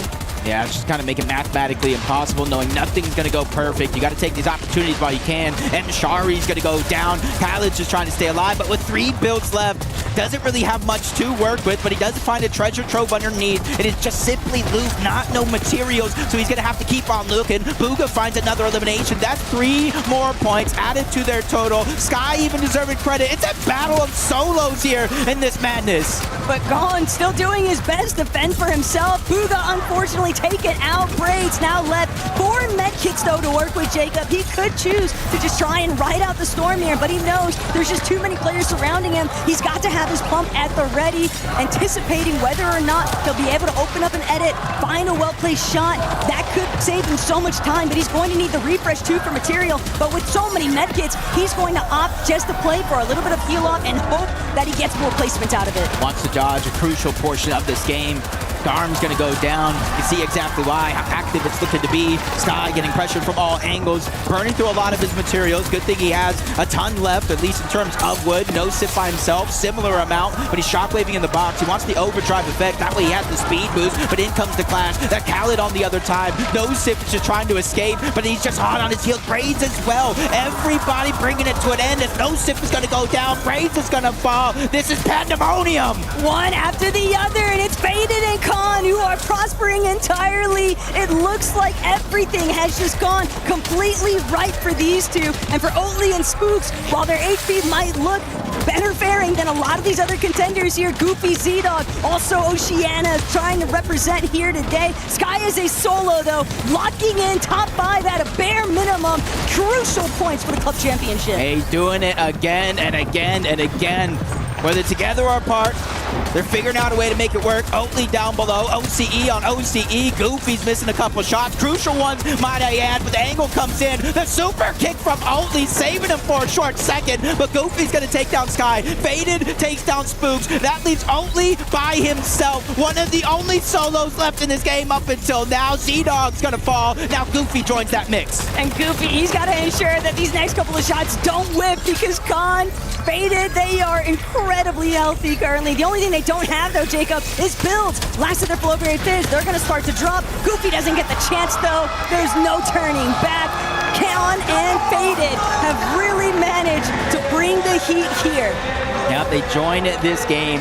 3rd place on the leaderboard. Almost every single game inside of the top 10 so far today. And now they have added a victory royale to the mix. I almost feel like they're hitting for every placement inside of the top 10. And I know, before we even made it towards this EWC factor, a lot of eyes were kind of on Khan and Faded and trying to gauge whether or not these guys were really a duo that was going to be able to represent the EU region after all, and they have really turned out all the stops here on Survival Day, and this strong showing, this strong placement is only going to benefit them even more still, because we are starting to look directly at teams that have been hovering around the bubble, Jacob, but if you're inside of that top 2, you're looking pretty set up. Yeah, top 2, even top 3 now. Darm Demas, they were over 300 points. Night and Gone had another good game throughout that mix. And then Khan and Faded. 3rd place going into that game. You have to imagine where they're going to finish. We're going to let you know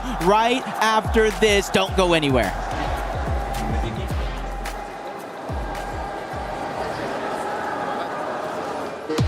We were there. For every click, every clutch, every respawn. We were there for the years of grind, and we're here. Now, the proud founding partner of EWC, powering the biggest event in gaming, shoulder to shoulder with the world's best, making history. Greatness deserves a stage. Lenovo Legion, reach your impossible.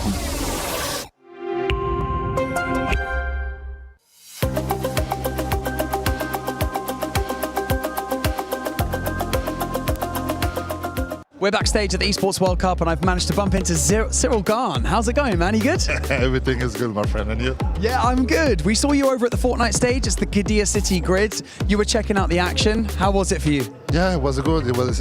This is my first time, first of all, and I'm really impressed because this is in live and direct. Like this is a real competition. Like look like similar like my sport. You see, like the pressure of the fans, everything, the crowd. That's crazy. You must do the perfect move every time. That's completely crazy. That's right. Speaking about being a competitor, obviously you know this firsthand. So if you were to basically talk to any of these players that are competing on stage, to give them any advice about staying focused, especially for long periods of time. Some of these guys are competing for like 5-6 hours on stage. How do you stay laser focused in those high pressure moments? This is a different sport, but I think, yeah, mentally you must be prepared at first, and yeah, to be focused. The word is focus. For my part, every time the people ask me, what is your feeling when you are at the last minute? Like I say, focus. That's the big word, and I think you must be focused and to prepare mentally with the coach. I think that's. I don't know exactly if you do that, but you must do that. Really. I love that. When you are at the high level, this is make the difference, for real. Yeah, the highest level here, it's absolutely incredible to see all these players like competing. So thank you so much for stopping by. Really appreciate it. Enjoy the Esports World Cup, and we'll see you soon. Monster Deface, how can we not be entertained right now? What an incredible set of games, and just think, Monster, the action has been incredible. but only 6 keys will remain at the end of 10 games. And that game right there, you saw what was going on. Sky and Scroll popping off, making it so far, and then Booga and Braids not quite going the distance as Oatly jumps up and over with, of course, his teammate there, Spooks, in the end. All of a sudden now we have ourselves a competition on our hands, and then I couldn't help but notice the slow Booga and Braids start, but they're ramping up now as it's starting to matter. They're fighting for that top 6, right? There's so many duos all so close together, fighting for those spots. We got to talk about Sky and Scroll, though we continue to talk about them. AGAL fans are thinking the same thing. They have to make it to finals, right? For the points, those club championship points will be so critical. This means everything for AGAL. They are so close. Whenever we flash that points, Falcons is just barely ahead of them right now. This means that they need to make it to the grand finals, and I couldn't tell you more or not if they have it in them, because OCE has been on their heels so close. You have Goofy and Z-Dog with the phenomenal group stage B performance and A, both of them playing so well, and now they're proving it once again. I can't even believe you see Oatly as well going insane. I mean, he got himself a victory off. Also, can't forget like Booga and Braids been fighting, right? It's tooth and nail. I feel like this is going to just come down to the wire. Yeah, definitely. And, you know, it's going to be heartbreaking as well. This will be the defining moment. These games are critical. We are quite literally running out of chances here, Zeke. It's scary, bro. As I look at these keys, I just keep thinking the same thing. Top 6, top 6. Zeke, tomorrow's finals, only the top 6 will make it. I mean, how the pressure's on, right, yeah. Monster? How are these duos looking to just hold on and make it through? Yeah, at this point, you know, there's pride on the line. It's your reputation. This is history. There's dollars for the club points as well, of course. At this point, we're just going to have to see who better than our casters to take us into the next game. Time is definitely running out. There are 3 games left. There are 4 points that separate a team from continuing their journey to tomorrow and the rest of the field going home early. And Zeke and MD have already highlighted it, though. Nobody can really consider themselves safe unless you are like Darm, Deemish, Khan, and Faded. Everything else seemingly up for grabs, because when you look at where the cutoff currently is, Booga and Braids just at 250 points. Z-Dog, Goofy, Oatly, Spooks, giving them a good scare because they are just so hot on their heels that it could be just one misstep that results in just getting pushed out of that top 6 position. And realistically, Jacob, I don't think that anyone is going to feel very confident in their drops, because this could really be the turnaround point where teams start looking to really contest each other. Yeah, and if you kind of take a look at everyone except for Darm Demas, to be exact, that full page of that leaderboard, kind of very, very similar when it came to the elimination points that they're getting throughout the tournament. The biggest differential is the placement points. It is very, very volatile in this reload mode. You've seen a lot of teams not necessarily get placement points until zone 10, zone 11 sometimes. That is almost literally the end of the game, which really goes to show you could play perfect for literally, what, 17, 16 minutes, and then all it takes is that one mistake to cost you everything. And that's what makes it even more impressive, though, when we do see these solo clutch points start to trickle in. Sky specifically in that last lobby, the fact that he was able to bring out a top 5 position when everything is just so close and like tight neck position, you just can't even begin to imagine the sort of things that are running through his head. Because again, even if you ignore the club championship points, even if you try to filter out the background noise of knowing how much AGAL is depending on their position in tomorrow's competition, they just have so many other pros in this lobby that don't want to have to deal with them, period. So even though right now they might look like they're about to be safe, at the same time, I'm kind of expecting other duos to really try to throw them off guard, really get involved, and just off-spawn contest them nonstop. Because if you can get rid of such a strong competitor in this stage, well, it would hurt the club championship standings, but it would also really open up the doorway for what's going to happen in the direct Fortnite competition tomorrow too. Especially since, you know, we've seen it multiple times. It's not just one time where a team that, you know, eventually wants to win, obviously in this case, wants to qualify. One of the things that they do is just hunt down that team that is in their way. It's a little bit harder here in Reload because the respawns, the 12 seconds, and when you get knocks, when you get elims or even full wipes, it kind of takes that timer down even quicker, but we could potentially see it. Imagine Oatly Spooks. Right now, they're 8th place, 222. They take down Z-Dog Goofy. They find Booga and Braids. So even if they might not necessarily punch their ticket with a victory royale, they're closing that gap because their nearest competition is no longer there. With everything just seemingly so dicey currently. We saw just how active Steamy Stacks was. It looked a bit like evil Fortnite even at the beginning, but Anon, think about what they were able to accomplish and how many eliminations they were able to kickstart that game with, and it's all just these big leaps that can take place if you are able to throw up some really strong elimination matches, but you just gotta dig so deep currently if you are in one of these seats right now for the players. And it's just so crazy to think about the fact that we've only got 3 games left to determine who our 6 teams are going to be. For that match point finals, and looks like another solo hot drop right out of the gates. I say solo loosely because Darm Demas might be one of the only teams that actually landed here together. So while others are wiping each other and it's just solos, they're the ones that are taking complete control of the situation. There is going to be one player by himself, Retro. He got an elimination of his own. Luckily for him, Phoenix is nowhere in sight. So even if he gets eliminated here, it won't be this team to chase him down. And unfortunately for Retro, his time at Port Crumpet is going to be cut short. Darm and Deemish will have none of it. 2 eliminations already to kickstart game number 8. And now they'll have ample time to decide where they want to go next. If they want to continue trailing the players that are going to be lighting up the sky with those reboot cycles, that's entirely up to them. Darm, no benefit off that first crash pad. A little bit of a misstep here, but next one, good to go. And it's Braids he's got directly in his sights. No pressure relief whatsoever. Tough spot to be in for Booga and Braids. Yeah, sometimes you think, let's just go to the outskirts. Let's go to the farthest point. And honestly, let's go below the mountain range, but that's just a good line of sight from Darm and Deemish, able to take him down, chase him down even. Make sure they clear the top side of their map. Khan and Faded, talk about consistency. This team definitely does have it. They got that first place in that last game. They got multiple 4th place. They got a 2nd place, 6th place, 7th place. They're kind of hitting for it all. As Booga just in open water. Calm the skipper. He's just trying to survive on the island.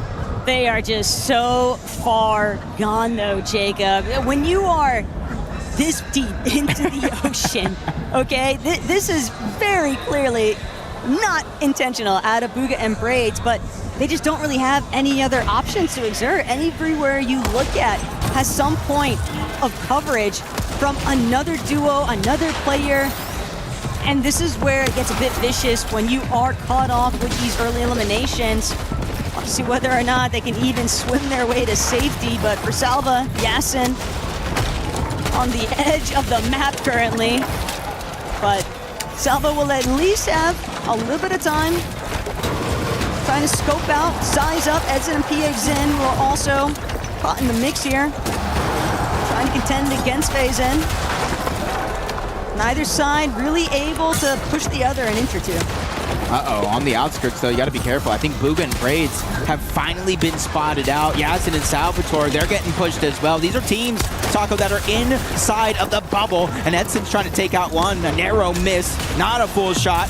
He's going to regret that one, but luckily for him, PH Zin is there as well, trying to close the gap from one team after the other. They're trying to play the numbers game, get into the same box, but Anon and FaZe are now trying to crash this party. Dom and Deemish are now trying to crash this party. Even if you didn't get sent the invitation, you're now taking part in all of this mess. There's only one player not looking to move in the slightest, and it is Booga just just sitting still, hiding away, out of sight, out of mind. Please don't realize I'm right next to you as Anon, nice turnaround there onto Demish. That's going to be a huge elimination for these two to clutch up because it is going to force Darm to stop right in his tracks. Edson and PX in now, trying to reconsider if this is really the juice that they want to try and squeeze here, but it seems like they're feeling it.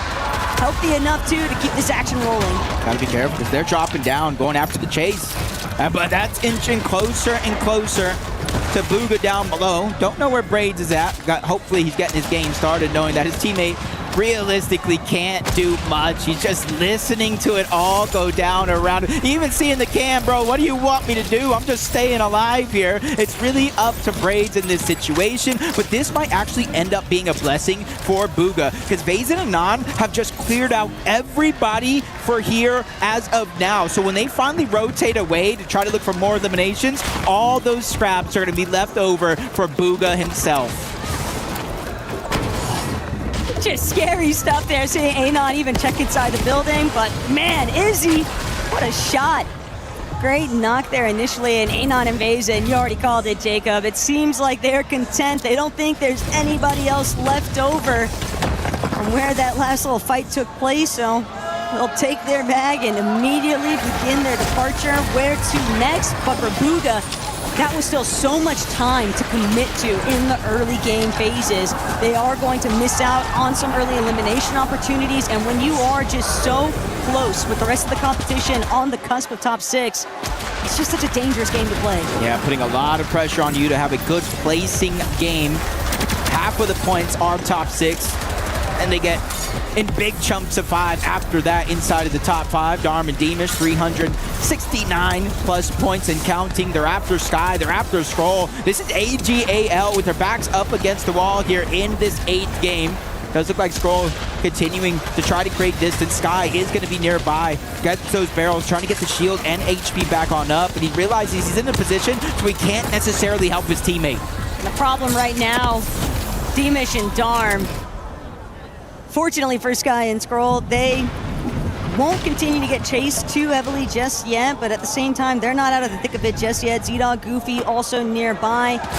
Sky and Scroll could potentially get sandwiched if they're not careful. Izzy and Nosif just trying to see if they can rack up a 5th elimination here, possibly even 6th.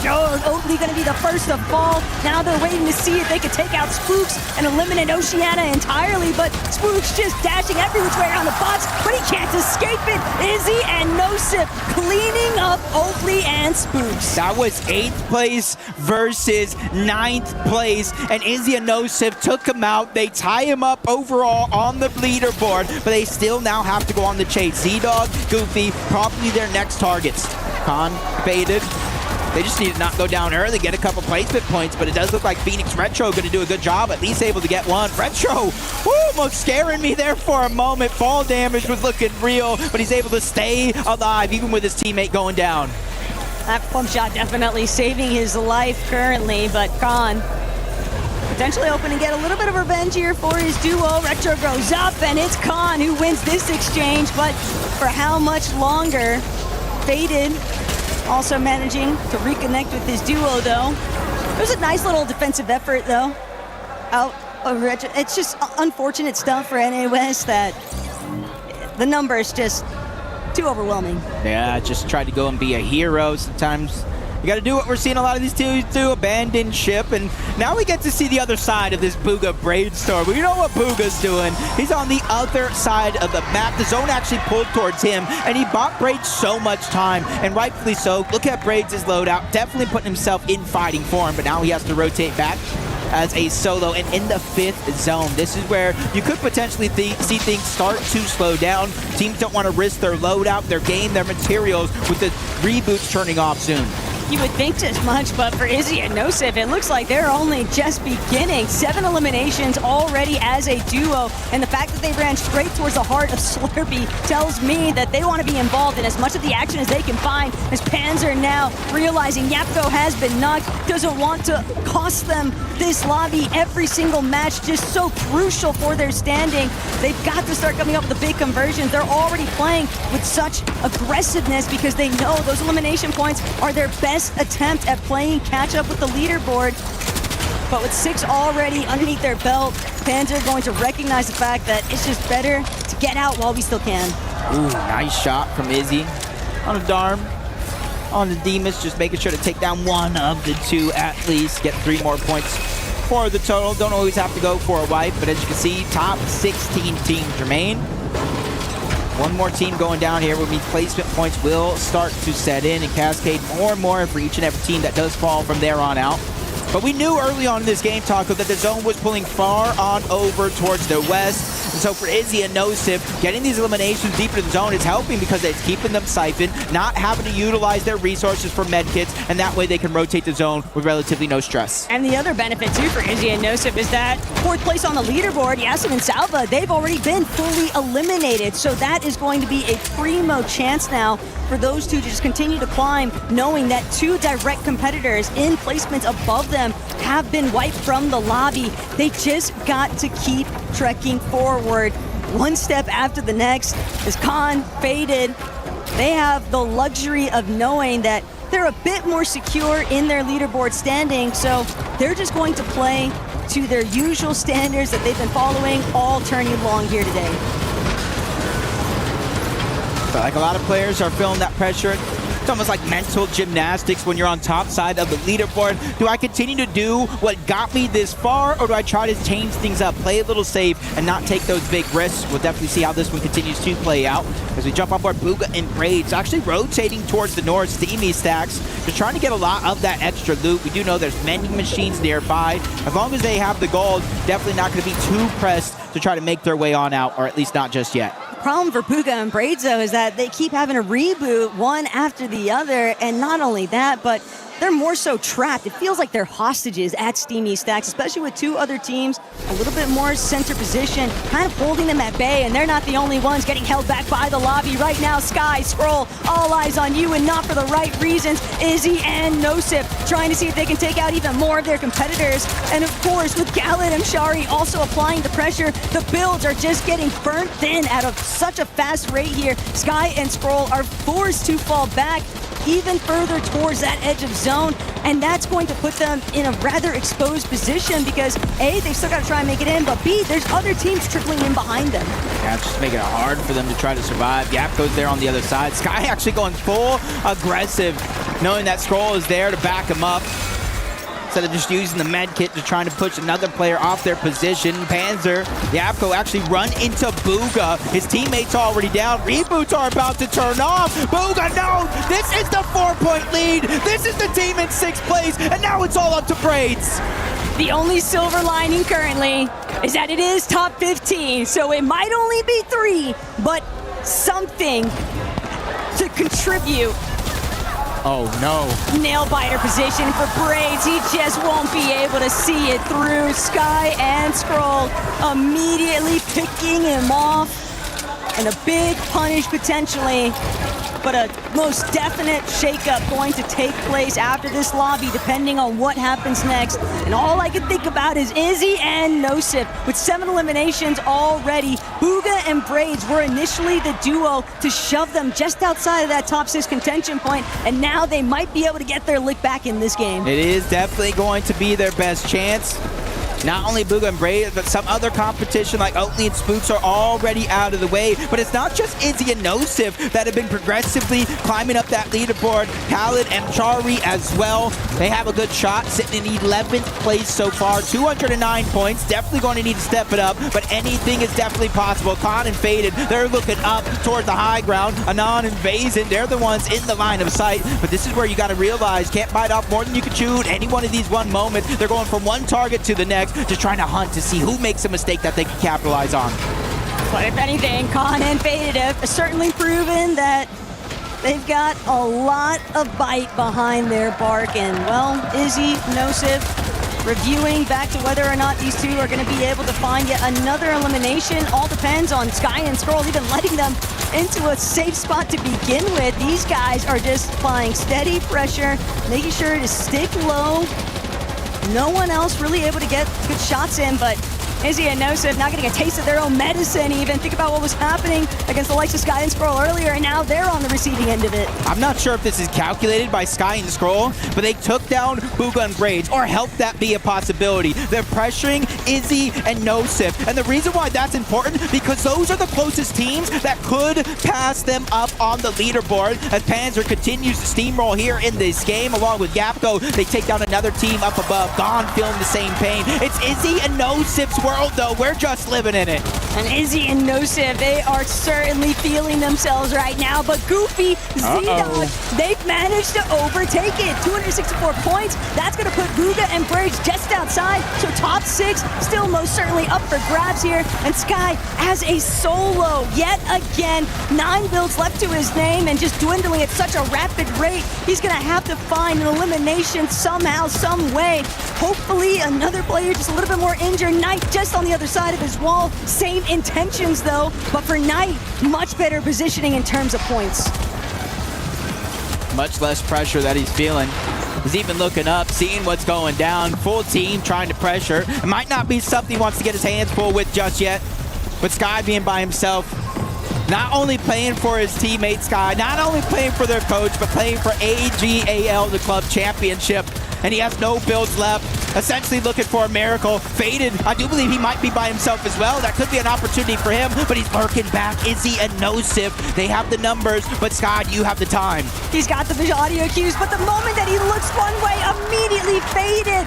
Finds him at a separate line of sight. That is such an unfortunate ending here for Sky and Scroll. And now teams are top 6 and 7 currently duking it out to see whether or not they can overtake each other. Top 5 completely exposed currently. It all depends on whether or not Izzy and Nosif can find another victory royale in this competition weekend. OCE on high ground again. 279 points and counting. They're essentially going toe-to-toe with Izzy and Nosif to try to keep themselves inside of that bubble, but Izzy's gonna feel the pain. Big shot's gonna land. Drop to 68 HP. Yapko again. Him and Panzer have been taking names off the top of the leaderboard one by one by one.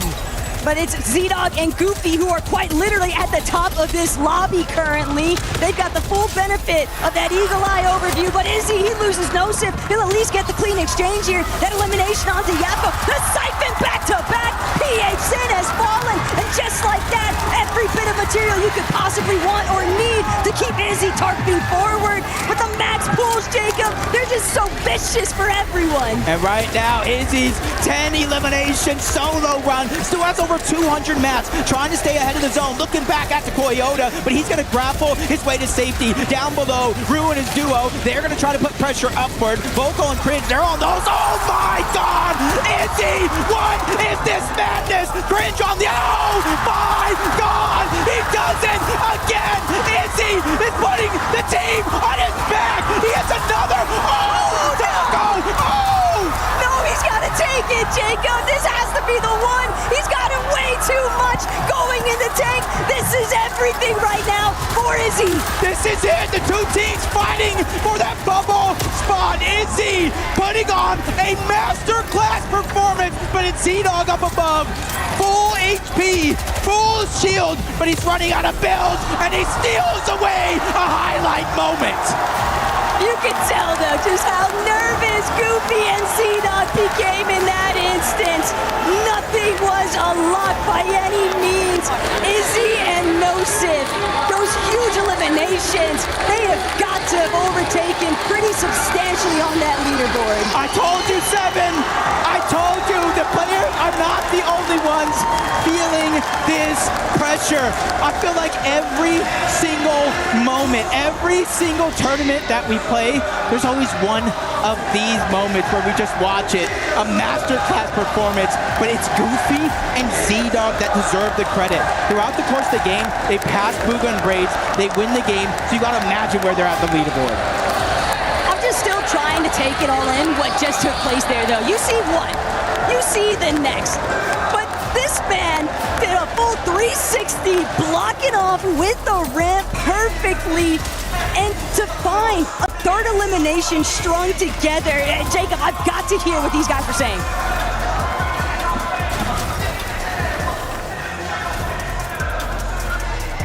How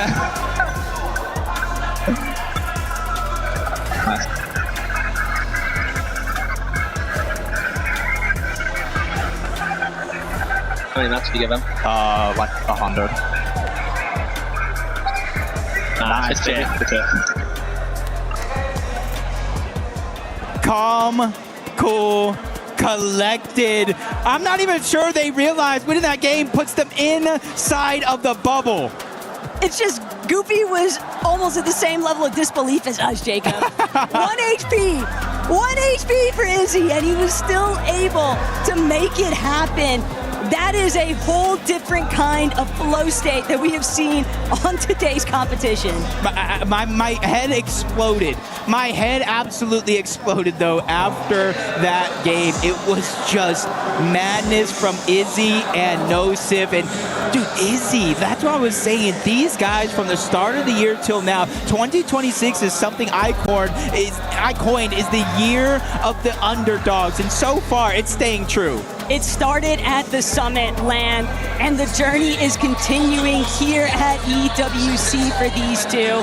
They have been on an absolute tearaway, and I am so worried for everyone else in this competition, because if these are the types of matchups that they're going to have to line up against in the final hour, these next two games, Jacob, are just going to be so volatile, so unpredictable, and so nerve-wracking. Yeah, and it's for Izzy and Nosif, like Izzy's particularly, every single elim he got, obviously I was screaming, but the crowd was going ballistic. This is a moment I feel like he will remember for the rest of his life, rightfully so. But man, this tournament is just, it's a pleasant surprise in terms of how close everything actually is. Just unreal scenes. How do you even hold your nerve in that kind of circumstance? Jacob, we've still got to take a second here to think about what we even want to say, but I know Zeke's got plenty of words on the scene. We absolutely do. We had to take a moment here to catch up with SAUL, Faded and Con, performing huge. Gentlemen, how are you guys feeling? You guys are in the top 6 right now. Feeling good, feeling strong. Your job's not done, but you guys are doing incredible here right now. Yeah, I mean, it's our first Epic launch, so the expectations aren't really, I mean, we have expectations, obviously, but there's no pressure, really. So we're just playing our game, and it's obviously working out pretty well. So you're not affected at all. If you guys are just saying, hey, there's no pressure, no expectations, is that actually freeing for you? Yeah, I don't have pressure. Like, I'm playing like normal, and we just play our game mode.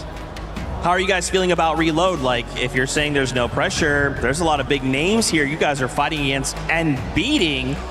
Does that feel any different? Does that feel like, oh, it's just me at home, just doing more of what I do? Yeah, I mean, the qualifier that we played, which was like qualifier 2 where we qualified, it was the exact same thing. We just played our game. It doesn't matter who's in the lobby. It's the same thing. Is there anyone in the lobby that you think, man, if that was them and we knew it was them, it might make you shake a little bit, or do you not care? Oh, I don't care, actually. That's so crazy. How does it feel to be part of SAUL, man? You guys are representing them. You guys are showing up. The fans are going crazy for you. Would you say anything to them? Yeah, I want to shout out everyone that's supporting us. Thank you all, and also for Seoul for letting us represent them and doing well in this tournament. Yeah. What?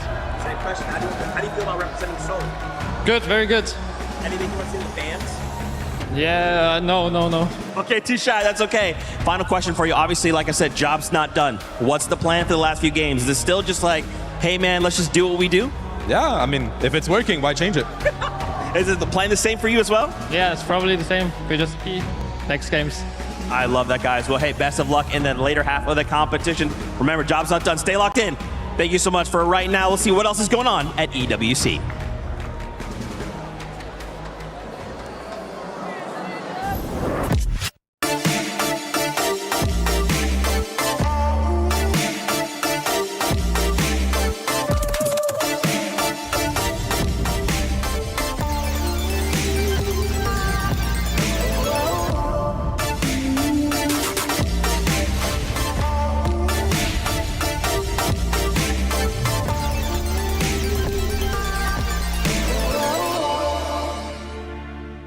Sun? No, not sun. Fuck, I'm gonna do it again. 1, 2, 3. And I'm a hate. Yeah, it's Lutti here from the crowd. I'm here with the family, dad and son, Guillaume and Theo. Hey, how you doing? You doing fine? Yeah, very. You're gonna go for French, don't worry, bro. So I have a few questions, I'm gonna ask them in French, and they're gonna answer in French, and then I gotta translate for you guys. Première question du coup, est-ce que c'était la première fois que tu venais voir un événement e-sport? Oui, tout à fait. Première fois qu'on vient à un événement comme celui-ci. Très sympathique. So I asked him, is it the first time you see an esports event? He said, yeah, it's the first time, and it's really chill and really cool to watch actually. Est-ce qu'aujourd'hui tu comprends un petit peu mieux ce qui se passe sur Fortnite du coup quand tu vois les games, ou ça va trop vite? Oh, complètement, j'arrive mieux à comprendre les heures que mon fils passe à jouer à ce jeu. Et je trouve que c'est une bonne chose d'être venu pour me rendre compte de tout ça exactement. So I asked him if he understands better and better the game after the games goes, and he's like, yeah, I actually got it really better game after game, and I now know what my son put so much effort in these games because it looks pretty impressive. Théo, petite question, toi tu joues beaucoup à Fortnite, c'est un jeu sur lequel tu es assez fort. T'en es où pour l'instant dans ton niveau de jeu, et là ta journée aujourd'hui, est-ce que toi aussi c'est un de tes premiers events e-sport? Ouais, c'est un de mes premiers événements e-sport et voilà. Hein. Et t'as un bon niveau sur le jeu? Ouais, pas mal. Tu saurais dire combien t'as mis d'heures sur le jeu ou? Non, je sais pas trop. Okay, so I asked him like, is this his first event e-sport as well? And he said yes. Did he play a lot of Fortnite before? He said yes, of course. And how many hours did you put? And he's like, I can count, so I don't know. Maintenant, est-ce que ça fait plaisir de partager ce moment avec ton père, du coup, de pouvoir justement lui présenter, lui, pour une fois, c'est toi qui lui apprends des trucs un peu? Ouais, ça fait super plaisir. So I asked him like, is this a good feeling for you to help your father to understand your games now? Because he's here today and he come with you. And he said, yeah, it's really cool. And for first time, it's me explaining him something and not the opposite. Goofy and Sea-Dog are able to get that victory royale. But ladies and gentlemen, it's all about easy with the clutch, because that was a clutch. And then, am I saying this right? Look, he left us. Yo, That's what? Wait, hold on a minute. He became a fan. Brother, you're supposed to be over here, man. What's good? Ah, man. The clutch take his job, Kelly, the clutch factor from Easy off the chain. I mean, my goodness. You hear him now, and we're going to be screaming on this desk right now. Izzy and Nosov absolutely crazy, going on a tear as a solo clutch. And we all thought it was done. We all thought he was over. He literally was down to 1 HP and still able to clutch it out. Minnie, welcome to the desk. How you liking it? I mean, I'm loving it. The vibes are great. Can we have a desk like this every time? I mean, we got fans behind. We got Vivid as well. Oh, I mean, that end game is worthy of the hype. Izzy, I genuinely thought with that momentum that he was getting towards the end there, he was going to do it. It was like, yeah, everything was against him. The odds are against him. But it's Izzy. He's in that situation, and he just couldn't quite make it happen. Now, win or not, that's one of the greatest clutches in Fortnite history. I mean, on stages like this, we rarely see a player just single-handedly decide, I am not done in this game. I'm taking down anyone in front of him. The amount of times he's in front of a duo where you're like, there's two people in his box. I mean, how on earth does he come out of these on top? A phenomenal performance, one of the best you will ever see. Honestly, we were all so hyped up watching that, and him being able to clutch it up too. We talk about the clutch factor for the longest time. I'm just happy we finally got a chance to see it from some of these players that actually needed to do it, right? Especially from this duo, because with that performance, once we end up seeing the overall, they might end up jumping all the way into top 6, which top 6 are going to get a chance to go to the match point finals. Talking about a duo that's actually not here on the first page, Minnie, I want to go with you actually, because we saw this from the get-go too, and it's none other than Booga and Braids. It seems like they were just playing too passive. They did come into this match in the top 6, but I don't think that's going to be the case after this one. Yeah, they needed to hang on in that game, and they couldn't do it really. We thought they were sort of cooking up a really interesting strat. They were all the way out in the water. I thought, yeah, maybe this is their time to really have a good game, but I want to look at these highlights. Izzy solo clutch, endgame highlights in general, but it's all about the main man, Izzy. I mean, you could just tell that everyone right now is desperate. Everyone's trying to make a play. We can no longer have these safe, low elimination games. People need to be playing out of their mind if they want to get these coveted elimination points. That's 4 points per. Who cares about the win if you're able to get 30 points from just eliminations, Levin? I mean, when he was in some of these moments, you're sort of looking at it and thinking, eventually, surely someone's going to get. This one here was just disgusting. Unbelievable. 1 HP and a dream. And I mean, sometimes you just get a player who just is in flow state. Nothing can stop them, and that is what we saw there. Also, big shout outs to Z-Dog. He actually won the game, and I feel like we're kind of foregoing that right now. It's obvious when you have such an incredible moment like that you do have to look to Izzy for that incredible solo clutch. But Z-Dog, representing the OCE region, definitely showing that he deserves to be up here as well. So we got to give him some praise. Well, it was funny, actually. I saw Z-Dog and Goofy actually go up to Oatly and Spooks after they won a game. So I reckon they've got a few tips how to play that height effectively. I think it was after game 5, wasn't it, that Oatly and Spooks ended up winning. So a little bit of OCE friendship right there. Really happy for those guys because they're a team that did really well in the groups as well, remember. So good to see them performing here as well. Yeah, and for Z-Dog and Goofy, it's a good bounce back too from the performance that we were seeing of them at the beginning of the day too. It's not what we were expecting, but now we're also seeing those major teams, major players too that we wanted to see finally starting to show up. There you go. We got the right one working. But I want to see the overall too, because the overall is going to be able to tell us a lot. We only have 2 matches left. We're going to be able to decide which top 6 teams are going to be going into match point finals. Before this, all these duels got ready to for top 7. That's not the case anymore. As you can see there, top 6 between 6th place and 7th place, Kelly, only separated by just 5 points. And we know just how much these games can change. We just saw a team in the bottom 10 being able to clutch out crazy amounts of points, and that can happen time and time again. Just look how close these players are right now. Yasin Salvatore, who had such a good start to the day, currently sitting at 295 points. But of course, Sky and Scroll, not within qualification, but just 5 points behind Levin.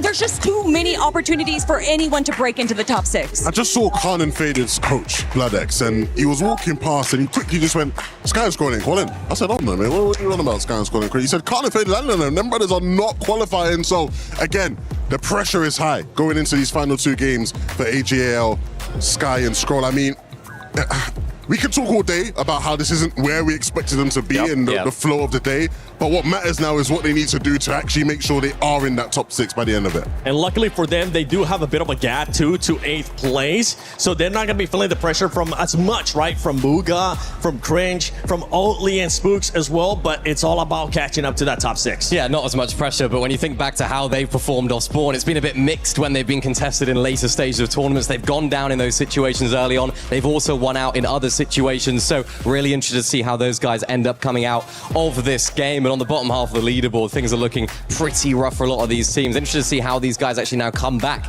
in the last stage of competition. I mean, you say pretty rough, but 221 points for 11th place is just, what, 80 points behind 6th place? So that is a victory royale with, what, 5 eliminations? And obviously that counts for everyone else to go down early, but we've seen a lot of our top teams have rough games, even at the very end. Even when they are snowballing, we cannot just be sure just yet. So, although I don't know if it's necessarily likely that any of these teams in the second page are going to get into the top 6, I wouldn't say that it is impossible. I was looking at one team that you actually brought up earlier, Levin, and it's none other than Geekay with Japco and Panzer. They're at 183 points, and talking about the points and everything that's going on right with the top 6. Top 6 right now is 295. We've seen duels being able to get 100+ points, and they've been able to bounce back too. Remember, first time we talked about them today was because they were at the bottom of the leaderboard. Do you believe that this squad, that this duel might have what it takes to actually jump up that leaderboard? Do I think these guys can almost do a Dharma Demish of yesterday where they get like an 18 bomb? Probably not. Fair enough. I think it's fair enough too, especially with only 2 games to go, right? What is one duo that you're currently looking at and you're wondering, okay, this is what they need to do to make it into top 6 that are outside of top 6? I mean, Sky and Scroll, just win the off spawn if they are going to get contested right now. Make sure you don't go down early, because not only is it important for them, it's important for AGAL as well. The door is open for them overall in the club championship standings. Sky and Scroll, you got to make it happen. Booga, Braids, I talked to you guys at the start of the day. You guys are close. We know that you can do it. We know that the Lion might be sleeping right now, but once he wakes up, he will be roaring. And of course, currently sitting in 8th place, he is just a few points behind him, and Braids have proven themselves time and time again, getting the last spot to EWC Reload Elite Series, and they do not want their run to end here, to end now. And I don't think it will. I've got a message to Yasin and Salvatore. Unconventional. I'm not finding myself speaking to Middle East duos often, but this is a team who has been so impressive today.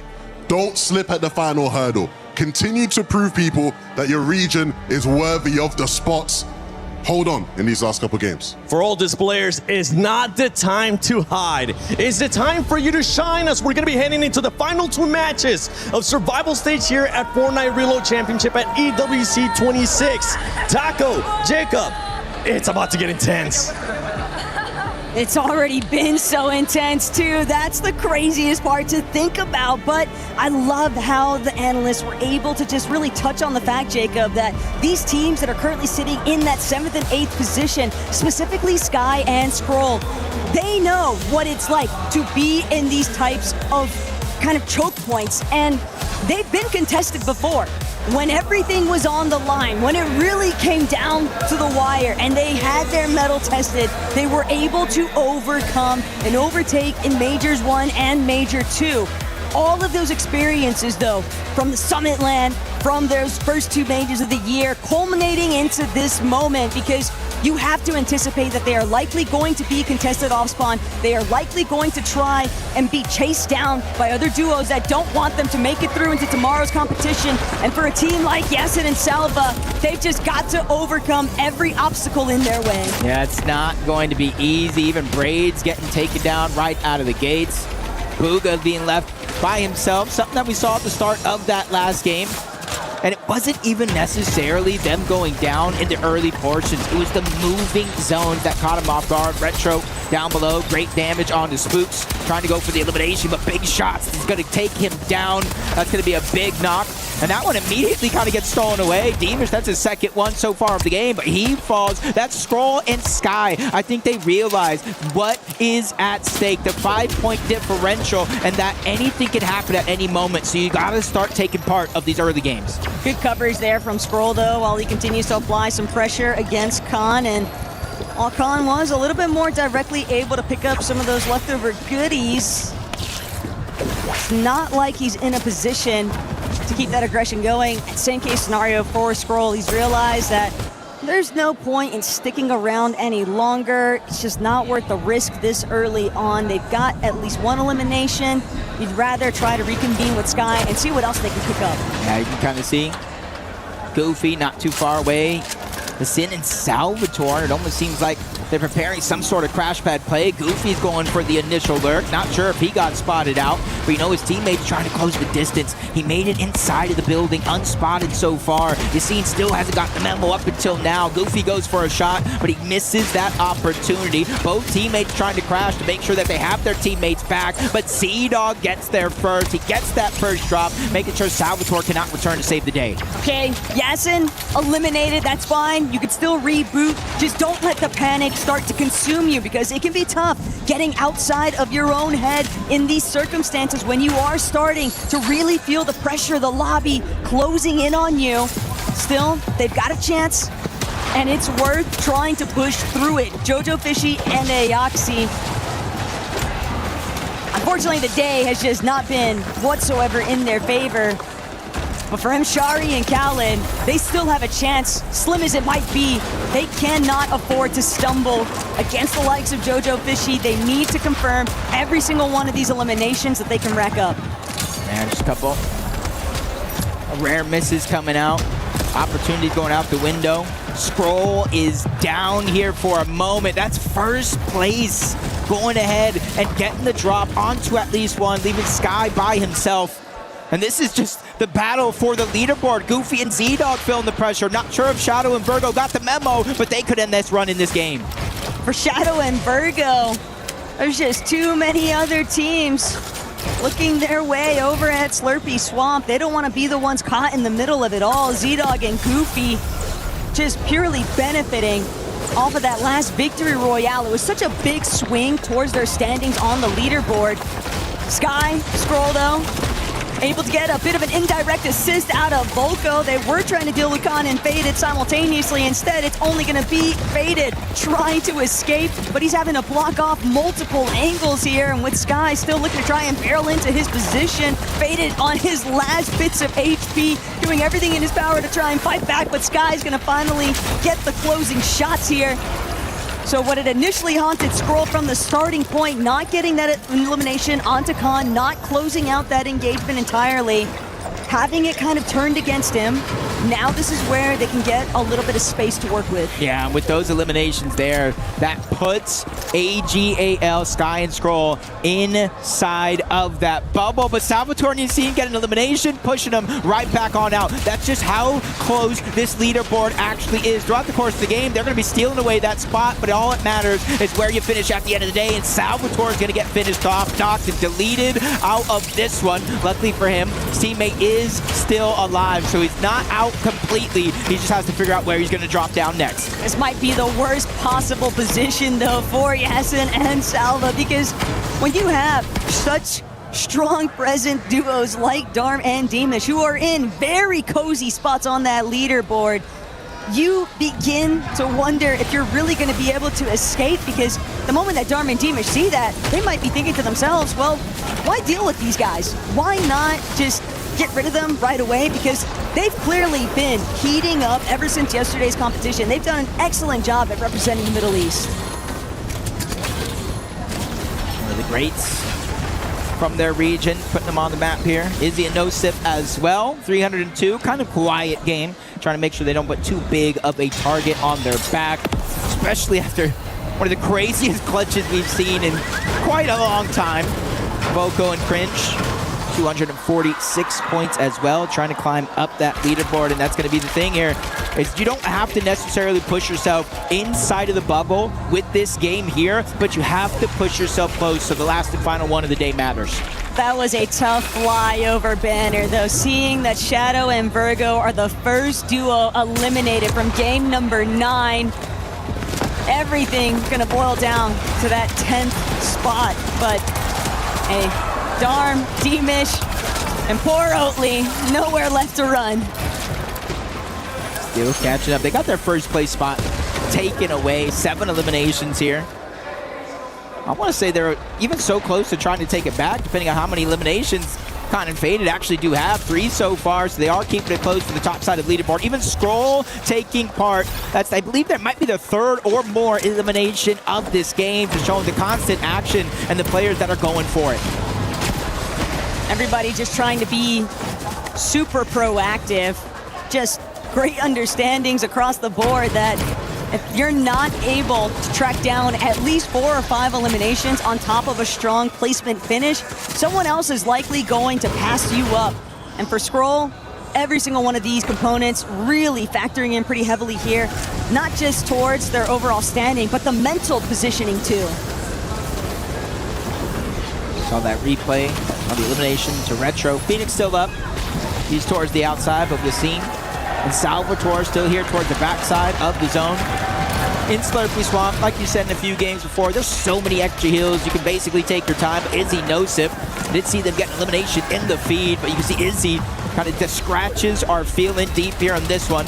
NoSip not able to crash pad on out, realizing Izzy is in complete danger. He might not necessarily try to drop down and be the hero, but he is lurking around to at least throw a punch their way. Khaled gonna become the new target though for Anon and Bazin, so NoSip will be able to provide some coverage, but at the same time, Anon and Bazin could still pose a pretty big threat here, and for Izzy and NoSip, they have already suffered early elimination status in earlier lobbies, and after just having broken into that top 6, they do not want to experience what it's like having to sit and wait, figure out where your standing is actually going to measure up by the end of the lobby, and then depend exclusively on that game 10 performance. See the leaderboard on the side. 6th place is where you want to be when the day is over. That is AGAL, Sky, and Scroll, 299 points. Salvatore and Yassine, 1 point away, 298. And then Booga and Braids, that have 1 point in this tournament, were inside of the top 6, 253. Obviously from there, that's where the gap does open up, 7th and 8th place. But if you have that Izzy and NoSip type performance, that Darm and Deemish type performance, it is almost no worries to bring it to the last game and give yourself a chance. I'm gonna keep it a stack with you though, Jacob. Asking anybody to do what Izzy just actually accomplished, I don't know, that's asking for a lot, but poor Yasin just continuing to get picked ripped apart here by Dimish and Darm. They are just like hawking them down every single corner, not allowing any kind of a safety net to be provided at Slurpy Swamp, even with Yasin and Salva sticking around, trying to play through the storm, hoping that eventually Dimish and Darm are gonna bail out of dodge, and it's just not going to be the case. And for Bugha, Braids, Z-Dog, Goofy just overhead. A lot of problems looming right now. Yeah, I think it's too risky to try to go for a fight. We are in the 5th zone, moving into the 6th. One more, reboots will turn off. But that is kind of the direct competition right above them. Z-Dog, Goofy, 3rd place, 330 points.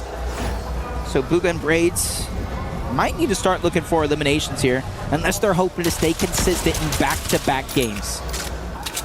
Going in Knight, glad that we're getting a nice little opportunity to check in what Zillion Boys been up to, but Darm and Dimish going to preoccupy the space instead as EWC eliminated one more time. Just brutal fixations here out of Darm and Dimish. It seems like they were not content with watching Khan and Faded overthrow them in that first place position, and they are immediately trying to make up for lost time here. 10 eliminations already, 30 points alone, just off the starting phase of this match.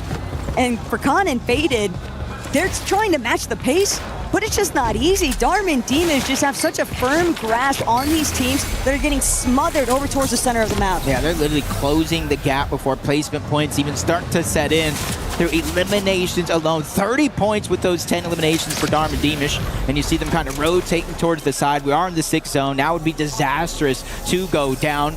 You will be able to get rebooted back in the game, but where will you land? What loadout will you have is going to be a whole nother question. Sky and Scroll in the distance, Bugha and Braids. I talked about them already positioned themselves relatively early inside of this zone, and so far it is working out in terms of placement. Loadouts, though, a little bit tough. A little bit harder to work with, but they can at least take their time. They've got a good indication of where the rest of the lobby is sort of sizing up, and well, they're just going to be hoping for a favorable pull here as Oatly dropping in hot, but he'll be able to at least touch down. The problem is, look at what he's in between two completely healthy teams, and they won't have any issues whatsoever with wiping him out yet again. I'm just thinking, did he go on respawn fast enough? That's going to be the biggest question. It was literally seconds there that he did have an opportunity. And I do believe the answer to that is yes. Oatly back into the game, but for how long? Might be another question. Dimish getting one. Faded trying to keep up.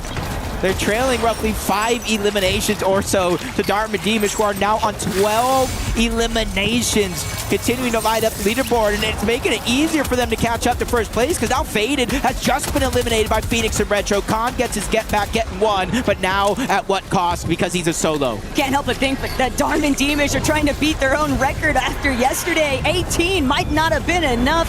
12 already just tells me that they might be going for the full 20 or even better still. It's just a very tall ask though right now. We're baited to continue holding down that #1 position. Either way, Sky and Squirrel, they're finding a whole different type of demon here because they need every single point that they can acquire. They have to ensure that they are within that top 6. There is just so much riding on this competition. They cannot be eliminated. The club championship points being at stake, but for Yasin and Salva, they'll be happy to collect on that elimination towards Khan. And this is the team that we're watching on the line. 6th place for Yasin and Salvatore. Good elimination there. It's going to mean they can hold on to it just a little bit longer. But Darm and Dimish, a 13th elimination of this game. They already have the record for the weekend so far, and they're just trying to break it, take away that first place spot. Sky and Scroll, though, a team that you do have to watch out for. They're playing right now to try to go ahead and put themselves inside of that bubble. 3 eliminations so far, doing a good job of closing that gap.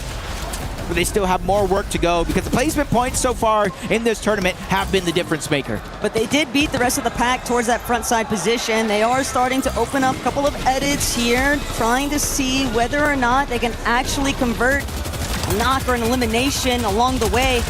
And hey, they might just let Darman Demish do all the dirty work for them. As long as they stay on that ultimate low ground, stick towards that front side position, they continue looking back at some of these teams that are just getting absolutely beaten up along the way. They're trying to rotate, but Darman Demish just non-stop dropping bodies out of the sky. Yeah, you see Izzy and Nosif. They probably see the feed. They see what Darman Demish is doing, so they're just trying to fall underneath the radar, not become a target by any means. Goofy and Z-Dog as well for eliminations, trying to keep their top 3 spot intact with a good game here. Sky and Scroll continue to get aggressive. They're not playing for top 3, they're playing for top 6 as of now. You can see them and Yassine and Salvatore with eliminations, kind of stealing the spot away from each other as this game does continue to move on. Definitely going to need a refresh soon enough, though. The material count could be a bit healthier. And as things start to really trickle in, frontside position, separating layers too. Looking down, they might be able to get an opening shot off onto either Toyota Yuma or Zidon Goofy, but their intention is clear. It's just to stay one step ahead of everyone else and continue to lock down the front side. Yeah, even shockwaving into the same box, going into the zone because they're willing to sacrifice that HP to get themselves a good and safe spot. Goofy and Z-Dog probably doing the same thing, but using this moment to try to heal up. New team on high ground, though. Cringe and Voco, they have the rocket, and they're shooting down. Darman Demish with their initial target, but it's Sky and Scroll that you have to wonder how they're going to finish in this game. 3 eliminations, playing for more than just themselves. We're talking about the Falcons AGAL Club Championship. If they don't survive this survival stage, they're almost giving it up. Just waiting to see whether or not somebody else is going to end up dropping to where they were at. But for right here, right now, Demish and Darm looming overhead, continuing to pose such a big threat here. But it's Knight and Gone who have been eliminated. That's one team that is inside of that top 6. So a little bit of cracks beginning to show in some of our competitors here, but for Darman Demish, it is full steam ahead. Booga, Braids doing what they can to muster up a little bit of that front side positioning, but Nosif and Izzy, one of the last teams you want to encounter right now with the way that they've been firing off, but still low on the material count. Salvatore goes down. Yassine is out. That is 6th place. They have just been eliminated out of this game. Darman Demish given the helping hand, but they go down immediately after. Koyota and Yuma, Team Zeta on high ground, wreaking havoc with the rocket launcher as well. Cringe and Voco trying to make a comeback be possible. 279 points and counting, but there's still too many juggernauts in their path, including Izzy and Nosif, but they are out of builds, scrambling for a miracle. Oh, Izzy and Nosif are going to go down. This is tragic right now for Izzy and Nosif. Just like that, their flame has been doused, but for Sky and Scroll, now contending with Booga and Braids. They're going to chunk out of each other, but Booga, Braids, they've got the advantage of staying nestled inside of their box. Sky trying to get aggressive. He doesn't have any materials left over whatsoever.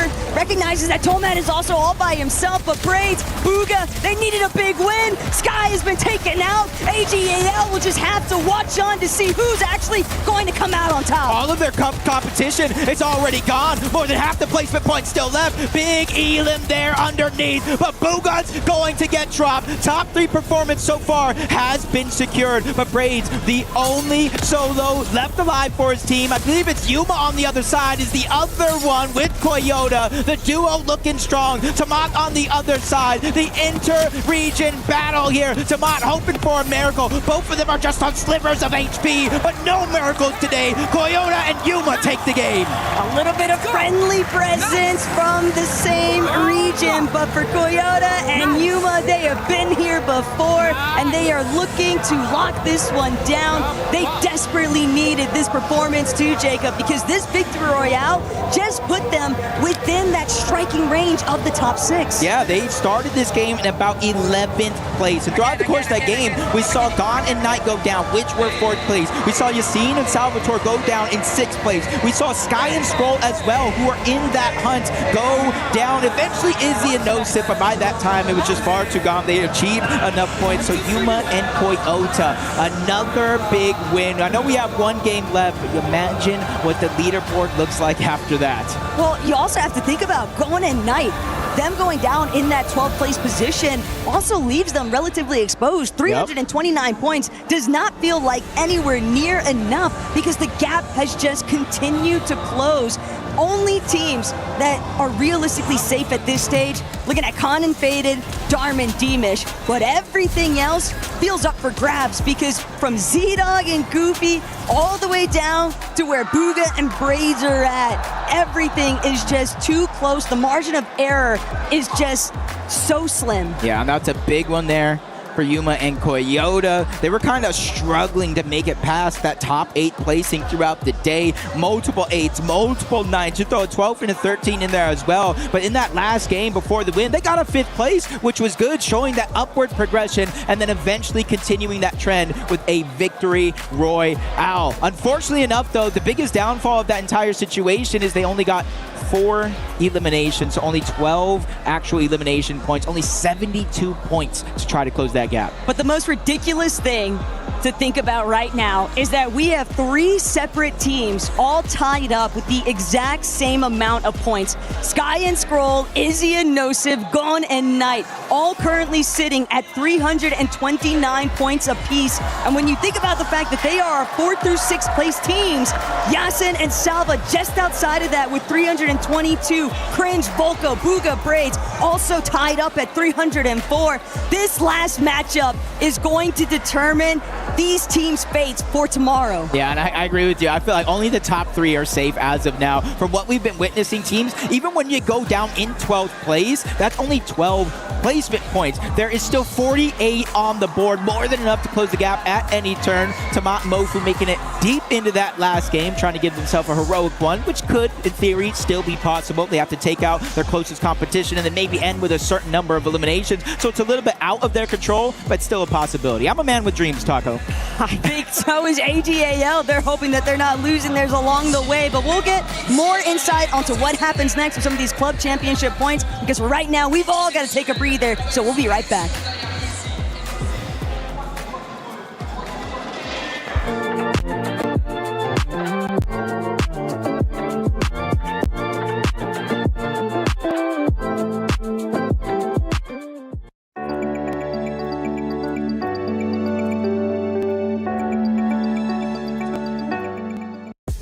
We have a new matchup over in the STC arena, and as Falcons are now officially out of the competition, it's time to dive into the implications that could have to our CC leaderboard. Because right now, Vitality are facing off against Team Spirit. Things are neck and neck currently, but what we're really focusing on is whether or not Vitality can get that win. If they do, they are back in the discussion when it comes to the top of our CC leaderboard, because over at the Lenovo Legion Gauntlet, they also have Pac, who's now made his way through to the quarterfinals. Another opportunity for Vitality continue pushing through the competition and potentially get some more points. And to cap it all off, when it comes down to our stage, if we're already looking to finals, Vitality are already there. Falcons are already there, and AGAL are looking to make their way there as well, which means it could come down to our stage as one of the deciding moments for the club championship. Of course, as we know, we'll keep you updated on everything. The stakes have never been greater. We just saw there on that leaderboard, Mini, 4th to 6th, all tied on 329 points. The teams just outside of that, from 7th to 9th, all in just about a 20-point range. It's going to get crazy in this final game. I mean, 7th place team's only 7 points away from that 6th place as well. It's honestly too close to call. This is survival stage at its finest right now, because there'll be teams that will be upset at the end of today. There'll be keys that are getting crushed that maybe shouldn't be getting crushed if we were to look at teams on paper. Sky and Scroll, one of them, what a performance right there. They still haven't put themselves ahead of everyone else. They keep giving us reasons to get scared about them. They're making it really close to Mini. I mean, looking at some of those teams on the outside, right? Yasa, Salvo. I mean, they were in the top 6 for most of the day. It felt like they were this, Middle East redemption arc, really just going to secure their spot, and they've just slipped outside. And unfortunately, this is exactly what they were doing in their groups as well. They had a really good start, a bit of a decent middle, and then things just started to fall off towards the end. So when it comes down to them, I'm hoping that they can learn from their mistakes and hopefully find a little bit more success here in this last game. Let's talk about our region a bit. Cringe and Volko in 8th. I mean, not the week they wanted to have. No. ideally not the day they wanted to have, but they've crept up in these moments. They need a big push here. And they didn't have a good start, remember. They were all the way down there at the bottom of the leaderboard. As I mentioned earlier, I spoke to them at the beginning of the day. They were looking, sounding, and feeling really, really confident. And these are the sort of teams that now they can take it upon themselves to perform on this stage. We haven't seen this level of gameplay from them yet, but they need to make it all happen here. And then, I mean, we have to talk about the main man himself, Booga, Braids. Everybody was so pumped for them to just qualify to be here and compete. Yeah. But we want to see more than that. We want to see the big Booga in the final. And it was a nice little solo clutch there from Braids as well. We've seen it from them. Those individual performances as a team haven't necessarily been working out as well. They've been relying a lot on those solo clutches. So if they can pull it all together now going into this final game and actually play together as a team, hopefully they'll have some more success. I feel like the players on this stage need a bit of hype from the crowd. They need a bit of energy. So Paris, make some noise! Let's send it to the casters for the final game. Levin's always wanting people to make noise, and after the last couple of games, we are definitely hearing the crowd go wild today. When you kind of look at that leaderboard, Darm and Deemish, 432 points, Con and Faded, 405, and then Z-Dog and Goofy as your top three, 363 points. I'm not the man to make guarantees anymore after yesterday, but what I do know for sure is they are looking safe. You want to think as much, but it's chills down to the bone here because Sky Scroll, Izzy Nosif, Gon, and Knight cannot harp on it enough.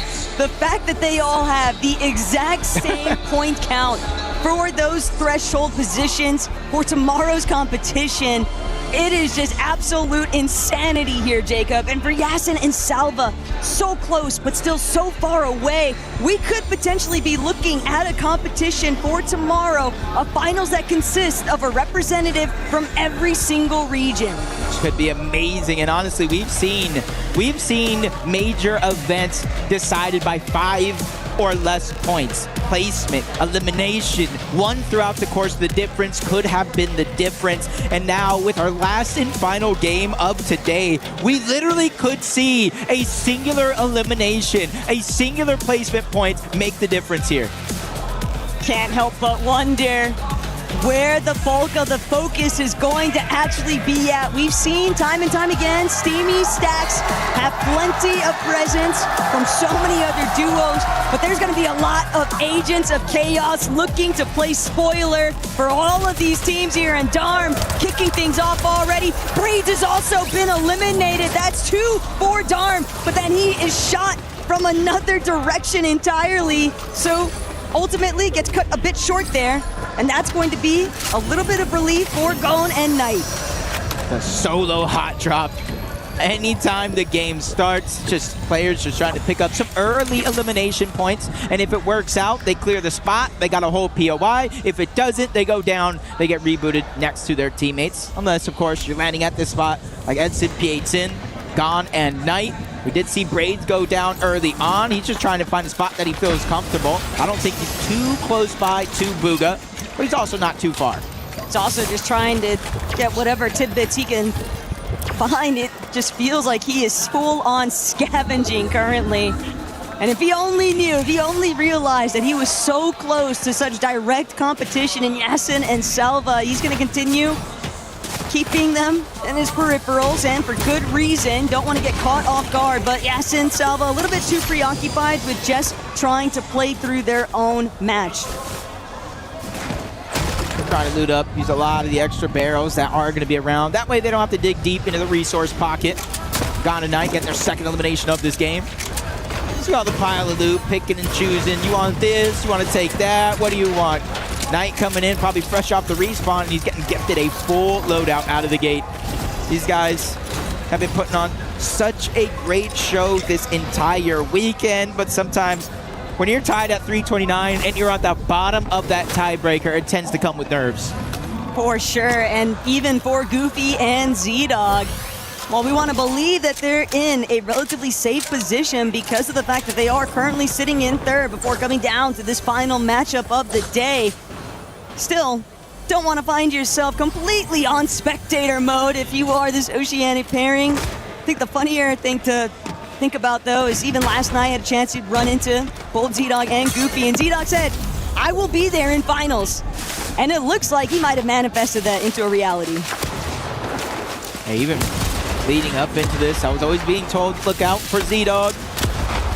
His mechanics, fighting skills, insane. Retro trying to put pressure onto Spooks, who ends up landing a sneak attack onto Phoenix. Not sure how we got away with that one, but Oatley's coming in to try to crash the party, but Spooks going down, leads Oatley on the back foot. 12 seconds, an official clock has been started, but with no shockwaves, no shotgun, and quickly running out of builds. Oatley needs to just hold on. They are going to try to pressure in, but I do think he's doing a great job buying time, but it's just mere seconds left. Spooks is going to get back into the game, so not all hope has been lost. Oatley just doesn't have anything to really work with here. No shotgun means no real opportunity to try and turn this one around. Sky and Skrull are going to find their first elimination here in Game 10 onto Vazen, and now they're already on the move. It's hard to sit still. It's hard to leave your fate at the mercy of another, but it's Khan who ultimately shuts Sky down. Skrull forced to sit and hide it out inside of a bush, probably counting his lucky stars that Khan doesn't realize where he's actually at. Still, that's going to be enough of a delay that Sky and Skrull are going to have to try and overcome. That was almost 300 IQ. Skrull threw the crash pad down, went into the bush. Khan and Faded took the bait. They thought he crash padded away when in fact he did not, and they put him into the line of sight of Kaladin and Shari. Perfectly played by Skrull to keep them in this game. Every little bit. Got to pull out all the stops here, but now Khan, he's actually going to be the one left in a solo position, and while his fate for tomorrow's competition isn't at stake based off this performance, it still is going to make it that much easier for Skrull to realistically bounce back here. Sky's already back into the action, but the longer that Khaled can keep Khans distracted, the easier it'll be for the Danes to reunite. Especially since this is going to be a 1v1 as of now between Kaladin, him, as Shari does get taken down. Skrull is able to escape danger, find a crucial elimination, give him some builds to work with. And his awareness, insane. Spots out Anon from up above, and not a Vazen. We're actually going for the elimination. Skrull barely able to escape. Vazen spawning right back on in. That would have been a good pile for loot of him to land on. Teamish and Darm. It's Nosif who's going to actually turn things around, but is he way off in the ocean? And Darm being able to follow up immediately is going to prevent Teamish from being fully wiped out here. 5 eliminations, still on the move too. Darm and Teamish are just taking everyone out.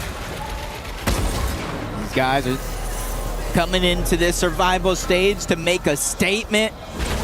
And honestly, just looking at the entire Fortnite community's predictions, a lot of them did have Darm and Demas making it out of that group.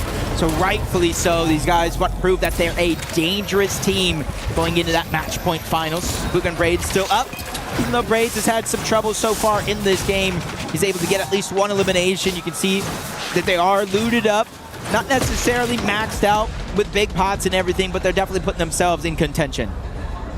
Even with Braids having been eliminated earlier on, it's still leaving them in a position to potentially make a deep run for it. But the club championship points are truly what's at stake here right now for AGAL, as they'll have to sit and wait to see whether or not Sky and Skrull can deliver a performance that nets them some points for tomorrow's competition, because they're going to still need top 8 to really build up on that club championship feature. Yeah, getting there is just the first step. Does continue the journey after. Panda takes a big shot. Maybe didn't necessarily expect him to keep him peeking. Gon's going in. He's just trying to get the siphon. The bait and switch comes in. Finally, Gon does get knocked down. Just in time, too. Yapko definitely does need the siphon. And now they have decisions. Revive instead of reboot. Keep them on their toes. The Panzer would have spawned out so far away from his teammates, so they made the right decision there. Is he a Nosif, though? Still way out. They just gotta try and bring themselves back into this one. Keep in mind, they were all tied up from places 4 through 6, but we have seen their direct competitors be able to convert knocks into elimination points. Sadly for Nosif, despite getting that knock onto Deemish, he didn't actually get credit for the full elimination, since Darm was able to play backup there. So they've just been tied, still waiting for that opportunity to try and overcome. Shadow Virgo eliminated by Darm and Demus. Booga and Braids taking the same approach to that last game, playing consistently for placement. The eliminations will come. Bofu with his back up against the wall, dropped down to 6 HP until he eventually gets knocked altogether by Volko. Second elimination of this game. These guys too, just like everybody else, trying to make a resurgence up the leaderboard. We talk about ties between 4th, 5th, and 6th. It's 8th and 9th. It's Booga, Braids, Cringe, and Volko tied going into this game on 304 points. And you can't really count Volko and Cringe out of it either. They've already gotten one victory royale in the day. Another would secure their position for tomorrow's competition based on how everyone else fares inside of the current top 6. Yuma and Koyota, though, they were trying to get something going after finding a victory royale in the last lobby, but again, Jacob, it is just such an uphill battle for so many of these teams, and especially with the fact they're trying to fare against Khan and Faded, who have already secured their spot in the finals. Things just continue to go against them. Toyota and Yuma coming into this game 10th place. Much harder situation to be in, but they're definitely making it possible. If they could just get some eliminations, combine that with how well they played in that last game, definitely will be looking good. But I do have word, and it almost looks like 5th place, Knight and Gone, have been eliminated. You can see it. I wanted to wait and figure out what that player cam was going to look like. And the frustration, you can't help but feel every single bit of emotion that cam just highlighted, but they're just gonna have to wait it out, Jacob. Hope that they've done enough. Hope that everyone else behind them doesn't actually get the opportunity to play catch up. Yeah, it's definitely a tough feeling, forced to watch and wait, but they did gain some points throughout that effort. They just need their nearest and closest competition to begin to fall. You see where the zone is going all the way toward the northwestern part of the map by Steamy Stacks. Booga and Braids again playing solely for the win, for the placement. That's 60 guaranteed points if you could go ahead and make that happen. And then obviously the eliminations, or at least the opportunities, would naturally present themselves as the game goes on. Essen and Salva are really sizing up the rest of the lobby right now, though. They were looking relatively stacked for their build counts. Sky and Scroll, also very solid recovery, even with those initial delays at the very beginning of this lobby.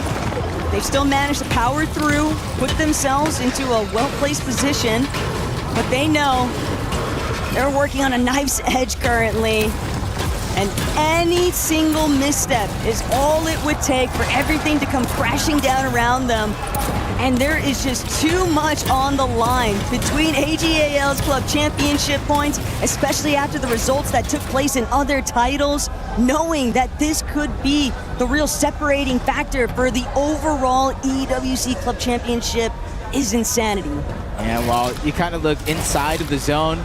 The dust kind of settling a little bit. Nobody fighting, nobody making any big moves, barely even peeking through to fire shots at each other. But everybody on the outside still going for eliminations, still trying to reach the top side of that leaderboard. You see it on the side. Night and Gone, 5th place, down at 335 points. Only have to watch and wait. Itzy and No Sip, one elimination, one placement away from taking away, tying that 5th place spot up yet again. And this is the stage of the game where everybody has to start to worry and lock in because reboots have turned off. I'm not sure Goofy made it in time. Goofy's going to have to sit this one out. Z-Dog won't be able to get the job done either. Currently sitting in that 3rd place spot, but will it hold by the end of it? You'd like to think as much. They have done such a phenomenal job on the day to put themselves in the best case scenario for suffering an early elimination. Yeah, I will say the only drastic part about that, besides going down, is you're a team on top of the leaderboard. You would initially be siphoning away points from everybody down below. Now that's one less possibility of making it happen. You see Sky and Stroll seeing the zone move all the way up to the northwest and giving a little southeastern pull off this next one. They're just trying to refarm as much as possible. Brick the biggest material that they are missing, and they're in one of the best spots to start to accumulate some of that resources. But they realize with the zone moving, they got to be one of the first teams to rotate over so that way they don't get held back. So many of these buildings have just been completely caked out, though, by the teams situated inside of them. Nosip and Izzy, a little bit low on their brick count, but they still have plenty of metal to work with. Committing a lot of their hard material here to claim some good space towards that front side of zone. Panzer going to be spotted out here, but Nosip and Izzy, they're not willing to take any chances. No overexposure, just playing it smart. See where the zone is pulling all these teams. Khan faded on one side. Yapko, Panzer on the other. Izzy, Nosip positioned above them. Booga and Braids. Izzy and Nosip immediately moving as the zone reveals itself. They do take some shots, but every other team following close by. Yapko and Panzer, the second one to move. Booga and Braids starting to rotate on over. Top 13 teams, Taco. Placement points are starting to set in, but it's inside of the top 6 where you get to the meat and potatoes. And a big part of the reason, though, why Izzy and Nosip are willing to commit so early to these rotations is because of that low material count. They need a good position so they can just look back and spray the rest of the lobby down. But for Sky, Skrull, if they can get this next elimination here, that would definitely be a very solid setup because they are claiming a lot of space currently, trying to cut off all these other teams from that front side position. Yep. Taking a quick shot, repositioned on the other side. Izzy and Nosip staggering back for as long as possible, putting pressure on every other team around the lobby. And then they crash pad their way up the mountain, perfectly played by them. Not even a scratch, not even a shot gets fired their way. And again, just falling underneath the radar. They're not even necessarily contesting the high ground. They're not peeking to overexpose themselves. They're just letting everything come naturally.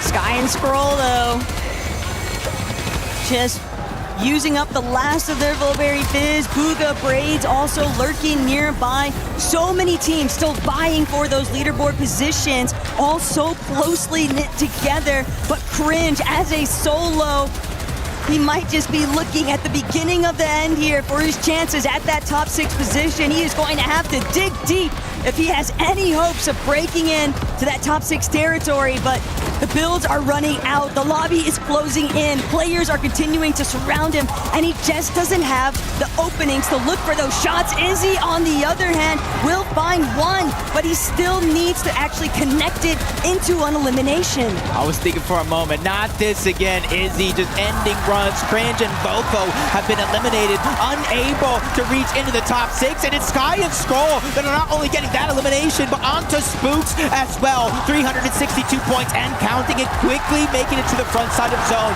not giving themselves any bit of motion. But on the high ground, you can see Yuma, Koyota, I talked to, they can get a back-to-back win. They can put themselves in arm's range of that spot. And hey, Izzy's found his first elimination, but look at Darm with 11 already, 17 in total. Darm is trying to gauge whether or not he's going to be able to find his 12th anytime soon, but he drops directly into the clutches of Sky and Skrull. They've had the whole world against them all weekend long, and yet here in the final hour, they are pulling out all the stops, getting it out of the trenches alongside Izzy, bringing out Oatly. Papuga, he's the one that actually gets that knock and that elimination. 345 points and counting. Underneath them, Izzy, Nosip, 370, Sky Skrull, 382. Booga and Braids, though, they're only 12 points away from overtaking that next spot. It's between them and Yassine and Salvatore. Everybody else is all but secured, especially now as they pick up back-to-back eliminations for Sky and Skrull, and one of those was on Salvatore. Izzy and Nosip being fully wiped, though, now means that Booga and Braids, but no, Booga, the Lion is left to fend for himself. Sky and Skrull just waiting to collect. Braids doing what he can, rolling around the box. At the very least, Skrull won't be able to get his body loot, but the damage has been done. It's all down to Booga, Yasin, Sky and Skrull, but this fate looks like it's purely in control of AGAL's finest. Wait. I don't think it's that close just yet. I think Yuma and Koyota are still a full duo on the high ground, and they're in contention. Booga needs to figure out a way to not only hold on, but stay alive just long enough, and he's is gonna fall. I think that ends his run. Yassine holding on 370. Down below, Sky and Scroll. They essentially secured their spot throughout the course of this game. They need to take down Yassine. That will be the difference maker. If he falls, Yuma and Koyota win. They get the elimination. They might have just squeaked through. Sky is down. Yuma takes out another. Can they do it? Back to back. It's all coming down to the wire here. The back-to-back victory royales for Yuma and Koyota might just have given them enough life to actually make it in to that top 6 position. Was just so fixated on all that mayhem taking place in the low ground, all the while everyone just so smothered because of their height control. We had Mini Pio and Fakun with a historic clutch yesterday in the group stage to make it for their region. And we have a chance. We have a possibility for Koyota and Yuma. Again, these teams this week have put Asia on the map. Back-to-back victory royales in one of the closest races we have ever seen. It is actually absurd to think about everything that Yuma and Koyota brought to the finish line. But the real question still remains, Jacob. Was it actually enough? Were they really able to overtake a 6th place spot on the leaderboard? Z-Dog and Goofy, it's an absolute nail-biter. Because the entire time they were eliminated so early on, they were sitting and waiting. And now to witness Yuma and Koyota winning this final lobby for a secondary victory royale, I can't even begin to think what might be going through their heads, but the faces say it all. There is just so much unfolding here. Everyone really gave it their all this weekend. Yeah, just waiting for that leaderboard to pop up, seeing who makes it through.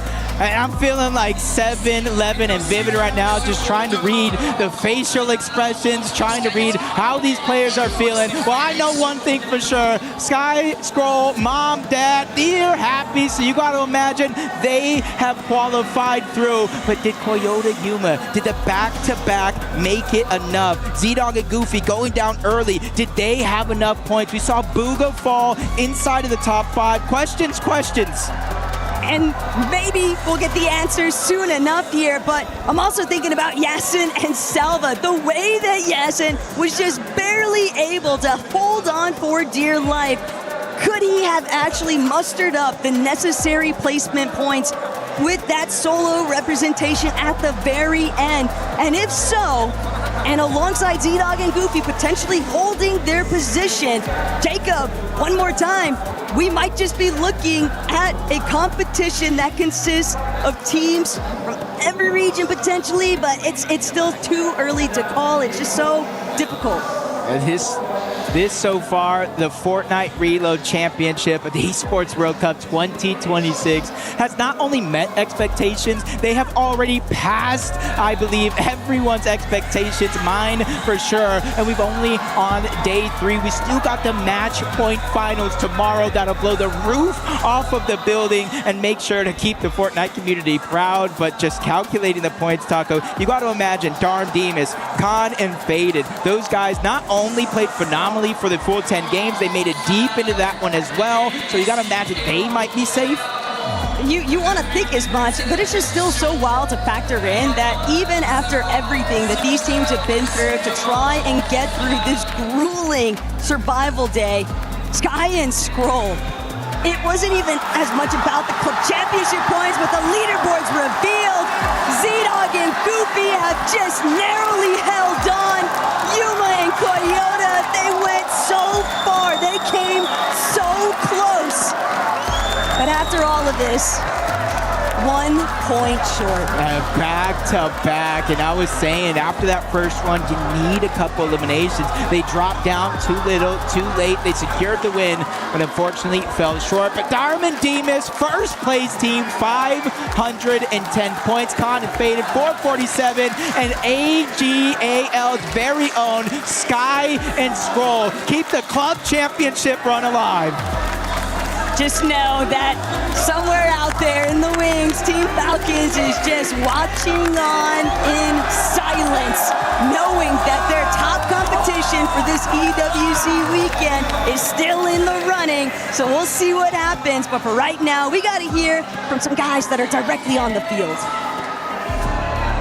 In one of the closest races that we have had for the top 6 positions on the Gadia City grid, Dom and Dimash from T1 managed to secure the top spot in the survival stage. What a day, boys. Congratulations. First off, the survival stage comes with its own set of pressures. So tell us how you guys stay so composed throughout a day that, let's face it, was pretty tense. Well, yesterday we really sold, like we should have been quad already, but today we just decided to lock in and fix everything that happened yesterday.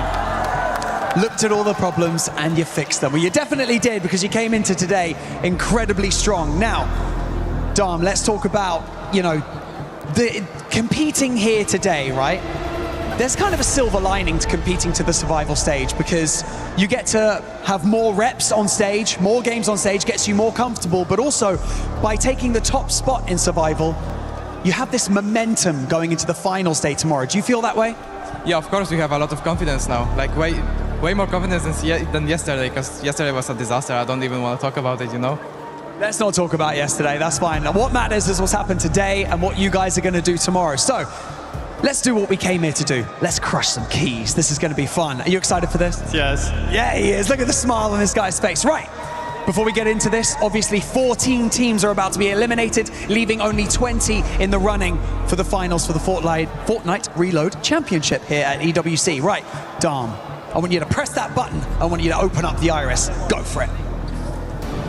Here we go. Now their teeth are on display, ready to chomp on these keys. 14 of them about to be eliminated. Dimash, is there anything you would like to say to them? Bye-bye. See ya later. Dimash in 3, 2, 1. Pull it. And just like that, 14 keys have been destroyed on the Gadia City grid. Now we can hear ourselves think. That's loud, wasn't it? Yeah. Pretty loud. Right, okay. We've spoken about your confidence. Seeing that happen and being the guys that managed to destroy those keys, does that give you that extra bit of confidence for tomorrow? Yeah, for sure. For sure. For sure, that's what I like to hear. Okay, and with that, 20 teams are now left in the race for the finals. $1 million on the line tomorrow. And of course, it's match point format. It's going to be spicy. Congratulations once again to Dom and Dimash from T1 for the survival stage run. Let's go back to the studio to round out the survival stage and get us ready for tomorrow. Thank you, Barney. I always love seeing those keys getting crushed, but it's also a bit bittersweet, especially when you're a duo that ends up not making it by just 1 point, Kelly.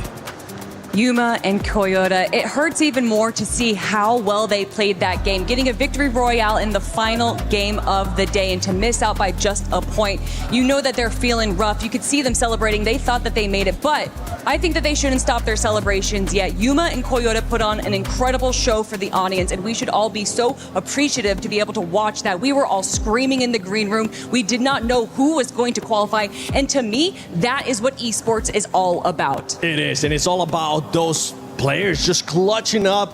A lot of questions were coming into today in regards to T1, but the main one too, because of the club championship, was AGL, Sky and Scroll. What were they going to be able to do? They were able to pull through in this one and qualify to the match point finals. The boys got the job done.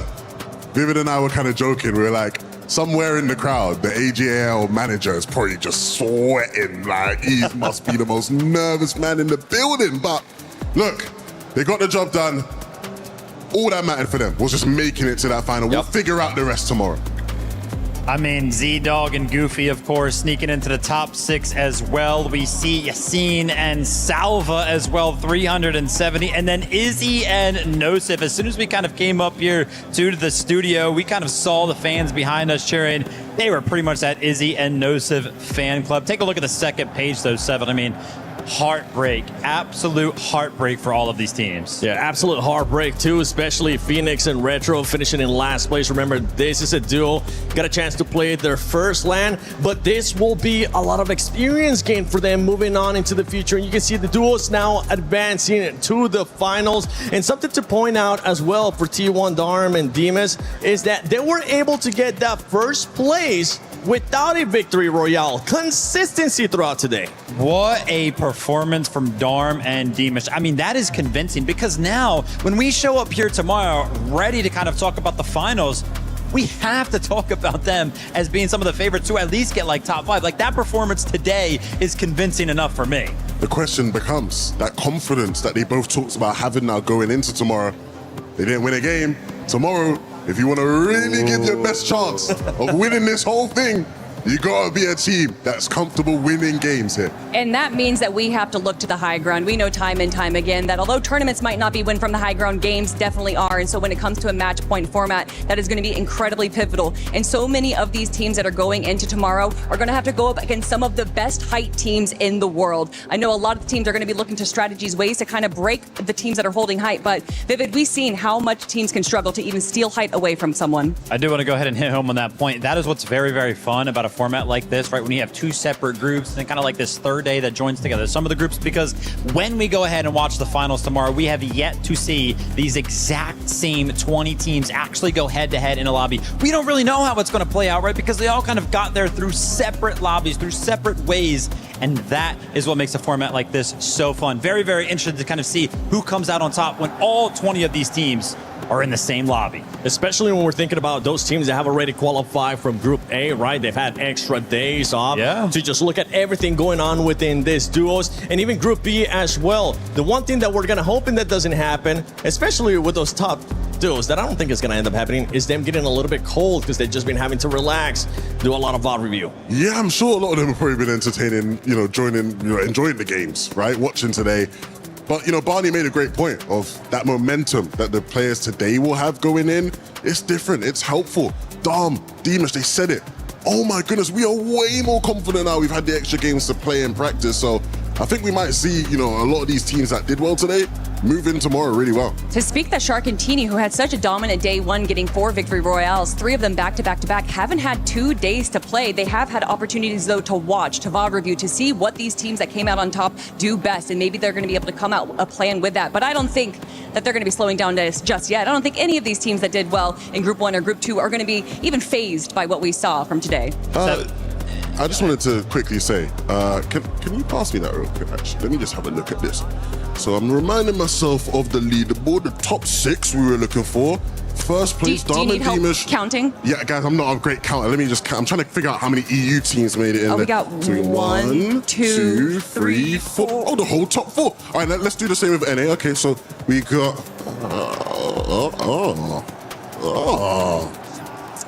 You can give that back now, thank you. What happened, guys? Come on, what happened? All that dunking yesterday, and I ain't hear nothing now. Nobody knows how to count now. How about that? The thing though, Vivid, this is just survival. Tomorrow is when it's gonna really, really matter with that match point finals. Just can't wait until we turn the camera off so me and Levin can have a talk. I'll put you on my shoulders.